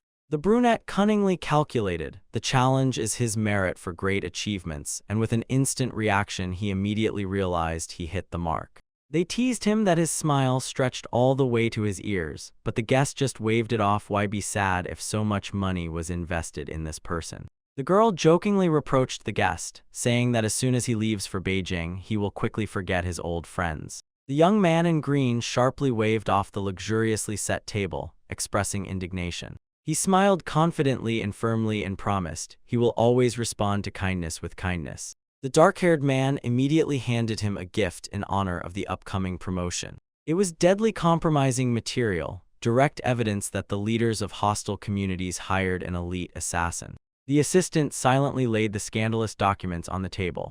The young man fixed his gaze on the text and froze in amazement. The mercenary belonged to the closed world of martial arts, and the evidence was extracted thanks to the influential Hao clan. He sincerely could not understand why such tricks were invented at all if the conspirators could simply be thrown into the dungeon and forced to confess. The dark-haired man cold-bloodedly laid out the plan. As soon as their connection with the Murim surfaced, his subordinates would immediately pounce on the traitors and tear them to pieces. The hostess slyly smiled and immediately understood how the divide-and-conquer tactic yields double profit. The girl, with such an appearance as if she had succeeded in everything, loudly announced, "Unlimited drinks until the end of the night in honor of this huge event." The luxurious multi-story pavilion is flashing with lights. Festive lanterns brightly shine against the night sky. Grabbing the drunk judge by the arms, the maids dragged him into the chambers. The man turned to Lady Yeon and quietly asked if she would go with him. He clearly emphasized, all joys must be shared only with the lawful wife. He smiled smugly as soon as he heard these words, and Yeon's cheeks flushed with a blush. The girl joyfully threw herself around his neck, the embrace tightened, and she caressed aloud. How sweet that word sounds. But in a moment, the expression on her face froze into a confident, predatory half-smile. Meanwhile, the short-haired guard suddenly turned pale and froze, fixating his gaze on the shocking news about their marriage. Another guest, adorned with luxurious hairpins, turned to her and asked why she still hadn't left. The guard replied that she was staying to watch over her master, but the girl sharply cut her off. Her chosen one had already left, so she had no reason to stay here anymore. But suddenly her gaze softened, and she jokingly suggested just having a drink together like normal people. The hostess, with a sly smile, said that no other thing drives away sorrow as quickly as a precise shot. Noticing how gloomy the girl looked, the beauty cheerfully tapped her glass against hers, ringing and cheerfully. The girl drained the cup in one go, drinking it all to the bottom in one gulp. She made a grimace, not understanding how people could drink this filth at all, and her reserved interlocutor only smiled and replied, "Everyone says that at first, but later they just get used to it." The girl frankly admitted that she understood the sympathy of their hostess, because the woman opposite was truly a real beauty. And immediately, bitterly, he added, if he had feelings, he would not have left her even for one night for another, even if they had slept together before. The beauty gently objected. It was purely a business maneuver, since no man goes to bed with a woman just out of duty. She tilted her head with interest and asked if the visit to another woman did not bother the girl at all. She only waved her hand irritably. After all, she was much more oppressed by the position of the lawful wife. Isn't that what older women are called? She froze in surprise, as if not understanding what had happened. After she swallowed these words, she honestly admitted, older couples often say exactly that. Soon she broke the silence, laughing loudly and genuinely throughout the room. Laughing, she kindly suggested dropping the formalities and switching to you informal, which broke the tension and thawed their conversation. The woman adorned with floral decorations smiled slyly and declared that next time they would entertain the hostess, both she and they. Her voice treacherously dragged out the words until it reached the main point. When it comes to the bed, all they can do is console themselves with drinks. The girl froze in place, and a blush instantly flooded her face. "That will never happen," burst out from her throat, and shame overwhelmed her so much that the words broke into an uncontrollable scream. Outside, a deep night prevailed, and the estate quietly glowed with warm lanterns. The doors suddenly slid apart to the sides, and he appeared on the threshold, calmly smiling right in the middle of the loud swearing about how the magistrate intervenes. The leaders of the Black Dragon and Blue Wolf groups boiled with rage, accusing the young man of breaking the unwritten rules. He coldly threw it in their faces. Rumors about their mercenary had already spread, and now, with the main force gone, both gangs had turned into defenseless prey. The main leaders burst into shouting, firmly rejecting the demand to submit to the Red Tiger faction and hand over power to it. The young man narrowed his eyes fiercely. He understood without error. These two were waiting for outside help. One clear question about support from the Red Wind or Black River sects struck the dragon leader like an electric shock. The grotesque grimaces of the leaders were distorted by shock, and this confirmed everything better than any words. He sharply reminded them the allotted month had long passed, and right nearby appeared the very same girl, a living witness of their secret meetings. Borodin realized with horror. All this time they were simply used as pieces in someone else's game. The young man, who was now eerily smiling from the shadows. He abruptly stopped the panic and ordered them to state the terms of their agreement. Cornered, the prisoner confessed. He gave them half the profits for protection when two more powerful combat sects were set against him and against them. The young man openly mocked their stupidity, and this bloody clash seemed insufficient to them. A broad smile, the enemies did not deviate from his predictions by a step. The camera switches to the Black Dragon's estate, where the deputy leader Guan anxiously awaits a meeting with an unwanted, uninvited guest. The youth casually remarked that he had just been to the prison of their leader. Guan tried to raise a protest but met a cold rebuff. The boss ended up behind bars only because he sent killers against him. The deputy seized a pause and began to justify himself, pouring out complaints about pressure from competitors. The youth again threw a sarcastic question. Could his own head really be worth giving to the native community so that strangers would tear it to pieces? Cornered, Guan had nothing left. In despair, he shifted the entire burden of guilt onto the one who was locked up, the boss who was in prison. The guest, smiling crookedly, promised that very soon he would call him for the final conversation. He intended once and for all to prove his former triumphs were not accidental. The girl with the bob squinted and sighed angrily, expressing clear dissatisfaction. Above the head stretched a carefree blue sky. And behind the high roofs of the Brotherhood of the Bloody Wind, intrigues were already raging and gaining momentum. The assistant reported, standing a step behind the elder. 2 squad commanders had already been informed, and 2 more were following.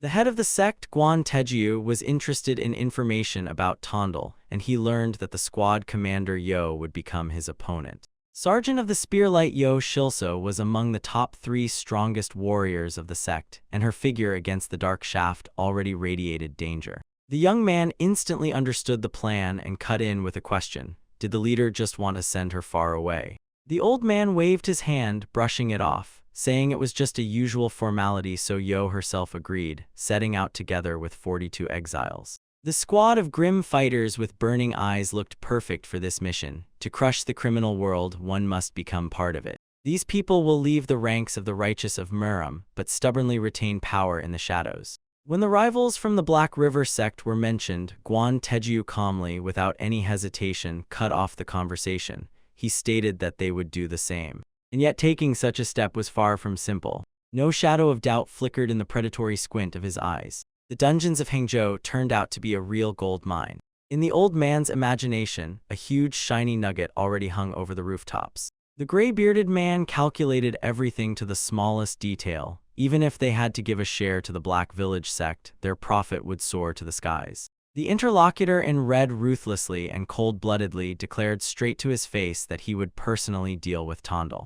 The predator crossed his arms and ordered to pass this news to the allies. That bearded man from the other camp almost pulled out his hair as soon as he learned about the conspired joint plans of the two hostile sects. But the dark-haired young man did not flinch. He honestly admitted that this was exactly what he expected. He broke into a hysteric fit and shouted fiercely, accusing his comrades of inaction. "And why forbid them?" the dark-haired young man said indifferently, while the bearded man shouted frantically about inevitable doom.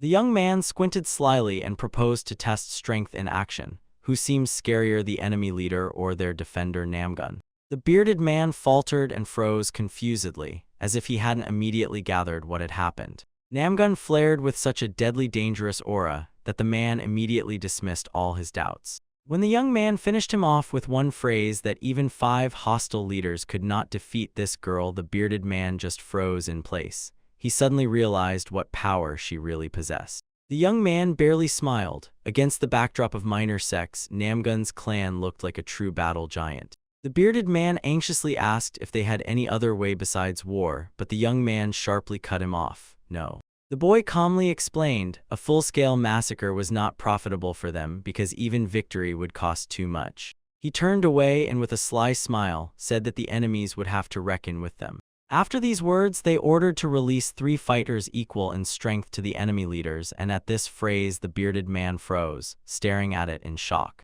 First Master Chang, second Defender Namgun. The floor was suddenly shaken by a heavy step.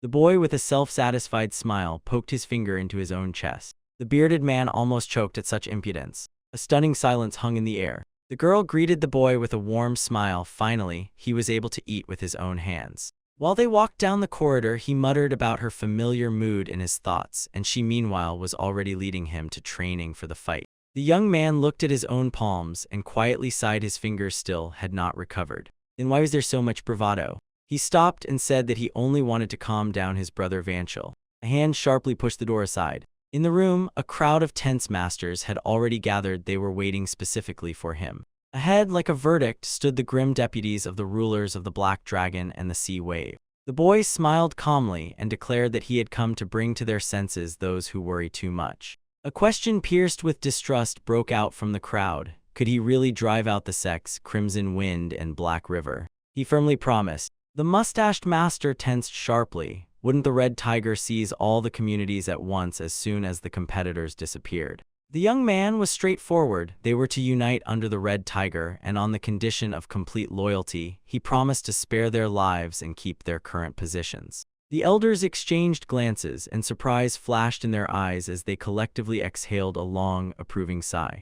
One of them anxiously began to explain how the clan's income would now be distributed. Tondal calmly raised a finger, 8-2 in favor of the main branch. The crowd erupted in outrage. The leaders drowned him out with cries of starving to death and promised to switch to enemy sects. And even with a song, the young man replied indifferently. He instantly shattered their illusions. In foreign fighting sects, no place is kept for traitors. At least half would be removed without hesitation to make room for their own. The boy's face became predatory. He promises to leave them alive, but also demands money. This is outright impudence. The gray-haired old man angrily dismissed the words and exclaimed, "Did the coordinator come to negotiate or to get hooked to make new enemies?"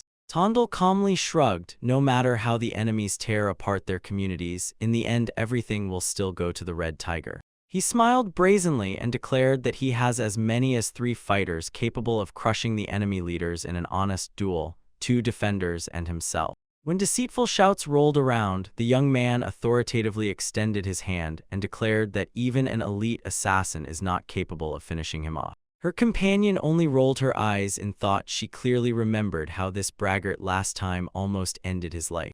The young man confidently stated, "A large-scale war is not profitable for the enemies, so they will throw ordinary cannon fodder into battle." His gaze darkened. For Murim warriors, even bandits are just civilians, and influential masters do not forgive any outright slaughter. The last trump card in this game was the district judge. He had long been leaning to their side. The listeners froze in tense silence, and cold sweat ran down their faces from these events. As soon as they were outside, the girl asked if he was squeezing too hard, and he only grimaced in a smile. Better to press now so that later they themselves will thank when he loosens the grip. To her logical question about spies among the guests, he answered briefly. It was precisely on the leak of this information that he was counting. He stopped and wondered how the enemies would react to rumors about the 3 fighters of Red Tiger who could fight on par with the sect leaders. The girl thoughtfully said that after the recent defeat, they would have to act very cautiously up to paranoid vigilance. After that, she sighed discontentedly. She wanted to stretch her fists on some sect leader. He boldly advised her to return to her homeland for noble duels, because here, in the criminal underground, fighters fought as dirty as they could. The girl sharply slowed her pace and aloud doubted how long their organization would remain just an ordinary underground. "Will you really stop as soon as you conquer all of Hangzhou?" she threw over her shoulder. A sly smile blossomed on her face, a predatory joy trembled in every line. She smiled, catching herself noticing that he was carefully examining her. No wonder she had worked with him for so long. The boy truly could not understand. If she liked fights so much, then why was she still here and not living in the world of martial arts? She calmly fixed her gaze on his eyes, and it was clear that she liked him. The boy asked in a trembling voice if he could call it friendship, and her answer sounded clear and final as for a man. He was embarrassed by the sudden confession, and the girl meanwhile rolled up her sleeves. She saw no point in hiding the obvious. Recalling the bravery of Lady Yan and Sion, she decided to no longer hide her own feelings. The boy ironically asked what the daughter of the Namgun clan would do now. After all, she had fallen in love with an ordinary bandit. She gently smiled at the wind. Love is not for anything, it endures despite everything. Suddenly, a thick, impenetrable fog enveloped everything around. From that moment, the heavy blade of the sword slashed down with a piercing whistle.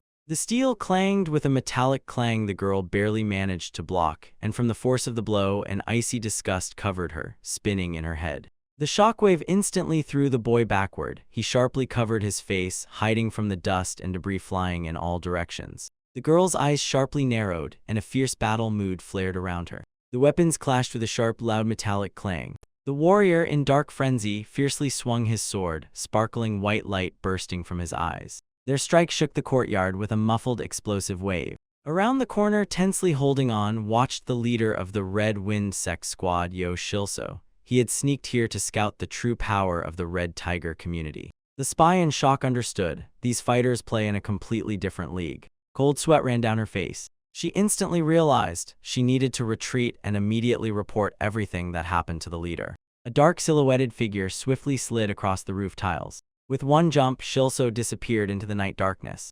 As soon as her presence vanished, the feigned slaughter stopped instantly. The man lowered his sword and calmly praised his partner for the skillful play. The coordinator's plan worked flawlessly. Now the enemy sects will definitely believe that the threats to deal with their leaders are not empty words. The tension in the yard melted as soon as the girl came outside with a tray and gently offered the fighters hot tea. She grabbed a glass and immediately got down to business. She asked how things were progressing with that very coordinator. The girl with the bob confessed. She had recently already confessed to him. The girl with the bob lowered her gaze and immediately asked not to nurture hopes for a romantic ending. The girl with long hair, shaking her head in surprise, asked again if Tendelia really remained silent during the confession, then sadly confirmed. The only response was silence. She forcibly stretched a smile on her face, looked at her mug, and stubbornly pretended as if she was not upset at all. This lie was visible to the naked eye. The long-haired woman pressed her palm to her chest and sighed deeply because she so wanted to know what he really felt. The girl with the bob bitterly smiled and mechanically grabbed the phrase. Telepathic technology would be very appropriate for her right now. The interlocutor covered her mouth with her hand. What kind of mind-reading technology does she mean? A panic gleam flashed in her eyes, and she feverishly began to justify herself for the careless slipped word. But it was already too late. The woman with long hair firmly grabbed her hands and persistently reminded her that now they were almost one family. A dark shadow covered her face, and a predatory smile was visible in every feature. The secret already demanded disclosure. The long-haired woman dissolved her face into a cunning, slightly eerie smile. The gray sect leader frowned and sharply asked again. He was not going to believe what he had just heard. Trembling on her knees, her subordinate reported the unpleasant truth. The fighters of the Red Tiger do not yield in strength even to the sect leaders. Another subordinate doubted whether Tondel was bluffing at all and admitted, even if a sudden attack occurs, she still is not sure how it will all end. She said tensely, to win, they would have to negotiate with the sect Red Wind. But already in a few days, both Red Wind and Black River completely abandoned the idea of an attack. They simply did not dare to oppose Chan Yusun and Namgun Sorlin in battle. Smaller communities retreated into the shadow of the Red Tiger, and their absorption became only a matter of time. The secret and silence of Tondal was cut by a guard. He reported about an intruder, or an uninvited guest, confidently sounded from the doorway. Tondal grimaced harshly. This visit turned out to be extremely timely right now. The name was pronounced Namgun Kalhyun. The guest stepped over the threshold and froze in surprise. The coordinator happily twitched upward and confidently grabbed him by the forearm. It turned out that Kalhyun's previously crippled arms had almost fully recovered. Sorlin sharply asked her brother why he had come, but he immediately shifted his gaze to the young man. He was the one who brought the promised item. A thick blue book suddenly appeared in his hands. The man handed the boy a folio. It described a family three-step saber fighting technique that would definitely be useful for his already healed hands. The young man closed his eyes evenly and finally asked to stop all attempts to settle the debt with him. He had already heard enough about the transferred step and this technique, but the guest did not back down an inch. The debt for a saved life could not simply be written off. He forcibly pressed the manuscript into the boy's hands. Their family had long abandoned this style anyway, so such a genius would definitely make him famous worldwide. The young man modestly waved it off, but the man unexpectedly betrayed his own sister. In her letters, Sorlin directly wrote that the boy was a much greater talent than her own brother. The girl instantly blushed, and the guest with a self-satisfied smile reached into his chest to get proof. Sorlin roared with fear. After a tense pause, the brother laughed and honestly admitted he had left the compromising materials at home. He met the sister's insistent cry about mockery only with a smile. Now, he said, it had become even more pleasant to tease her. Interrupting the quarrel, the young man gratefully accepted the book and immediately suggested celebrating. In the evening, he would treat everyone to expensive wine at the stairs to heaven. Sorlin immediately forbade dragging her brother into a brothel. The boy calmly asked since when this was even considered corruption.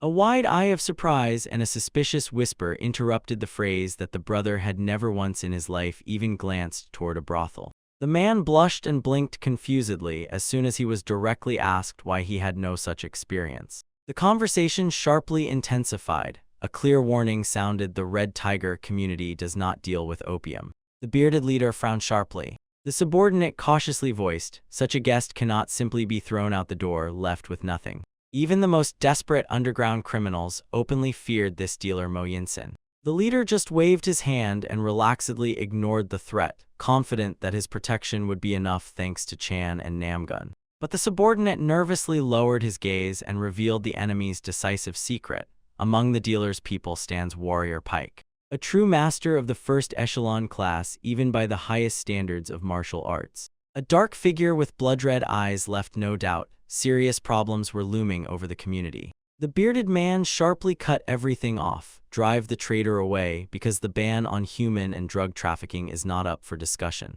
A hand with a harsh crunch crushed a fan in response to the indignant thought. They will not allow any drug dealers to force them into anything at all.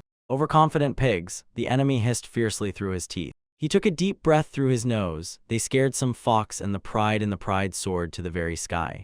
Opium dealer Mo Yinsen miserably twitched with impatience, pleadingly reaching for the next dose. From above, they disdainfully threw a bag in his face, which flew right at him. The blow painfully hit the old man in the forehead, sharply interrupting his panicked thoughts about the leader's anger. The man leaned over the dealer and ordered him to inject himself so that he could at least straighten up.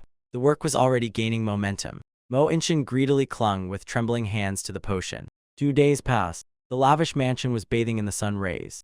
Namgun Kalhyun carefully examined the new rooms while his sister sat nearby. The brother asked how he liked the new place, and he reluctantly uttered something like, "Here neither this nor that." The acquaintance only laughed at his inability to lie and suggested sometimes taking breaks from training. Moreover, the girls opposite no longer cast interested glances his way. The girl practically boiled with anger and fiercely ordered him to shut up until he calmed down. His brother just snorted, teasing that he would now visit here more often for such a face. In the end, he asked them to take care of themselves and not to forget to visit their parents. She quietly nodded and agreed, hoping that this prank would go unnoticed for him without consequences. As soon as her brother left, she pounced on her companion and punched him, accusing him. He calmly dodged the blow. Does she want her brother to die a virgin? The tense argument was abruptly cut off by an alarming scream. Gasping for breath, the subordinate fell into the yard with the news. In the Hwanggun district, their people were being beaten. The opium traders were suddenly attacked. They dealt with about 20 fighters and kidnapped the leader of this unit.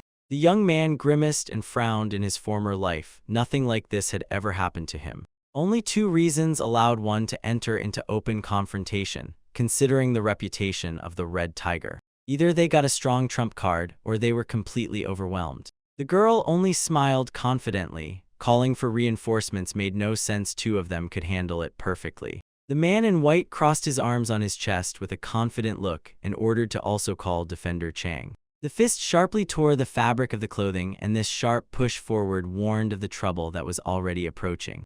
The warrior clenched his face in a sharp grimace when he heard the mocking question about what it is like suddenly becoming a worthless thing. Now he turned into an ordinary hostage with a tag that named the price, only a few hundred taels of silver. He remained on his knees, his hands were tied, and the bearded leader calmly slumped in the chair and demonstratively ignored the bloody body under his feet. The bloodless prisoner raised his pale face and began to plead for a new dose. Irritatedly waving his hand, the leader commanded his subordinates to feed the one who was whining with drugs. The witness's face in this frame was drenched in cold sweat from shock. He could not believe that this bastard single-handedly scattered an entire combat unit. In the semi-darkness appeared a gray-haired elder with a bare sword, and from him rose a terrible blue glow of aura. Above the battlefield hung a single name: Tondal.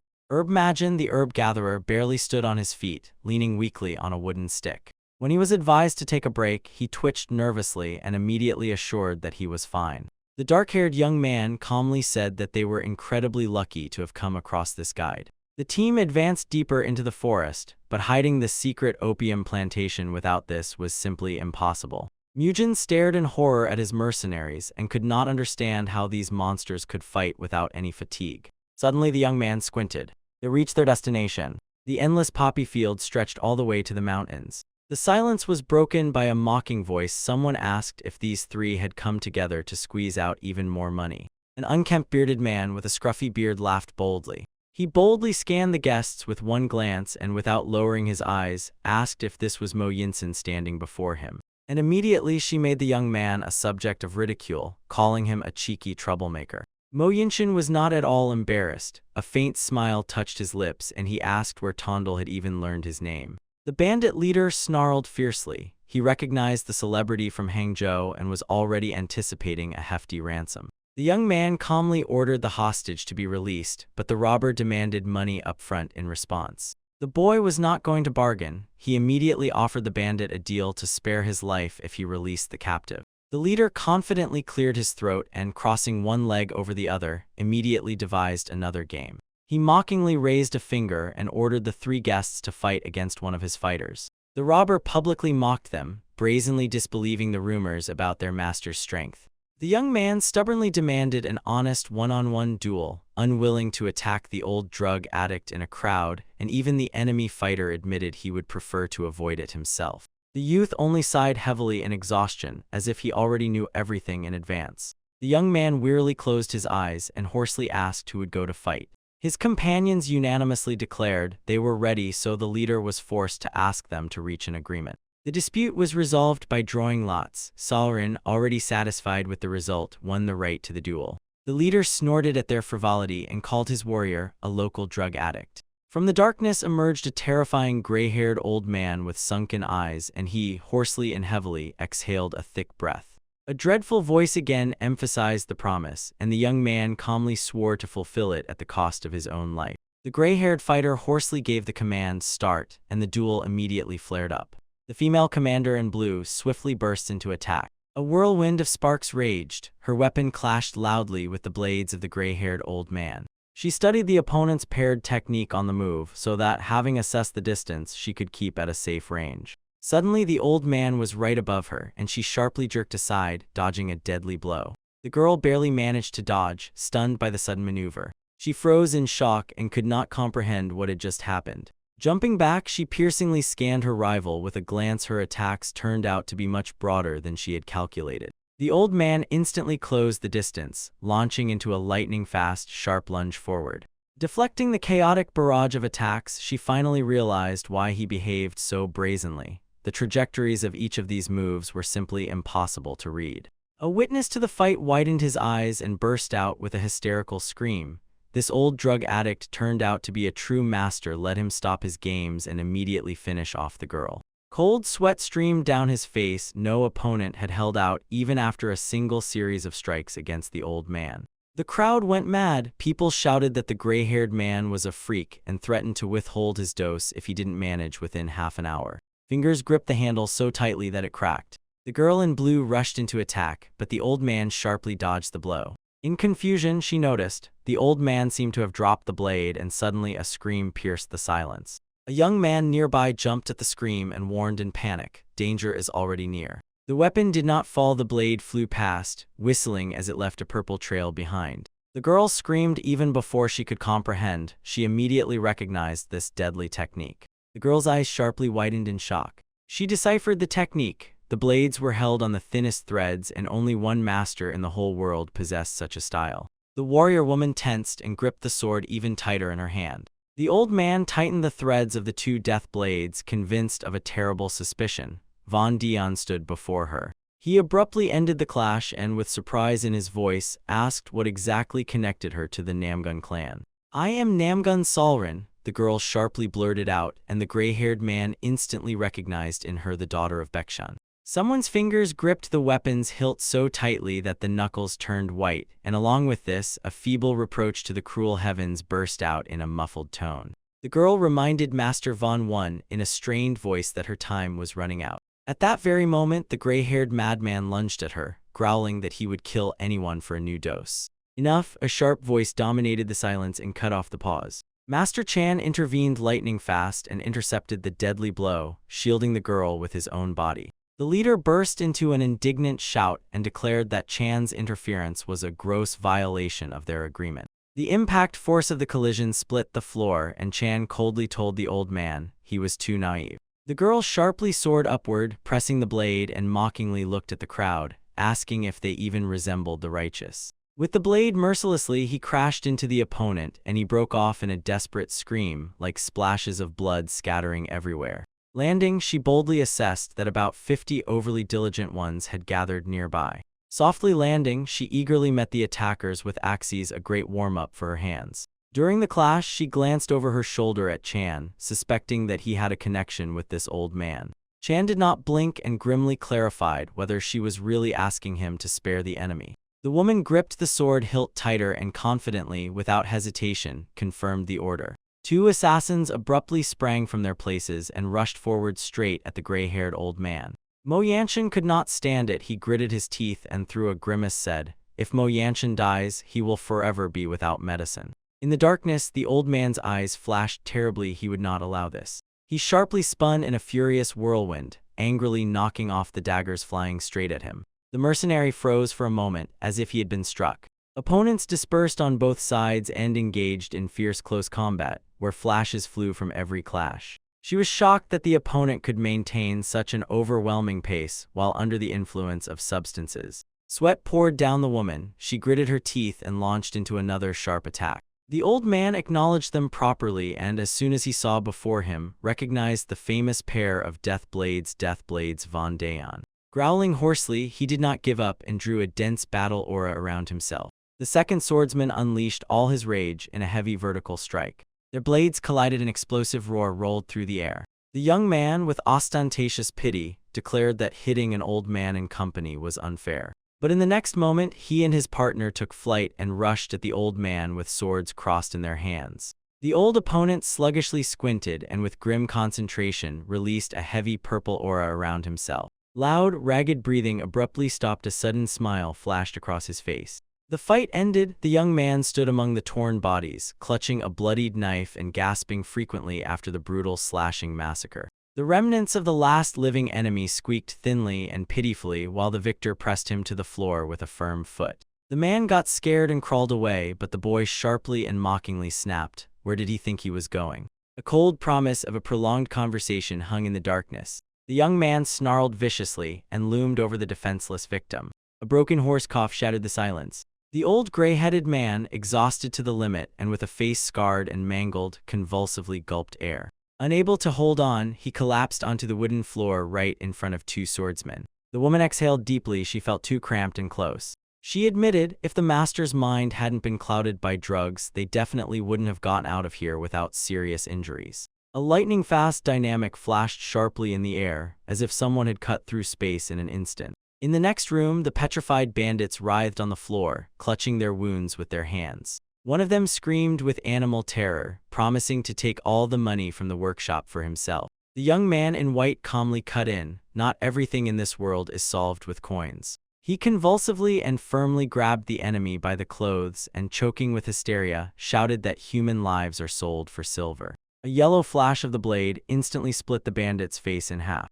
The young man with the bloodied sword coldly threw down the body of the deceased and cut off only one thing: "You are mistaken." Looking around the room, piled with corpses, the heroes caught their breath. The bloody massacre justified itself. Meister Vaughn was finally safe. The young man asked with doubt whether this miserable situation could be called salvation. The woman said gloomily, staring at the unconscious captive, "He can no longer be healed." He only sighed heavily as soon as he realized she had never faced true opium addiction. The young man sharply said that there is no return from such an abyss, so it is better to give up hope.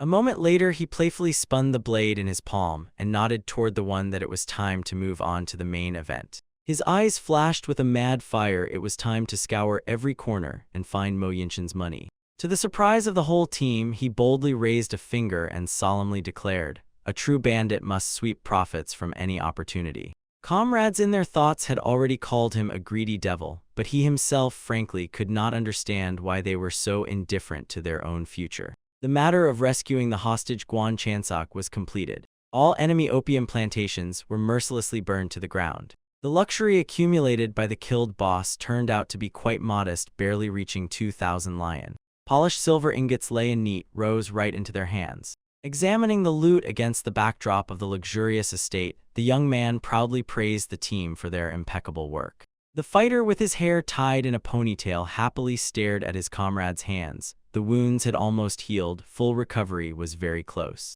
The man with dark hair only gave a crooked smile and waved his hand, diverting the conversation, muttering about the blind happiness of ignorance. The conversation turned to their new partner. The first was glad about the talented fighter and decent person, but the young man openly doubted what the newcomer was really like as a person. One single question sharply distracted him: did he like the protector Namgun? The youth blinked and tried to object, but the interlocutor self-satisfiedly cut him off. The wife thought so, and she is never wrong. The dark-haired man blushed and grumbled that she was wrong. Such things are visible even without mind reading. Suddenly, the defender herself passed by them, exhaling wearily. All this is untrue, but let them continue to think so. For now, in the room, a weary gray-haired old man stared at the girl with hope and asked if she had finally come to her senses. He still did not understand why he was still breathing. And she calmly replied, she could not kill Master Vona. The girl knelt before the bound prisoner and cold-bloodedly cut as if to prove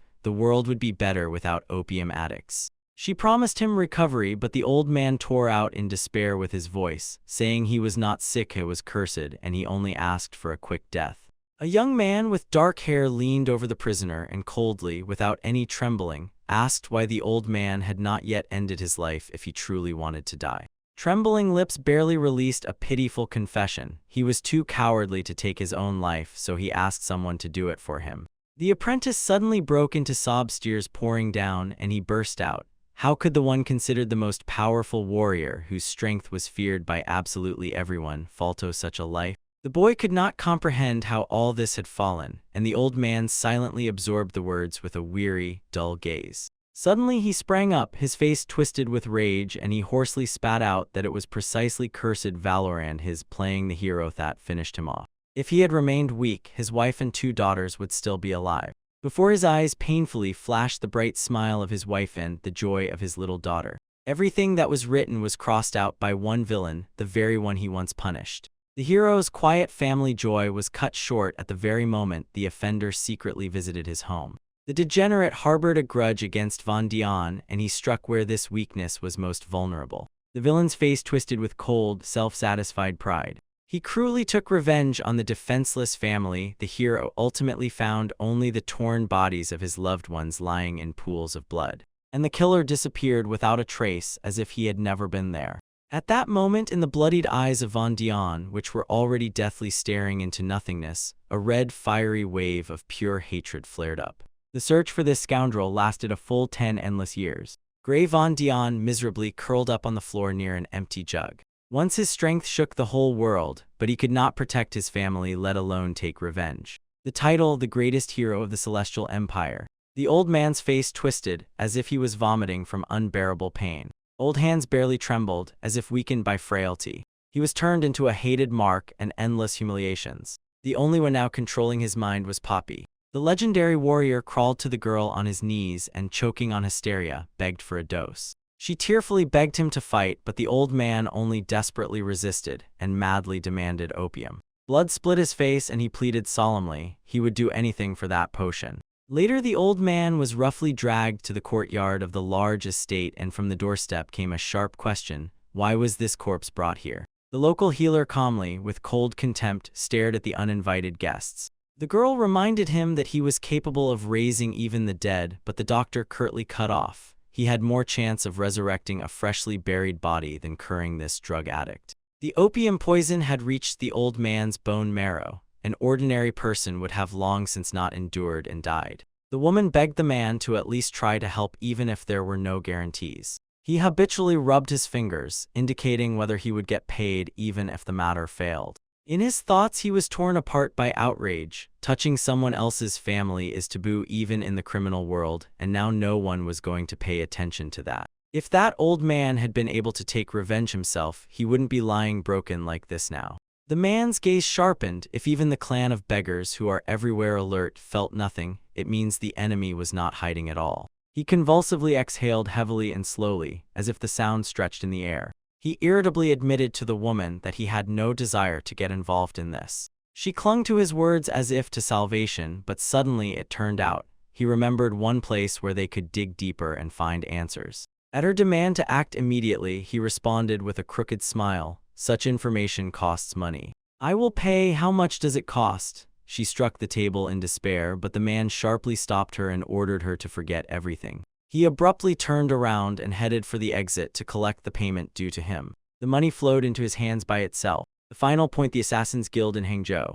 The gray-haired master sharply interrupted the conversation and immediately stated that it was impossible. He stopped at the meat counter and flatly refused to even glance at the famous Jew Chabani, the one who had slaughtered an entire family and vanished without a trace. But the young man laid everything out clearly. The seekers were rummaging only among the fighters, while their target had long and clearly settled into the familiar world, hiding. To finally break the old man's resistance, the guest rolled a heavy wooden chest up to him. When the old man looked at what was inside the box, he froze in shock. The lid snapped open. The gaze was immediately blinded by the dazzling shine of a whole mountain of gold ingots. The boy calmly reminded, for good pay, mercenaries are capable of gathering as many people for the search as needed. He squinted and asked if this amount would finally make them act. Greed instantly washed away fear. The old man assured that for such a sum they would even get a 9-tailed fox from underground. The corner of the young man's lips twitched. Satisfaction appeared in his expression.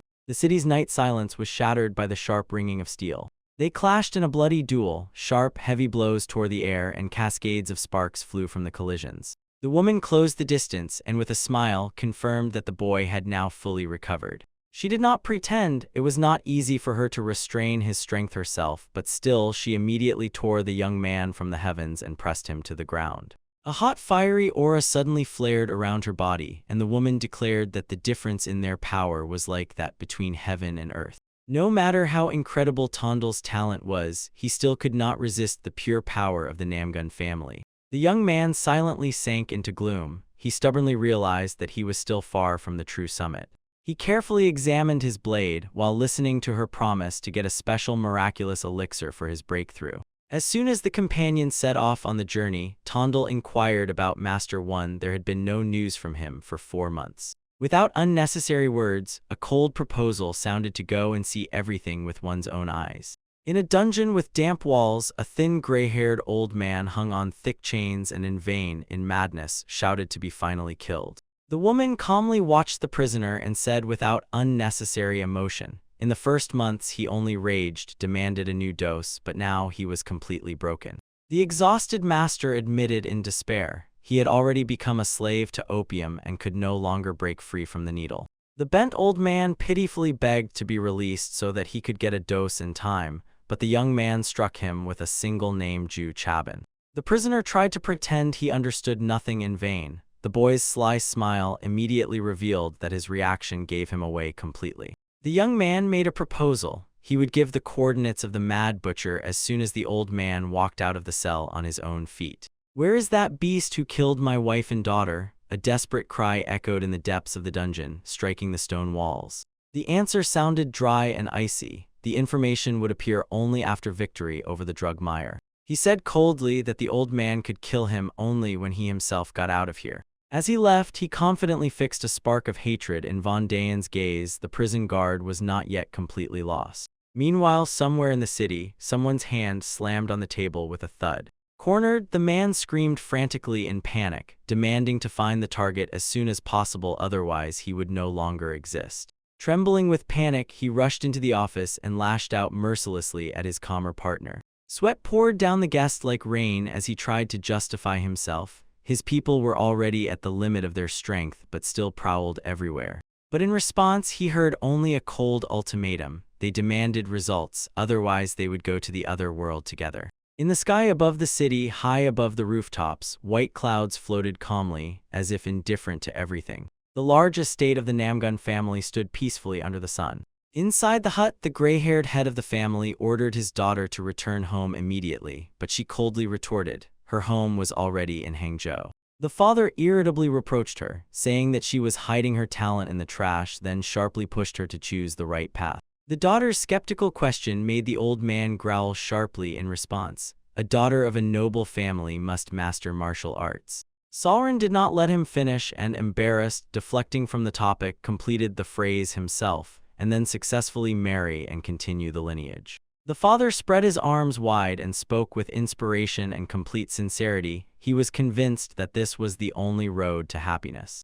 The girl sharply blurted out, "A weakling can only drag me down," but did not finish the sentence. An unexpected question heard somewhere beyond the door made her suddenly shudder. A young man confidently entered the room and asked the father for permission to briefly kidnap Sauron. He smiled confidently. The boy wanted a duel to see her progress with his own eyes. Cold calculation flashed in the old man's eyes. He immediately gave permission for the fight, to finally knock the runaway off her feet and bring her to her senses. The father decided in his mind, let her feel on her own skin how much precious time she lost digging that hole. White clouds slowly floated over the roof of the estate. The clan elders had already found the girl several truly advantageous candidates. One of the men doubted whether she even listened to their words, although not once had anyone refused the bride from the Namgun clan. But the gray-haired elder cut off his words with cold indifference, stating that this duel would quickly knock the pride out of her. She had to see with her own eyes how empty and senseless it was to get involved with that riffraff from the criminal world. In the sunny arena, the man and the girl parted to the sides and stood opposite each other in fighting stances. Namgun Kalhyun himself stepped forward to meet her, the brilliant winner of the Dragon and Phoenix tournament, whose power was equated to the strength of the elders of the great sects. He fixed his gaze on his opponent, demonstrating a clear advantage. Kalhyun confidently ordered her to fight to the end, and the girl gripped her real combat saber tighter. He condescendingly allowed her to start the strike first, and the girl agreed for a moment. With a sharp jerk, the girl rushed into the attack. The blades clashed against each other with a deafening clang. Not a trace of a smile remained on Kalhyun's face. He suddenly realized her weapon was in no way inferior to his. The arena exploded with cascades of sparks. A series of quick and merciless strikes fell upon the opponent in a continuous storm. He sharply raised the training sword, preparing in advance to parry the blow. From above, Sauron unleashed a strike full of fury, and her rival met the blade with a steady, unwavering gaze. "Not bad," he exclaimed joyfully and casually, holding this block effortlessly. The girl only increased the pressure and hissed through clenched teeth that this was not enough. The elders watched the clash intently, while the younger one looked on with demonstrative surprise at how Sauron's skill grew with each step. Suddenly he frowned. This was completely unlike her usual fighting technique. She stepped with the familiar emperor step, but cunningly wove something new into this move. Solrin flared with a blue glow, and the gray-haired master firmly confirmed. For the first time, a true foreign style was felt in her sword movements. The girl managed to completely cover the vulnerable spots of the original school without losing its devastating power. The younger one only snorted in amazement. The observer smiled nervously, admitting that he himself would hardly have stood against such furious rage. A wooden sword sliced through the air with a whistle as it was thrown upwards. The wounded Solrin breathed heavily and brushed off the opponent's words of praise. When you hear about your own strength only after defeat, it sounds like mockery. The man reproached her for her recent inaction and directly asked if she had already forgotten the events in Hangzhou. He proudly declared he trained until the seventh sweat so that he could then rest with a clear conscience. The girl asked if he intended to return there, and he nodded. A close friend was waiting for him there. Their conversation was interrupted by the voice of a gray-haired elder. He admitted that in fact none of them had shirked training. But the old man sharply cut in. If she had trained at home, not in that dump, she would now be much stronger. The girl flared up with indignation and threw in his face. He had no right to call that place that. The elder calmly intervened and said that he had recently come across Death Blade's masters there. At these words, the interlocutor nervously clenched his fist. With a barely perceptible smile, he promised to tell all the details of what had happened. The girl's face twisted with rage, and a terrifying gleam flashed in her eyes. Now, she finally understood where that brave warrior had been hiding all this time. The gray, wrinkled figure of the man grew cold and petrified with shock. Could it be that Grandmaster Wang had turned into an opium addict? Solrin abruptly interrupted. Now it is these scoundrels who are trying to help the fallen hero and no one else. The old man stunnedly stretched out his hand to sniff out the enemy. These vagabonds gave the Hao sect a crazy 3,000 taels. The girl flared up with indignation and blurted out what their praised righteous union had done for the most outstanding fighter. Clutching the fabric on her own chest, she declared that the righteous grumble in vain. They don't even throw pity on a miserable 100 coins. Solrin coldly glanced at the old man and sharply asked who among them was really the same trash. Her face froze with fear. She no longer intended to live in this deceitful hypocrisy. The old man fiercely gasped with indignation. From behind, someone mockingly threw. The girl disappeared from her clan long ago. The young man casually threw his arm over her shoulder and cheerfully suggested the idea of going together to Hangzhou. All this time, the killer from the master's family was hiding in Inshan, disguised as an ordinary butcher. As soon as he read this from the delivered note, the old man stared in shock, not believing his own eyes. The youth confidently smiled and stated that this information had been verified twice, so there could be no mistakes. The young man dealt with his affairs with the elderly butcher and calmly left, giving him the entire sum of money he had brought. He cheerfully waved off unnecessary questions and headed towards the exit. The old man froze by the counter. He had never before been given 3,000 calves so easily. The old man only muttered confusedly after him that he had never seen such eccentrics. Twilight descended on the carved roofs of the large estate. Inside, the healer reported, the man's body was completely cleansed of opium, and from now on only his strength of spirit would decide everything. The young man nodded approvingly and pressed the heavy sack into the hands of the already patched man. After that, he dryly conveyed the news. Now he works at a meat stall in Hubei province. Then the man, as if stunned, asked again, was it really about Zhu Chaban himself? He tightly clutches the money in the bag. The young man nodded. This is money for the road so that after the long-awaited revenge, the old man would reach the Central Plains and start life anew. The man froze in shock and could not utter a sound until suddenly a completely different voice sounded nearby, sharp, with a pointed question about disobedience to the head of the Namgun clan. 2 glasses clinked loudly when the toast sounded. Exchanging a joke over the glass, someone teased the girl, saying she simply couldn't sit still in the warm little nest, and immediately a sharp phrase was heard in response. The surprised young man asked Solrin why she had drunk so much, and she twitched irritably in reply, "Today is a special day." Suddenly, he jerked sharply upwards and blurted out that he urgently needed to go to the toilet. While he was running away, some guy just blinked in confusion, wondering when Solrin had even learned to drink. Gloomy thoughts were interrupted by the voice of a stranger. The stranger brazenly approached the table and boldly fixed his gaze on the girl, as if he had found an unexpected treasure in this neglected mess. He stretched a predatory smile and beckoned the little one to stand nearby, to come to him. "Hey, bastard!" Solrin's gaze flared with rage and his eyes narrowed with anger. Without any warning, a heavy fist struck the impudent man right in the face. Her companion was just returning. He sharply loomed over the stranger and gave him a harsh reprimand for disrespecting the young lady from the powerful Namgun family. Then he smiled boldly and issued a challenge. If his enemy defeats him this year, he will give Sauron to him as a wife. Casually pouring himself a drink, the boy completely sent off the confused rival. After all, even in case of defeat, he still intended to take her for himself. Behind him, Sauron, flushed with anger, sharply grew in stature and demanded an explanation of what kind of deal this was with her. When he finally stepped over the threshold of the room, the girl suddenly blushed, then asked where he had been for so long. She waved her hand displeased. On the way, she had to deal with one insolent scoundrel. The boy instantly turned pale. And it was not without reason. The door burst forward and flew wide open, letting in a crowd of armed thugs. The maid with a broken nose immediately pointed a finger at her offender. The bearded leader loomed over her with threats, but the girl did not flinch once. She coldly cut off that it was his brother who first started the fight. The giant roared fiercely, like thunder crashing. At that moment, the ceramic cup shattered into pieces. A whistle passed right by his temple. The young man suddenly jumped in front of the girl and in a cold tone asked who allowed this hanging mob to touch his protector. Lady Yan sharply inhaled, frozen with admiration, and watched the spectacle with pleasure. In response, the leader snatched his sword and twisted his face defiantly, contemptuously growling that the legend of the god of war is sold like a cheap circus of impostors. One of the fighters volunteered himself to teach the one who was shouting a lesson instead of him doing it. The boy barely cracked his neck, as if casually and with a sly smile said that he himself would crush the arrogant brat.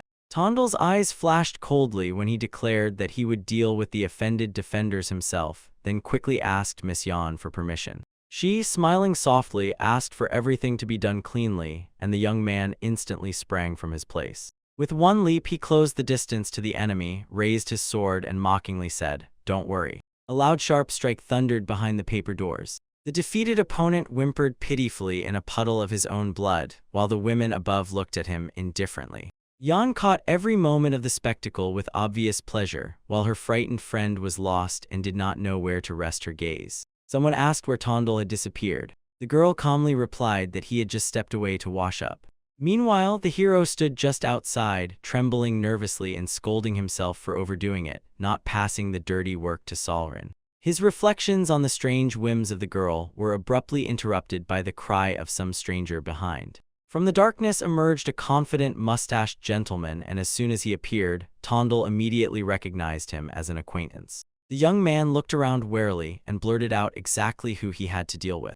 The man did not bother with formalities and immediately fired an accusation. He claimed that Tondal cunningly conspired to kidnap the woman whom the stranger himself had courted for 3 consecutive years. It was Gu Suyan, the very man who in his past life had bought the first night of Shang Suyang. In his memories surfaced her defenseless image and the bloody, frightening shadow of that scoundrel who reached out to the girl. Once he mutilated her so badly that she could never play again. Gu Suyan stood opposite and brazenly advised not to attack people, while he himself hid behind the patronage of the local judge. The enemy's face twisted into a sinister grimace and he hissed a threat. As soon as the judge retires, on that very day the young man will face death. He calmly listened to this and with slight irony noted, to release the opponent after such a touching trouble would be disrespectful. In the semi-darkness, his lips stretched into a predatory smile, and in a cold tone he responded with a promise. He himself would determine the day of Gu Suyan's death. The speaker was seized by a convulsive cough. He was choking hoarsely and convulsively struggling, trying to gasp for air. He hung upside down, tightly tied by the legs to a tree, while below a gray old man silently watched him. The gray-haired man broke the silence and, nodding restrainedly, calmly thanked the enemy for surviving. The man who was hung crookedly twisted a smile. He definitely did not expect words of gratitude from his fiercest enemy. Having reconciled with the inevitable, he dryly asked for death, admitting that he had stayed in this world too long. The old man's hand flashed a knife. He confessed that for years he had vividly imagined this punishment. His finger cold-bloodedly lay on the victim's neck, pointing to the carotid artery. One cut, and it instantly floods with blood and loses power. Then the finger slowly searched for the pulse, sliding along the vein. Hearing that the cut here would prolong his torment for at least another half-hour, the prisoner swallowed saliva convulsively. His nerves gave out and the prisoner burst into a hysterical scream. "Finish me off already, I told you hit me." The air was torn by a sharp slash of the knife, and after it burst a wild cry of pain. A flock of crows suddenly took off from the branches and rushed upward, disappearing into the crimson-red evening sky. Blood quietly dripped onto the grass from the dead body that still swayed on the rope in the twilight of the forest. Everything ended. He slowly moved forward, covering his face with long strands of hair. In the silence of empty thoughts hung only one thought question: what to do next? He froze in place. Suddenly an old advice surfaced: as soon as the revenge is fulfilled, immediately head to the Central Plains. He remembered the warm smile and words about the world still holding many beautiful places. So shall we go further? The wind ran through the treetops, and a sunny mountain valley opened before him. No sooner had an inner picture flashed in him than the figure of a legendary warrior emerged before his eyes, enveloped in a ghostly blue glow.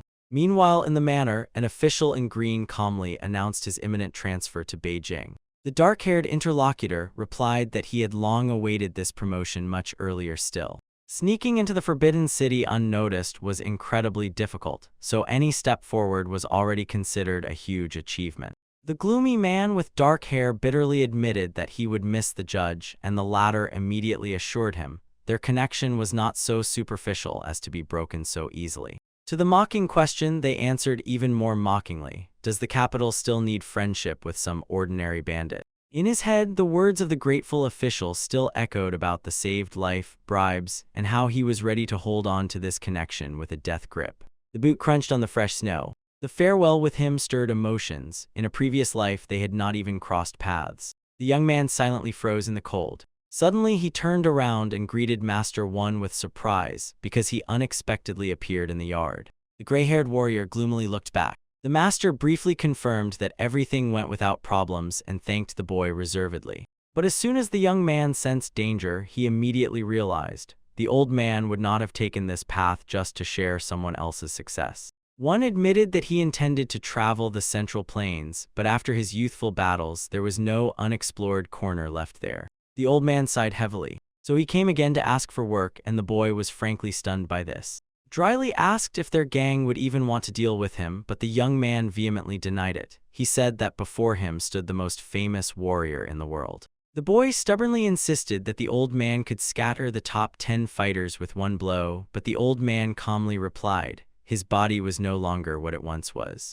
The dark-haired man coldly squinted, as if reminding everyone he was a true bandit.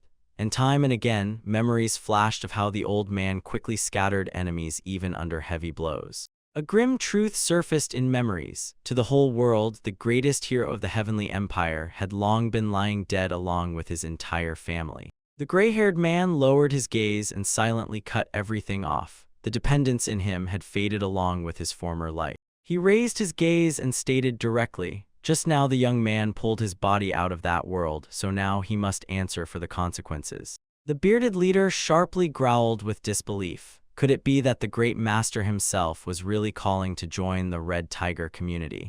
The leader brought the old man to the base and immediately stunned his team with a confession. The skill of this old man surpassed even his own. The embarrassed bearded man quietly grumbled why such a giant would need their miserable gang, but immediately caught himself not to be arrogant about his own business. The mustached man with a beard opened his mouth in surprise. They already had 2 combat experts, and now a monster of much larger size himself demanded to be accepted into the gang. The old man calmly promised he would not be a burden, and at that moment the bearded man mentally screamed at the absurdity of the words coming from the legend's mouth. The dark-haired man gloomily asked, was he really no longer going to be a hero, since in the shadow world the righteous do not live long? The pathos instantly deflated. The old man comically shrank and even twitched with indignation, because now he looked nothing like a great hero. The young man admitted with excitement that he had never seen such devoted boys to justice before, while the old man merely waved his hand disdainfully and declared that he was no hero. But the jokes fell silent instantly. The old man straightened his back, his gaze sharpened with cold steel, and he resolutely swore loyalty. In the yard, the guard was already lining up near the prepared carriage, but no one was about to set off. The new district judge Gu Mayan bowed low and smiled broadly, loudly thanking for everything. His interlocutor warned difficulties are approaching ahead and reminded about the little man he asked to watch over Tindala. He raised a finger and sternly advised to treat him tactfully because such friends are not met on the road. Nearby, a brief wish was heard, to take care of oneself, and Gu Mayan stopped by the wagon. The carriage moved off and the wheels clattered on the cobblestones. As he moved further, someone mockingly called after him, "May the judge disappear from sight and diligently go serve in the new place." The bearded comrade sighed with relief. Finally, they pulled the splinter from the eye. Next to someone, a stranger stealthily approached and respectfully addressed him, calling him uncle. The gray guest approvingly looked over the new judicial robe, and the newly appointed judge sprinkled words of thanks to his uncle. He grinned fiercely, boasting that for the sake of this meeting he had already thrown over 1,300 bodies, and the old official managed to leave on time. The new district judge proudly adjusted his bureaucratic attire and carefully looked around. The guard abruptly cut off the conversation and said that the new judge did not want to see him. Supposedly, the judge was angered by the impudence of a thief trying to get close to the authorities. The leader could not understand why the new judge suddenly turned away from them despite all previous agreements. The air suddenly smelled sharply of trouble. Surprised by his depressed appearance, the comrade asked what had happened at the magistrate's office. It turned out the young man was not even allowed inside. Shaking off gloomy assumptions, he turned to his bearded comrade and asked where everyone had suddenly disappeared to. It turned out that their restless trio had again dragged Master Fawn to sparring training. For these martial arts maniacs, only one long exhale remained. The quiet conversation was interrupted by a dull rumble. A frightened subordinate froze at the threshold and, shouting, reported that trouble had occurred. Horror caught his throat. He could no longer utter a single word.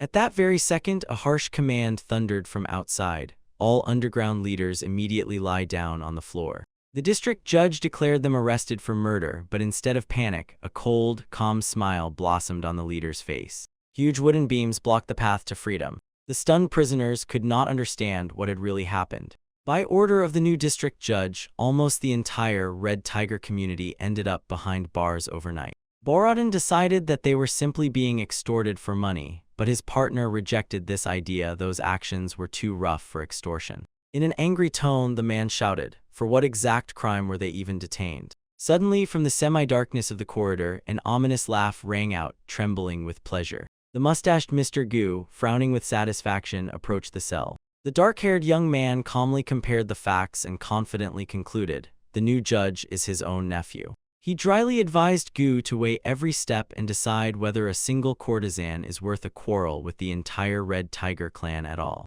In response, Gu maliciously raised his eyes to the prisoners and hissed, "For all their sins, they will rot here for decades." The young gaze flashed with a violet glow, and he lightly hinted to the old man to take care of his health. The boy gave him one last chance to retreat, but Gu only snorted contemptuously. Even the bars did not move the youth's pride. "Let's see how long your confidence will last," the mustached man barked. Quiet birds circled over the night sky. Near the dark government building of Hangzhou, a timid whisper sounded. Would the former judge manage to come to the rescue? The sweaty, bearded man openly panicked. He could not believe that the judge was even aware of their situation. His dark-haired companion replied coldly and briefly, they were not going to escape. The young man added that the enemy had brought trouble upon himself by his own actions. A predatory snarl stretched across his face. It was time to turn the overconfident upstart into a real hellish nightmare. At night in Hangzhou, the foreign authorities exercised no powers. After the court session ended, everything was prepared to immediately crush the opponents to smithereens.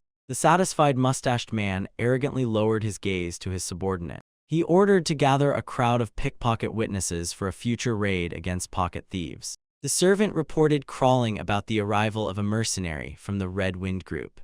The bow-legged mustached man grimaced ominously in a smile. As soon as the local cowards heard about the mass arrests of Tondal's fighters, they immediately bent over and became too submissive. From the dense purple shadow, a woman silently emerged, and her right eye eerily flashed red. A doubtful question was asked, whether the Red Tigers are capable of suppressing the entire local underground network in one night. The district judge smiled smugly. Without connection to the outside world, their leader Tondal lost all power.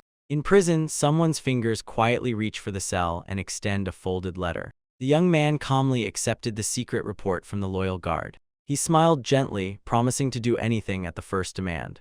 Watching him go, the boy immediately saw the judge's main mistake. In the last 10 years, the local yard dogs only ever took bribes from the mafia. Bailoff servants, prison guards. Most of them had long belonged to Tondel, although some had already switched to the side of the new authorities. The young man carefully read the report and frowned sharply. Their enemy was already preparing to win the court case thanks to mass false testimonies. Hearing that he had bought a dozen witnesses, his bearded cellmate boiled with rage. Worse still, even Deputy Don Bongali, the right hand of the judge himself, was actually carrying out the orders of Gu Muyan. The bearded man asked confusedly what they should do now, but the young man only smiled fiercely. They would act according to the usual scenario. No witnesses, no testimonies. The official representative confidently walked in the darkness and rejoiced that the Red Tiger community was doomed. No gang had ever managed to defeat the authorities. With cold malice, he replayed their generous bribes in his mind when suddenly a voice cut off his thoughts. The man turned sharply, stunned. Like lightning, a blow knocked him off his feet and threw him face down. Falling to the ground, the official grabbed his bruised chest and, frozen, stared in horror at the stranger. The attacker grabbed him by the collar and angrily blurted out whether he thought he could spit in the face of the Red Tiger and get away unpunished, and the official immediately squealed, begging for forgiveness. The attacker barked that he must apologize on his knees before the coordinator, Tondel himself. He ordered the frightened official to apologize by tomorrow, otherwise he promised to return. Grabbing the hooligan, the guards sharply twisted his arms and led him away, while the official remained lying on the ground trembling with fear. The man fiercely cursed through his broken teeth. Hatred towards the sole culprit Tondel surged in waves in his head. Then the official with the seal hurriedly rushed to the prison and loudly broke the silence with a scream, accusing the detained youth of a brazen attack. But Tondel indifferently fixed his gaze on him through the wooden bars and calmly replied that he had no idea how he could possibly overcome him from the cell. The deputy of Dawn fiercely threatened to drag the prisoner face first across the entire prison floor, but the boy boldly replied that apparently he was not beaten that hard since he still barks as if nothing happened. The threat with a blade instead of a fist made the deputy instantly tense up. Cold sweat rolled down his body. The official sharply responded that the young man would not be released from custody anyway, and in response he only heard a mocking wish, "Good luck to you." The young man pushed him with indifferent words, "At least let it be a warning for his own sons." The mention of family broke his composure. The man suddenly grabbed the stranger by his clothes. There was a thud and promised to grind the enemy to dust, but in response he only received a contemptuous, lazy smile. A calm gaze fixed on him, and the young man directly asked, why did he start trouble without preparing for the consequences? The deputy was suddenly struck by a cold, panicked terror. He finally realized that he had made a mistake. This law does not apply to these people. The man clenched his teeth so hard they gritted, recalling how that gang organized their actions and forced entire combat sections to leave the city. The uprising was cut short by instant disgrace. The deputy suddenly bent into a deep bow and feverishly admitted his guilt. The young man stared at him from head to toe and, feeling that he had already figured out the situation, immediately gave him a new task. He pulled a pouch with 5 silver lion from his pocket, and the official blinked in confusion, not understanding what was happening. The deputy froze, staring bewilderedly at the unexpected silver lying in his own palm. Looking at his back, the deputy fearfully put the puzzle together. If this silver item was with him, it meant the entire prison guard had long been fully bought off. Without any hesitation, he ordered the best people from the magistrate to be brought to him. A calm smile slowly blossomed on his face. This was exactly how he intended to strengthen their mutual trust. The basis of the plan was already ready. He stood before the wooden bars and pondered for a long time how prison confinement too greatly hindered direct action. What annoyed him most was that unexpected guest from the Red Wind sect the judge had brought him, and there was no choice left. He had to accept it. Someone's hand tightly gripped the bloody sword, while around raged an angry whisper about worthless worms. Somewhere further, an enraged woman burst into a scream. Her sharp attack in response to the sound proved. She retreated not out of fear. Disdainfully snatching a phrase from herself, she declared that without Tondel her enemies were 0, and boldly ignored the request to calm down. Someone warned fearfully, "A new deadly crime will bring only troubles." 2 men convulsively tightly gripped the woman by the arms, while at her feet, in wild blood, a body was flowing through mutilations. Heavy wheezing burst through the broken lips of the fallen. The night silence was shattered by a stunned exclamation. As soon as Tondel heard about the unexpected victims, his face sharply paled. The frightened guard noted the killed by name with a trembling voice, Van Beck do. In fear, an eye-twitched witnesses from the local community had just confirmed these deaths. Tondel's legs gave way and he weakly sank to the floor, stunned by what had happened. Guilt gnawed at him. He had failed to advance Becton, and not at all did it happen. A painful memory suddenly surfaced in the head. The young man smiled happily. He was glad that he managed to slip away from arrest and could continue to remain free. Tondel, he croaked lowly, addressing his bearded comrade. Suddenly, heavy, even beats of a large drum thundered outside. To the loud beats of the drums, the trial of the entire Red Tiger community solemnly began. Near the stairs, several women anxiously waited, hoping Miss Namgun Solrin would not allow the imprisoned coordinator to be harmed. While the women stood on the stairs, they bitterly and firmly protested the arrest of an innocent man. She barely moved her lips and asked only one thing: to trust him. The sky gloomily clouded over, as if a storm was approaching. Tired prisoners in heavy wooden shackles were led out to the inner courtyard of the court. A whisper instantly spread through the crowd. The captives looked exhausted, although their lives had been saved. The court official only smiled smugly, confident that the verdict had long been decided. The accused were read an endless list of crimes. Without emotion, they were accused of everything at once. A man in glasses suddenly stepped forward, lawyer Chong Jimin, and acted cold-bloodedly. The hall gasped with admiration. How this gang managed to recruit the best defender of all. Jimin raised his hand and firmly promised to get to the very capital of these people. The official was not frightened by this speech at all. In the shadows, a whole dozen bribed witnesses were already lurking. They were ready to immediately send the prisoners where they belonged. The court summoned the first of them, Guan Idopala, who was supposedly even counted among this community. The man stood before the judge and confirmed this without any doubt. During the interrogation, a question was asked: did the witness know the killers and their associates? The man confidently laughed and declared that he knew them as well as his own palm. The investigator pointed to the evidence and mentioned the fraudster who was beaten with sticks. After all, the very same man. The witness stretched his lips into a sly smile. He theatrically scratched the back of his head and, suddenly to everyone's surprise, admitted that he did not remember anything from this at all. The researcher was completely stunned. The witness shamelessly declared that he did not remember anything older than 3 days. In the brothel, he got so drunk that he lost his way home. He indignantly reminded, exactly 10 days ago he confidently remembered everything perfectly, but the confused investigator helplessly faltered and just silently froze, unable to find words. The judge reacted to this frank circus and in the next moment began to emit a gloomy, dark aura. The court called the next witness, Payan Yubin, another member of the Red Tiger community. But the witness also did not dare to step into the corridor. The Sohn witnesses came out into the light one after another, but their miserable lies immediately stuck to the truth. It turned out that the witnesses were a complete failure. Some stumbled over their words and others. This was the last of them. The man in glasses gloomily crossed his arms over his chest. He did not listen to hints or details, immediately demanded confirmation. He addressed this to his opponent without any digressions. But how to prove that this really belongs to the accused himself?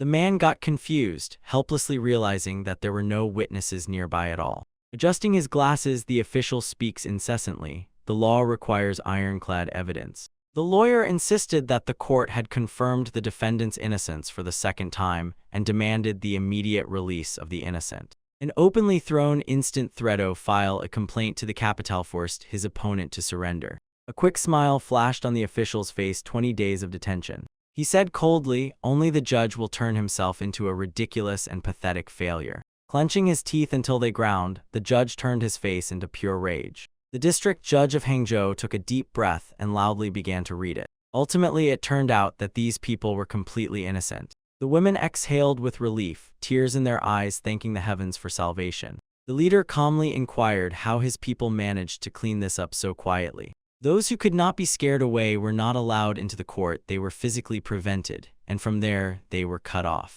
Having finished the conversation, he immediately shifted the topic to the situation around the Red Wind sect. He was immediately reported. 126 fighters had already taken positions nearby. The time for the sweep had come. Everything was supposed to be decided once and for all today. The commanders received a brief order. Each must take on 4 targets. The memory of the brothers whom the enemies killed for power crushed him to the core. For this, they will simply be destroyed altogether. He glanced over his squad and declared, "This is just the start." His assistant noted with grim firmness, "The Red Wind sect will not let this go easily." His assistant cut in dryly, "They were already preparing to wipe this rotten sect off the face of the earth." A barely noticeable smile flashed on his face, and instantly a suspicion arose that they were near the protector. The young man calmly replied that he had been used to blood since the times when he served as a soldier. He exhaled with relief, closing his eyelids. All worries melted away in vain. The bearded man frowned gloomily as soon as he was ordered to remove the bodies. He muttered quietly, and a question spun in his head. Why would the leader even want to meddle and poke around in such matters? As soon as he was hinted that he might be thrown into battle, he immediately stretched his lips into a smile as if for the dead. A brisk, decisive step, and the whole team moved forward. A group of 4 warriors gathered in a tight circle, and in stern silence each whispered a prayer in their thoughts to Becton. They firmly gave their word. On this journey he would not be left alone. Enough trusted people would walk alongside. A quiet morning moment over the rooftops of Hangzhou. The girl could not understand why the guest had to overcome such a distance for the ordinary. The man lowered his voice and warned, "Something dangerous is already ripening in the world of martial arts." Emperor Ginseng appeared within him, raged a power that lasted 10,000 years. Both of them froze, unable to find words after such a statement. The guest stated that some ordinary seeker had dug up this root in the province. A local master dealt with that poor fellow and took the treasure, and now others are already hunting for the loot. Tondel calmly replied that his uncle had already been there and did it sincerely, without any objections. The interlocutors exchanged glances, but the boy noticed nothing at all. The guest calmly explained, "This miraculous elixir is capable of multiplying energy many times over." The half-shaven girl could not believe it. To get such power nodes, it is enough just to eat the root after all. Many warriors would not hesitate to risk their lives for this. The girl bitterly lamented that all she could do was watch the fight from the side. His gaze grew heavier and heavier, and he gave the order to set off immediately, for the time of reckoning had come. The woman gripped the spear so tightly that her fingers turned white. The justified Tondel was already moving forward, step by step, along the road. She swallowed this news with joy. She had lost patience hiding in the mountains after that incident. Pride no longer allowed them to escape a second time. The fighters lined up in a solid wall, pressing their weapons close to themselves. A heavy step broke the silence, and someone from the crowd loudly shouted that the target was already here. The dark-haired young man slowly stepped onto the square and calmly surveyed the enemies, as if assessing their threat with moment-to-moment precision. The sect leader tensed sharply. She realized she was unable to discern his guards. Her eye twitched nervously. Full of distrust in her voice, she asked if he had really come here alone. The young man smiled crookedly and declared that he would gladly send half of himself here. Before starting the fight, he coldly addressed the crowd and clearly asked who exactly had killed Chang. The woman disdainfully threw a question, asking if he meant that miserable kid from over there. The young man fixed his gaze. His eyes suddenly flared with a violet glow, and he said that for him there was nothing superfluous in her. The leader smiled boldly regardless of where exactly his protectors stood. The smile was addressed only to him. He looked down arrogantly at the crowd and said that for him they were simply nothing. A cold smile flashed on the young man's face for a moment. He calmly promised today to uproot their entire sect, and this time simply ignored the resistance. The mute leader madly rushed at him forward with a spear. A quick flash-like kick knocked the attacker off his feet even before he could strike. The leader helplessly flew back onto the cobblestones, and the shouts of his men tore the silence apart. 2 subordinates instantly drew their swords and rushed to retaliate. The whole crowd of sect swordsmen surged at him like a solid wall. They firmly believed years of training had made their blades truly deadly. The young man didn't even move, indifferently letting the enemy blade pass by him. A sudden powerful burst of energy swept all the attackers away. The observer in red froze. The boy was stuck in the middle of an invisible force. His eyes flashed for a moment with a predatory purple glow. The blood-stained swordsman in white clothing froze in the darkness, as if radiating around. By his feet in a puddle of blood lay silently the body of the fallen enemy. He casually turned and asked for a towel, forcing the frightened subordinate to comply. Even he himself was stunned by the cold composure with which he wiped the stranger's blood from his face. They exclaimed in disbelief, having already thought the old man would weaken after losing both hands, but now they saw how cruelly they were mistaken. Standing directly on the broken bodies, he threw a question to his squad team, waiting for an answer. The order thundered sharply and then rushed forward to warn his own and force them to cover the civilians. Silence hung over the roofs of the estate, and above calmly spread the clear blue sky. Suddenly the gray old man grimaced gloomily with disgust. He could not tolerate killing. The old eyes flashed and he gripped the enemy with a death grip, proclaiming it. A muffled, painful whistling breath. This new defender of the community fought mercilessly, clearly aware the enemy would already feel everything. The girl silently and motionlessly watched the merciless slaughter, and horror froze in her gaze. These clashes came to them surprisingly easily, like taking candy from children's hands. From the ground, a sword smeared with blood protruded gloomily next to a dead hand. All 126 fighters of the Red Wind sect fell to the last man. Meanwhile, in the manor, a subordinate fearfully chose his words and addressed the master. Release the enemies. The leader cut him off dryly mid-sentence, saying that they would have to shed blood themselves, and gave the order to rise. The frightened advisor interrupted with an objection. The mass murder of civilians would have serious consequences for everyone. But the chief snapped irritably. For this money, he already had his own troubles. Reluctantly, he still nodded and was about to follow the mercenaries, but suddenly from behind the door something flared up abruptly. The door leaf slid aside, and a pale, death-like messenger peeked into the room. With a trembling voice, he declared that the entire Red Wind team was now in Hangzhou. The subordinate froze in shock. The messenger hurriedly and abruptly said, "The reports are empty and witnesses claim that Tondel disappeared." Porinik stubbornly refused to believe this. After all, such a thing would be beyond the strength of 4 ordinary people. But the messenger broke down from horror. He had just lost contact with the chief just like that, without continuation. The young man disdainfully declared that this miserable sect, whose territory was half as large, could not even be placed near the mighty Namgun clan. Confidently, without any flinching, the 4 walked through the blood-soaked yard step by step, evenly and calmly. Their march was abruptly interrupted by someone's sharp step.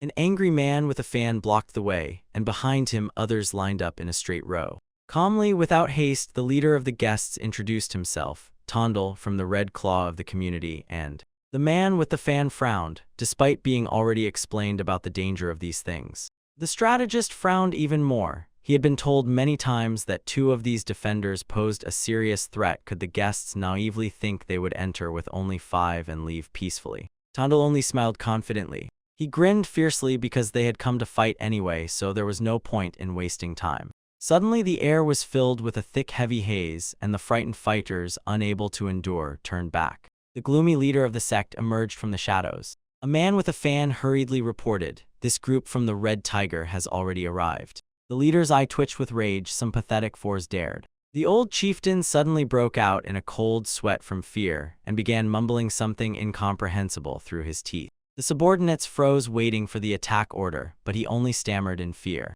Suddenly, the gray-haired man burst out shouting and ordered his men to immediately lay down their weapons. The bandits froze in complete confusion, and the heroes silently stared at them with stone, impassive faces. The leader instantly leaned forward, apologized for the boys' foolishness, and warmly invited them. The name was pronounced Hero Von. The Grey Master responded to everything with a heavy, piercing gaze. The host showered him with praise, calling him the pair of deadly blades, and he clasped his hands in a respectful bow.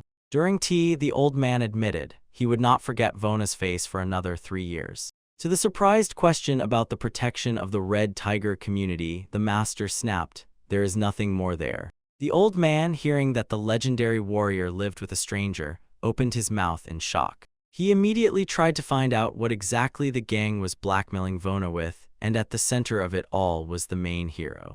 The woman was boiling with indignation, and her partner was lying indifferently on the floor. She still could not decide if they really resembled tyrants. The gray-haired elder lost his compliance. "Damn my obedience, nothing will change because the sect appeared first." The master in red shuddered. If he had not surrendered immediately, his students would already be dead. The elder leaned closer to clarify one more detail. Even if he had not interfered, the sect would have been torn to pieces anyway. Realizing this, the master broke out in a cold sweat. Could those 3 really be capable of such monstrosities? The gray-haired man slammed his palm on the table with a bang. If they had struck together, even he. The woman abruptly stood up, angrily feeling the offensive underestimation. She boldly reminded how in that previous clash the 2 of them defeated him, but the gray-haired man waved his hand and declared that he was seriously ill, and the boy immediately impatiently seized upon these words. The gray-headed old man accepted the challenge without hesitation, and the young man immediately turned pale pitifully, without any hope.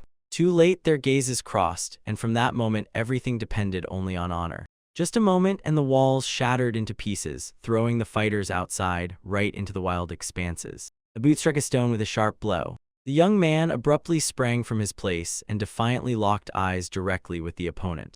Their swords clashed with such force that sparks flew in all directions. This time they had enough time to completely demolish the dual arena of the Crimson Sect. Those two locked into battle with tense gazes, the frightened old man and completely.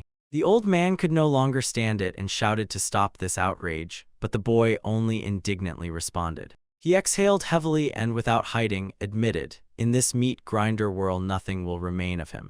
The fighters attacked again. The dull clatter of metal on sheaths stopped the blades a moment before death. The same boy in white suddenly appeared right between them and blocked their way. The soldiers instantly lost their zeal and declared in unison that the fight did not count, immediately quelling the dispute. In a calm tone, he suggested returning to business to resolving the conflict between them. In the red gloomy light, the old man lowered his head and admitted that they had done it. The old man in red lay prostrate before the young man with a knife, and the one to whom he reached out silently accepted his submission. In a calm voice the boy explained, "A mistake is when you accidentally step on someone's foot.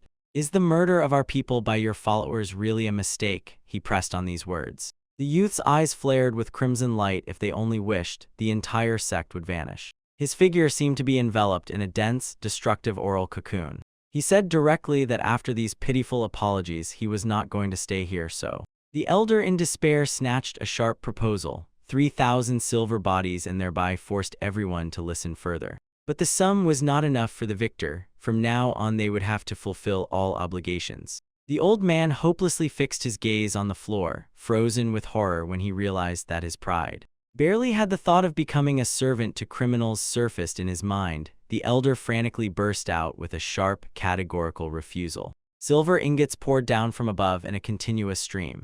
Meanwhile, the sect Red Wind, together with 700 disciples, set out and moved towards. While he thoughtfully held a pause, clear water slowly filled the cup until the thought ripened in him to cut them all out. But his friend definitely would not have agreed with that. The young man sat alone in front of a huge earthen mound. Barely smiling faintly, he thought that the criminal world always stays one step ahead. He slowly filled the cup with water, giving the dead a silent tribute. He quietly promised that he would definitely return someday. Above the green grave, only a wooden tray with a white jug remained. At home, he casually threw his hands behind his head and, sinking into thoughts, again mechanically uttered it as if rereading aloud. The girl next to him couldn't stand it and sharpened. Why was he so fixated on those words? Suddenly he opened his eyes wide and expanded them to the limit. The young man ran his fingers over his chin, and instantly the memory overwhelmed him. The youth perfectly understood exactly where this ginseng was hidden. In his former life, he was not interested at all in either martial arts or the people around him. But he clearly remembered who exactly got the legendary root then. An ordinary elderly man had long since eaten it to the last crumb. The February stormy stream stirred the rivers. They instantly overflowed their banks. The stormy current dragged the treasure and carried it all the way to Lake Sakyan, until it threw it right into it. The bloody battle for the root took 5,000 lives, and because of this part, the young man thoughtfully ran his fingers over his chin. It would be more honest to share this find with those who are their own. The only problem remained, how to show them this plan without revealing the secret. His eyes flashed with predatory cunning. He gathered the people together and in an innocent tone reminded them of his so-called gift of prophecy. The warriors nodded joyfully, reveling in the memory of the coordinator Duni's famous prophecies. Only one of them looked back with distrust, frankly, not understanding how the others could. The girl indignantly poked him with her finger and sharply blazed, "How can anyone believe him?" She pressed the bearded man with questions and demanded explanations, and he only nervously muttered something in response. Again and again, an angry gaze pierced the young man, the very one the girl had just pointed at and accused directly. The boy calmly intervened and stated that he had no intention of eating him at all. To her surprise, he explained, for an ordinary bandit, this would have been enough. The old man in the shadow snorted with satisfaction. Defenders together burst out laughing. The gray-haired old man was truly confused, how such a naive young man managed to survive at all. The boy twitched sharply and immediately remembered how not long ago he mercilessly shook off as many as 3. The girl squinted cautiously and sharply asked again if he was going for ginseng. He indignantly threw at him, "Fool, and does he understand how many warriors are tracking him for this route?" She declared without hesitation that she would go check his strange visions. Before leaving, the boy handed the base to the elder, reminded him of their plan, and only then received a response. A short message sounded like this: everything was prepared exactly according to the instructions. The day turned out to be cheerfully clear, not a cloud in the sky. The green flag of the Chunnan Security Agency fluttered evenly and calmly in the wind. Suddenly, one of the guards, who served the biggest businessman reseller Gyu Siang, wounded, screamed in panic at the people in black, trying to scare them. The killer only pressed the sword to his face and growled a question whether he wanted to surrender. In the puddles of blood lay the bodies of the city's best mercenaries. They were killed far from here. The attackers roughly ordered to hand over the goods and get out. From below, the noise of subordinates was already rising. Their voices continuously rolled upward, and at the same time, the punishment itself was coming from above. The younger one asked if this would be enough, and the elder nodded in response, satisfied. An order came to continue smashing Go Suyan's business, and the interlocutor responded to it with respect. He barely managed to hold back a cunning laugh. The noble sect played its role flawlessly. Now Suyan himself was exposed to an open attack, and somewhere far away his fist was already flying forward. Go Suyan fiercely crushed his subordinates with a shout, demanding to immediately locate the attacker's lair. It was reported that all survivors managed to notice the robbers in masks, a phenomenon that seemed atypical for this case. All the blows fell only on their agency, and the conclusion suggested itself. Go Suyan's face twisted with rage at Kamuni, and suddenly something outside broke loose. The messenger burst into the room with a crash and immediately threw out terrible news. Their supply warehouses had been sold off.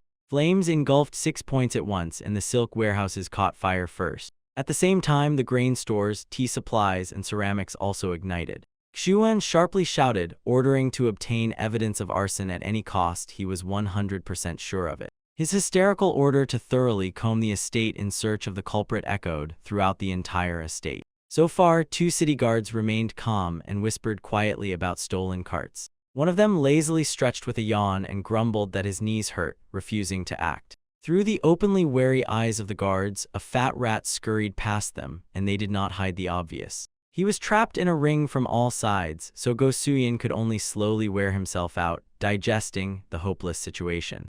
Meanwhile, in the giant cauldron named Hangzhou, where the red tiger kept the heat, Tondel took his first steps on the path of martial arts, setting out to find ginseng that had lived 10,000 years. The cup shattered lengthwise and crosswise into fragments with a loud crack. The man sharply exhaled and grabbed the stranger firmly, like a deadly grip, seizing him by the collar. The girl approached him and mockingly recalled their previous meeting from the very conversation he had almost forgot. But she heard it. Salren sharply jerked the attacker by the shoulder and demanded that he release immediately. He defiantly cast a fleeting glance aside and, confidently proclaiming himself the leader of the Namgun clan house. The next moment his face hit the floor, a dull crunch echoed through the space. The girl clenched her fist and, in cold fury, declared herself the protector of the commune. "Bandits, you say?" He grinned, and in that smile there was a challenge. The leader mockingly said, "She either has courage or foolishness, but with that face, she is probably just a courtesan." When she heard the name Namui sect, the girl immediately tensed. She could not even imagine that she would come across them in this wild, deserted wilderness. But the audacious leader of the sectarians only beckoned her with his hand, promising to quickly teach her a lesson.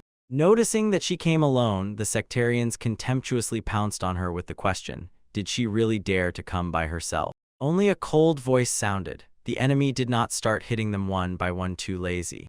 Meanwhile, somewhere else, a gray-haired leader broke the silence with a scream. He could not understand who was leaking his roots to the enemies, and how 2 elite guard forces disappeared from the battlefield. The attackers acted ruthlessly. They dealt with the guards and robbed the wagons right at the entrance. Dark alleys again and again devoured their columns, leaving no trace of them. In despair, the old man demanded to hire assassins to finish off the Red Tiger community. The announced advance, some 500 taels for elite mercenaries, made him choke and freeze in shock. He reluctantly accepted. After the defeat of the Red Tiger community, all the money invested in the cause must quickly return. The beaten leader of the hall curled up on the floor, overwhelmed with shame. His associates nearby twitched helplessly and groaned silently, having no strength to change anything.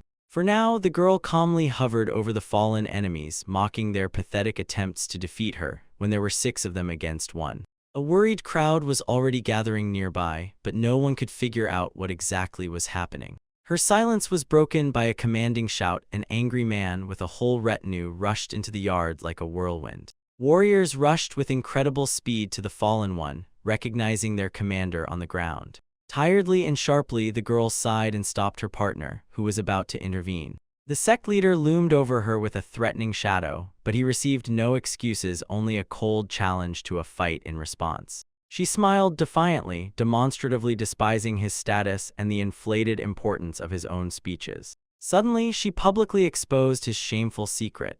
This arrogant leader turned out to be an ordinary deserter who shamefully fled from the powerful Namgun clan. The man's face twisted with shock and rage, while someone's hands were already channeling deadly pink energy. An open palm sharply dropped down, and from it, like a stream, poured out a heavy, pressing aura. The shockwave forcefully threw the girl backward. The enemy froze and silently gaped, as if stunned. She instantly curled into a ball, fiercely fixed her gaze on the offender, and coldly asked if he really wanted to die over his grievances. The girl openly mocked his pathetic sect for this. He had traveled all the way to Shanxi. The old man shuddered and recoiled, barely staying on his feet. Only then did he realize, before him stood the young lady Namgun. A cold glance thrown over the shoulder became his only response. In the next moment, he was already deeply bowing, trembling with horror and begging forgiveness for the pranks of his students. When they were already walking down the night street, the companion asked why she refused the support of the subsidiary sect of her own clan.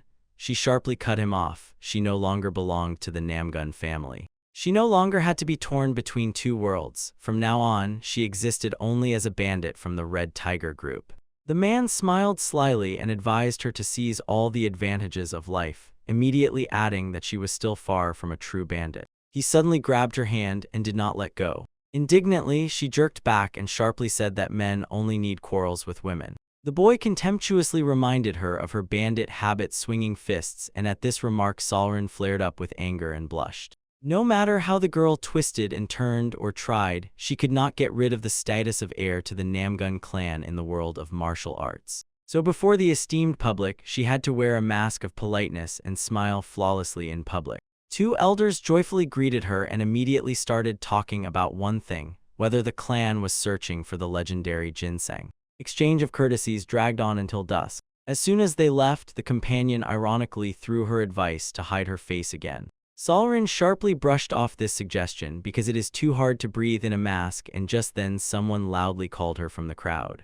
Huanbo Chanian rushes straight to them and is glowing with joy. Behind her appeared other well-known masters. They openly froze from the unexpected meeting. Talkative Chegel Jegel immediately latched onto Solrin and bombarded him with questions, and she could only sigh heavily in her mind from this endless noise. The girl blinked confusedly, trying to understand who this unexpected guest was. They froze at the answer. It turned out he was an acquaintance from the Red Tiger community in Hangzhou. She happily clapped her palm. Cold Solrin finally found a friend. Solrin's gaze flared with magic, and she had to awkwardly admit it, but everyone already knew perfectly well. The local elite would simply go crazy over this. 2 young men behind immediately became noticeably worried. At the round table, the tension eased as soon as the warrior raised his glass and sincerely praised the exquisite wine. The young man exhaled inwardly. Strong alcohol quickly relieved the tension in the air. Suddenly, Sum narrowed his eyes and cast a cunning glance. Could it be that this man came specifically for the legendary imperial ginseng?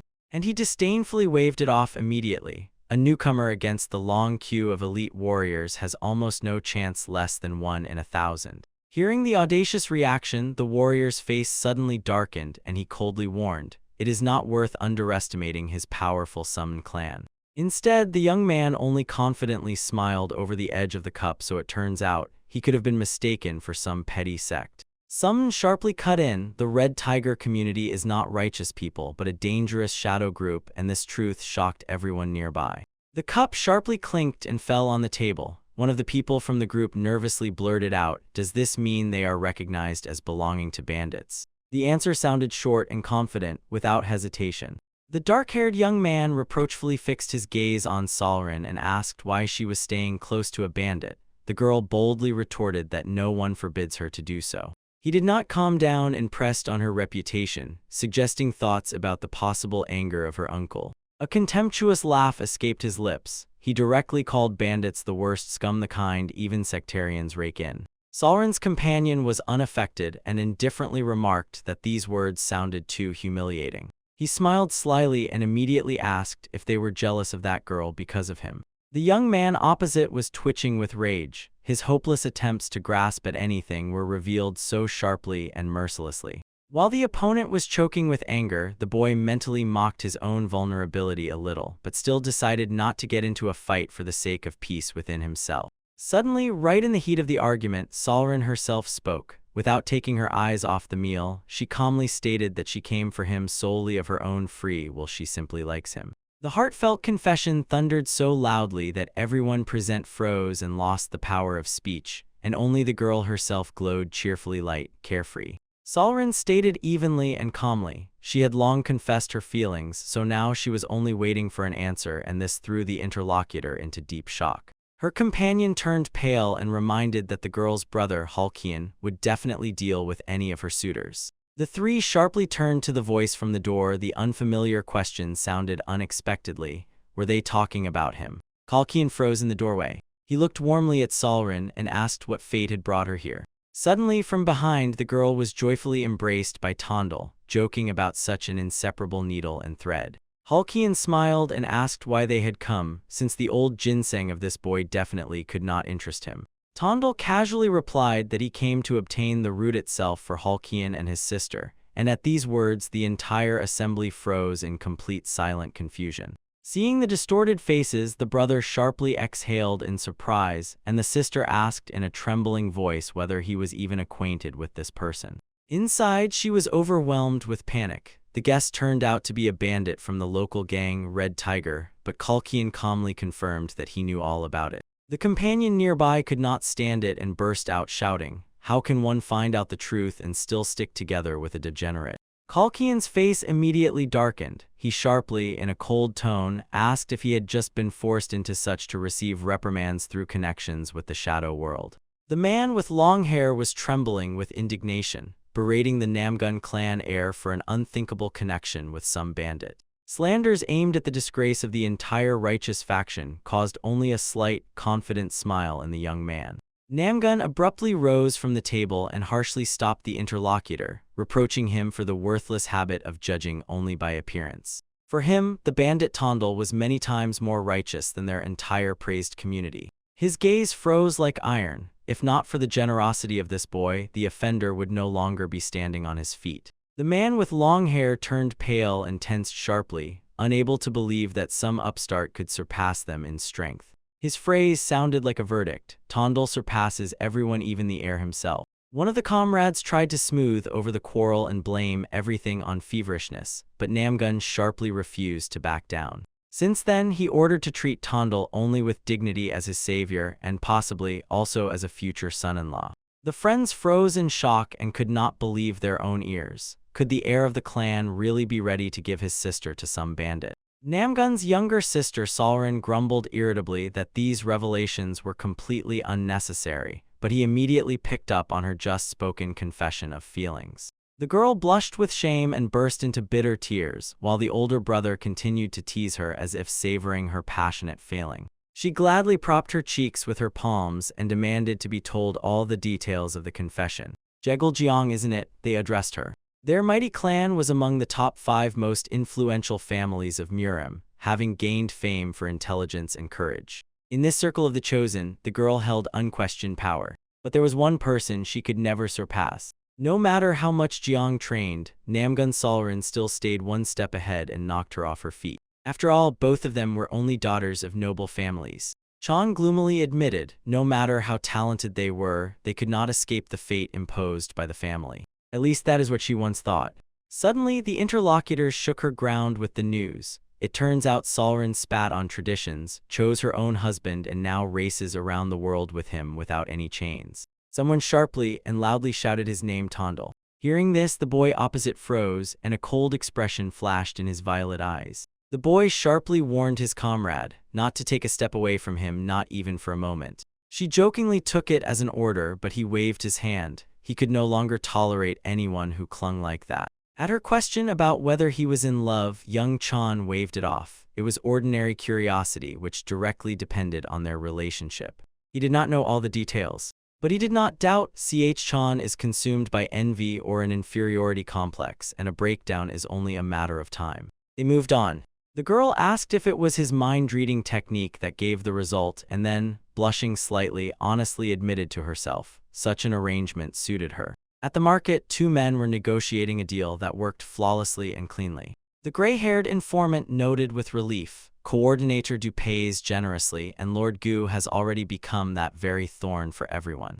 Thanks to the spy network and the coordinated pressure of the sex, the hateful lord was driven to a stroke. The bloodthirsty man snorted. If he died alone, Tongdal would go mad. He dreamed of dealing with the scoundrel himself. Meanwhile, the coordinator himself set off to Jayan for rare ginseng, and most likely has already reached his goal. The sky was densely covered with twilight clouds. A dull rumble of thunder rolled low over the forested slopes. The boy smugly reminded that he had predicted this downpour earlier. His companion responded reservedly, restraining his own emotions. He immediately began boasting about his own gift of prophecy, but she simply waved it off, saying it was just a coincidence. Suddenly, their conversation was interrupted by a sharp order: "Stop and do not move." An armed group blocked the road. One of the strangers drew a blade and, frowning hostilely, ordered them to give their names. The gaze caught a familiar pattern, a plum peony on their clothing. It was the sign of the Huashan sect. The boy calmly asked since when the righteous attack passers-by with swords, but they stubbornly demanded an answer from his companion. She cut coldly, "Her name is Namgun Salrin from the mighty Namgun clan." These words immediately deflated the pride of the guards, and they hurried to apologize. The chief swordsman covered his attack with bloody news. Their comrade was just killed by people from the Wuxing sect. And that was only the beginning. According to rumors, several dark factions had united and already struck at the disciples of the Wudang and Huanbo schools. Suddenly it occurred to him, the search for the imperial ginseng had turned into a terrible massacre. 5,000 people died. The cause lay in a faction clash, but the girl knew no fear. She cheerfully suggested rushing into this meat grinder and getting the root. The girl froze in shock while she calmly named the light and dark clan families. Even a tiny spark can ignite a world war, and this had to be stopped at all costs. When he asked about the plan of action, she brazenly poked him with a finger as if this gesture urged, "You are capable, so come up with something." He gloomily looked away, shielding himself from this madness with thoughts. Previously, he consciously kept away from events of such scale. The gaze painfully narrowed in heavy doubts. He tried to answer himself. Was it worth climbing at all?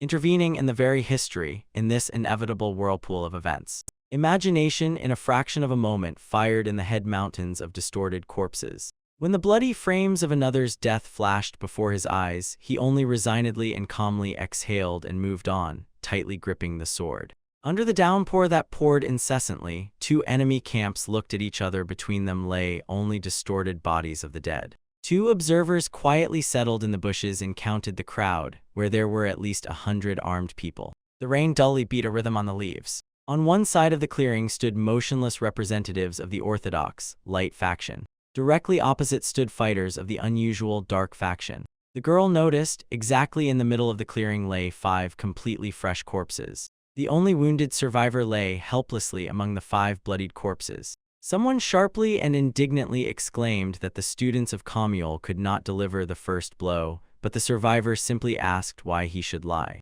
From the crowd came a sharp cry. A person cursed the enemies for the vile attempt to hide the accomplices of the dark faction.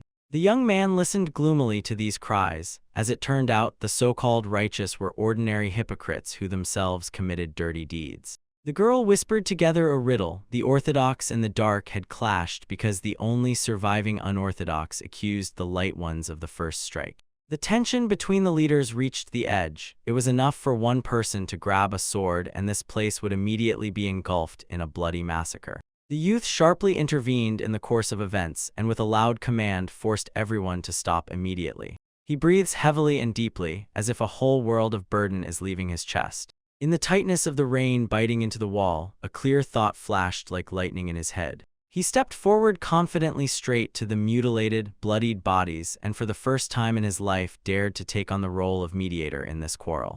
To a sharp outburst from the crowd, the boy calmly responded in a quiet tone, saying that he was an ordinary martial arts master and just happened to overhear their conversation. He added a little more and said that bloody victims were now unavoidable, so he decided to intervene and directly point out the obvious to them.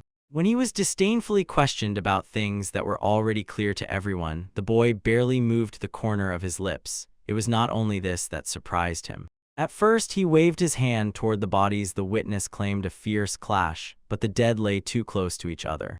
Foxy Mustache immediately exploded with horror, and it involuntarily looked like an excuse as if the reason was the simultaneous death, but the boy with one move dismissed the accusation. 2 or 3 still possible, but definitely not all together. He threw a quick cold glance over his shoulder. Someone from the crowd involuntarily blurted out and admitted, "All this really looks incredibly strange." Realizing he was dealing not with an amateur, the mustachioed man introduced himself Yegel-chan and sharply asked the name of the insolent one. In response, a short phrase sounded, "I won't delay on the road, I am just a passerby. Do."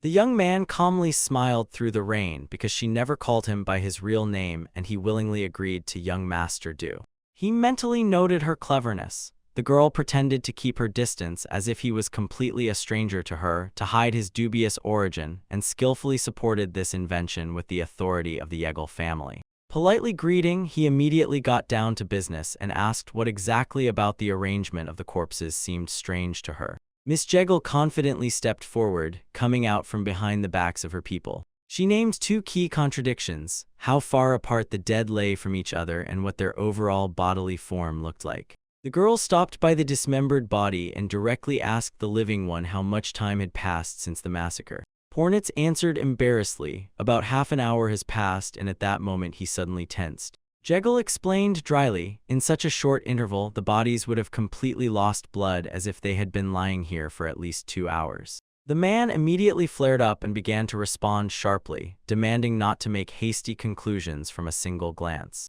Suddenly, the young man lunged forward with a lightning attack and forcibly struck one of the dead bodies with his sword. The frightened survivor shuddered all over and jumped up with a scream, begging to explain where this mad onslaught came from.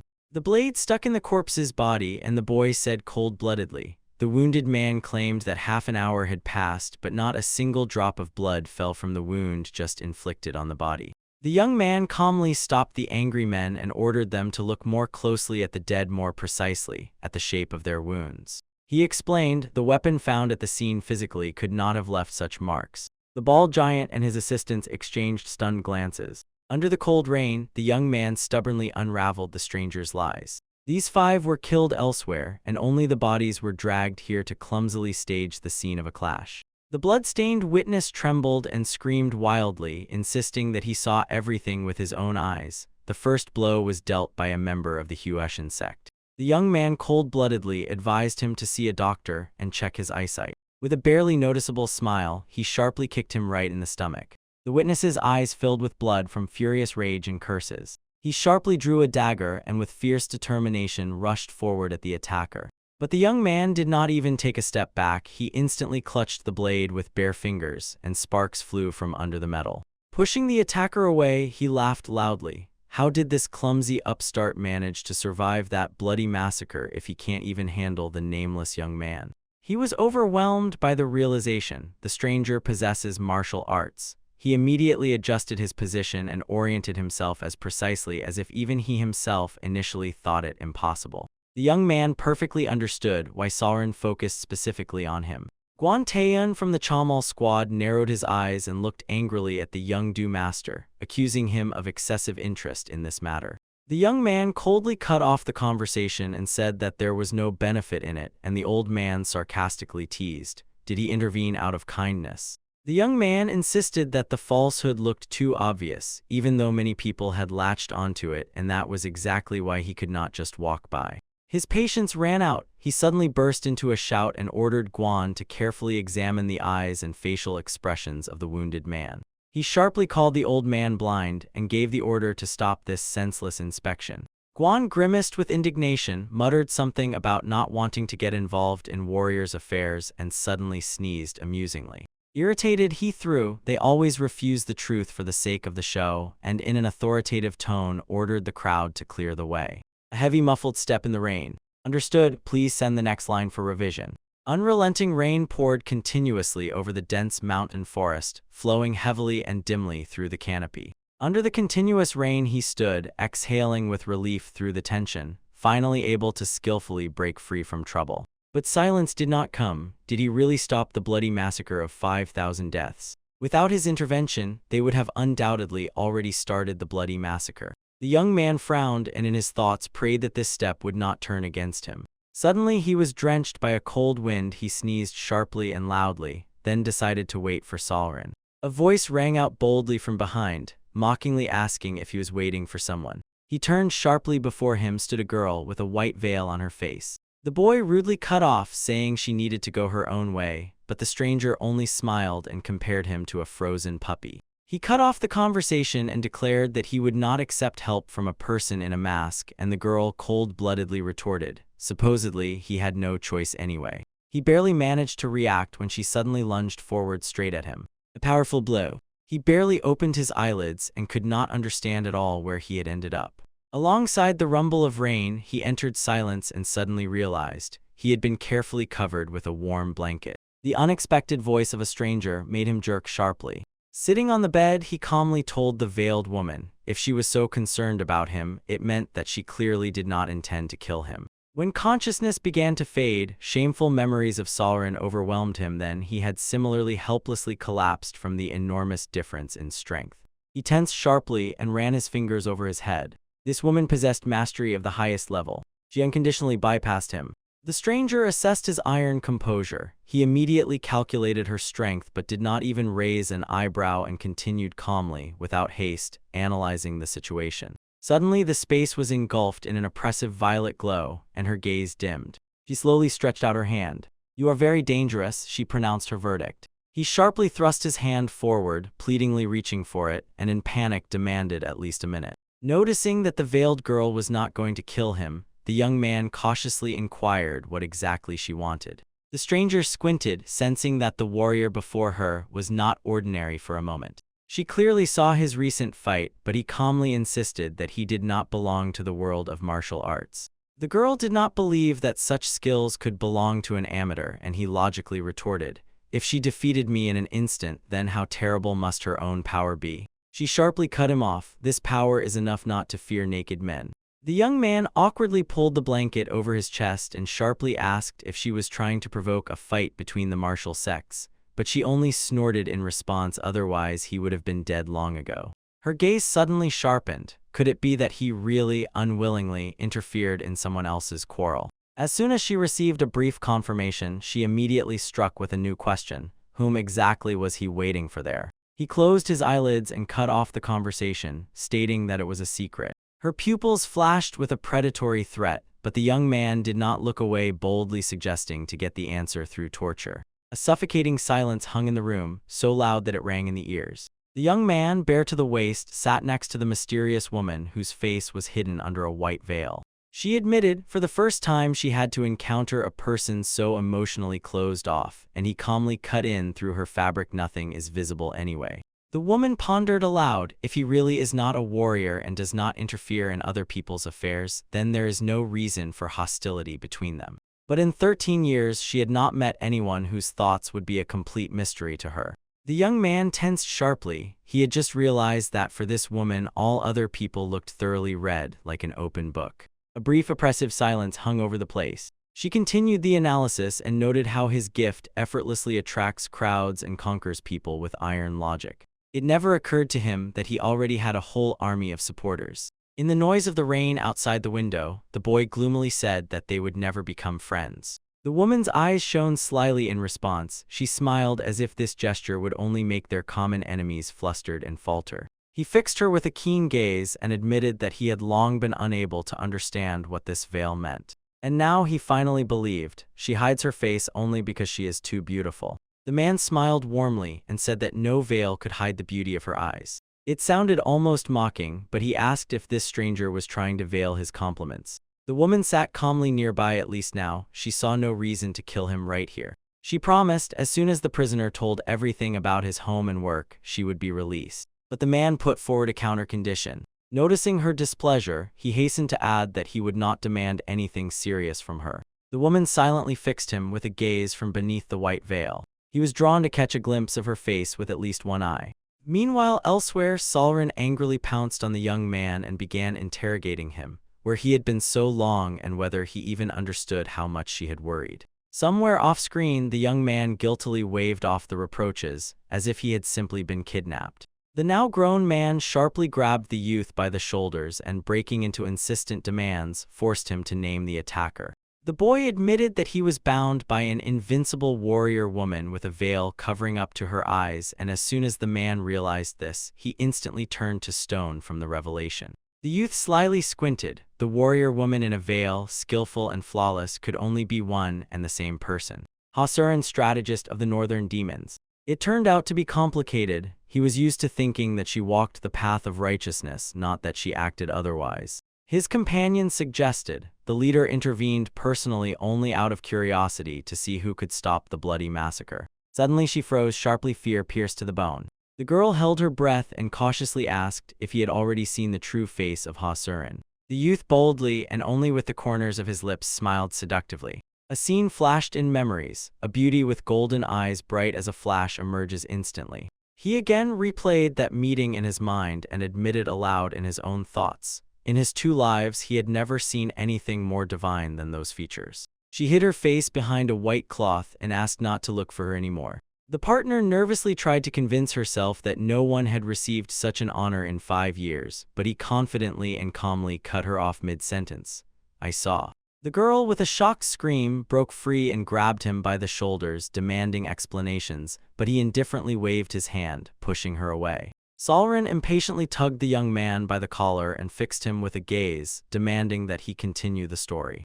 It turned out that Hasuren became famous not for a loud title. She was made world famous by her unparalleled beauty. Dubious fame covered her already at 17 years old. Solren clicked her tongue disdainfully. Suitors were not killed because of refusals, but because they drew lots among themselves, weapons at the ready, dividing the girl. More than 30 men fell to the ground because of blind love, and the number of the maimed became so many that it was impossible to count. The young man calmly acknowledged Suren's beauty but only shrugged. His own impression was that her face was cold, as if she had just come from another planet. He smiled broadly, pointed a finger at Solren, and declared that her face was perfect. The girl silently fixed him with a gaze that promised death. A sorrowful blow to the head immediately knocked the pride out of him. Solren flared up with anger and shouted that he was the one who drove her to madness. Far away from there, above Lake Sakien, the sky was clear and the weather remained bright. On the quiet emerald water, a wooden boat rocked alone. The old fisherman Chang Masak was pulling the last net with strength, grumbling to himself and complaining that the cursed rain had scattered the entire catch. The sudden silence was broken by an exclamation. Something too heavy got caught on the fishing line. The gray-haired fisherman pulled the thick rope with all his might, standing at the edge of the boat. A dull, muffled thud, the bow of the boat crashed into the shore, and the exhausted man was finally able to catch his breath. Shaking off sweat, he snorted mockingly at his own luck and fixed his gaze on his unexpected catch. On the ground lay a helpless young man, beaten almost to death, tightly and convulsively clutching some plant in his hands. Muttering something gloomily under his breath, the old man suddenly bent down and looked more closely at the find. When the old man looked closely, his eyes could not believe it. In the bloodied fingers, the boy was clutching a ginseng root. The fisherman kept away from medicine, but as soon as he saw such a large specimen, he immediately realized it would be worth a fortune. He knelt down next to the unconscious young man, not taking his eyes off the valuable find. Suddenly the man shuddered with fear. A sharp foreign voice sounded behind his back. He turned sharply, froze in confusion, meeting the gaze of uninvited guests who coldly demanded explanations. 2 strangers in luxurious robes with striped, predatory smiles declared that they had come to take the freshly dug root. The old man turned pale and sharply averted his gaze, pretending as if he was hearing about some ginseng for the first time. The young man in white laughed. He caught with his eyes how the old man hid the root under his clothes.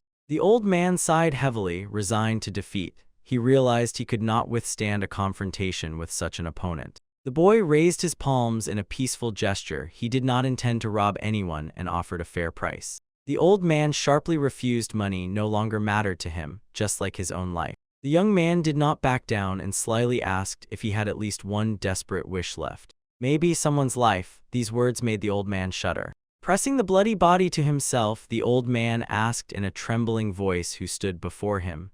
The stranger calmly introduced himself, a petty bandit from the remote wilderness. The air immediately seemed to thicken as soon as the boy said, "He can at least somewhat foresee the future." He smiled confidently. At that very second, a vision flashed. A stern swordsman with a scar and crimson eyes drew his weapon against the backdrop of roaring flames.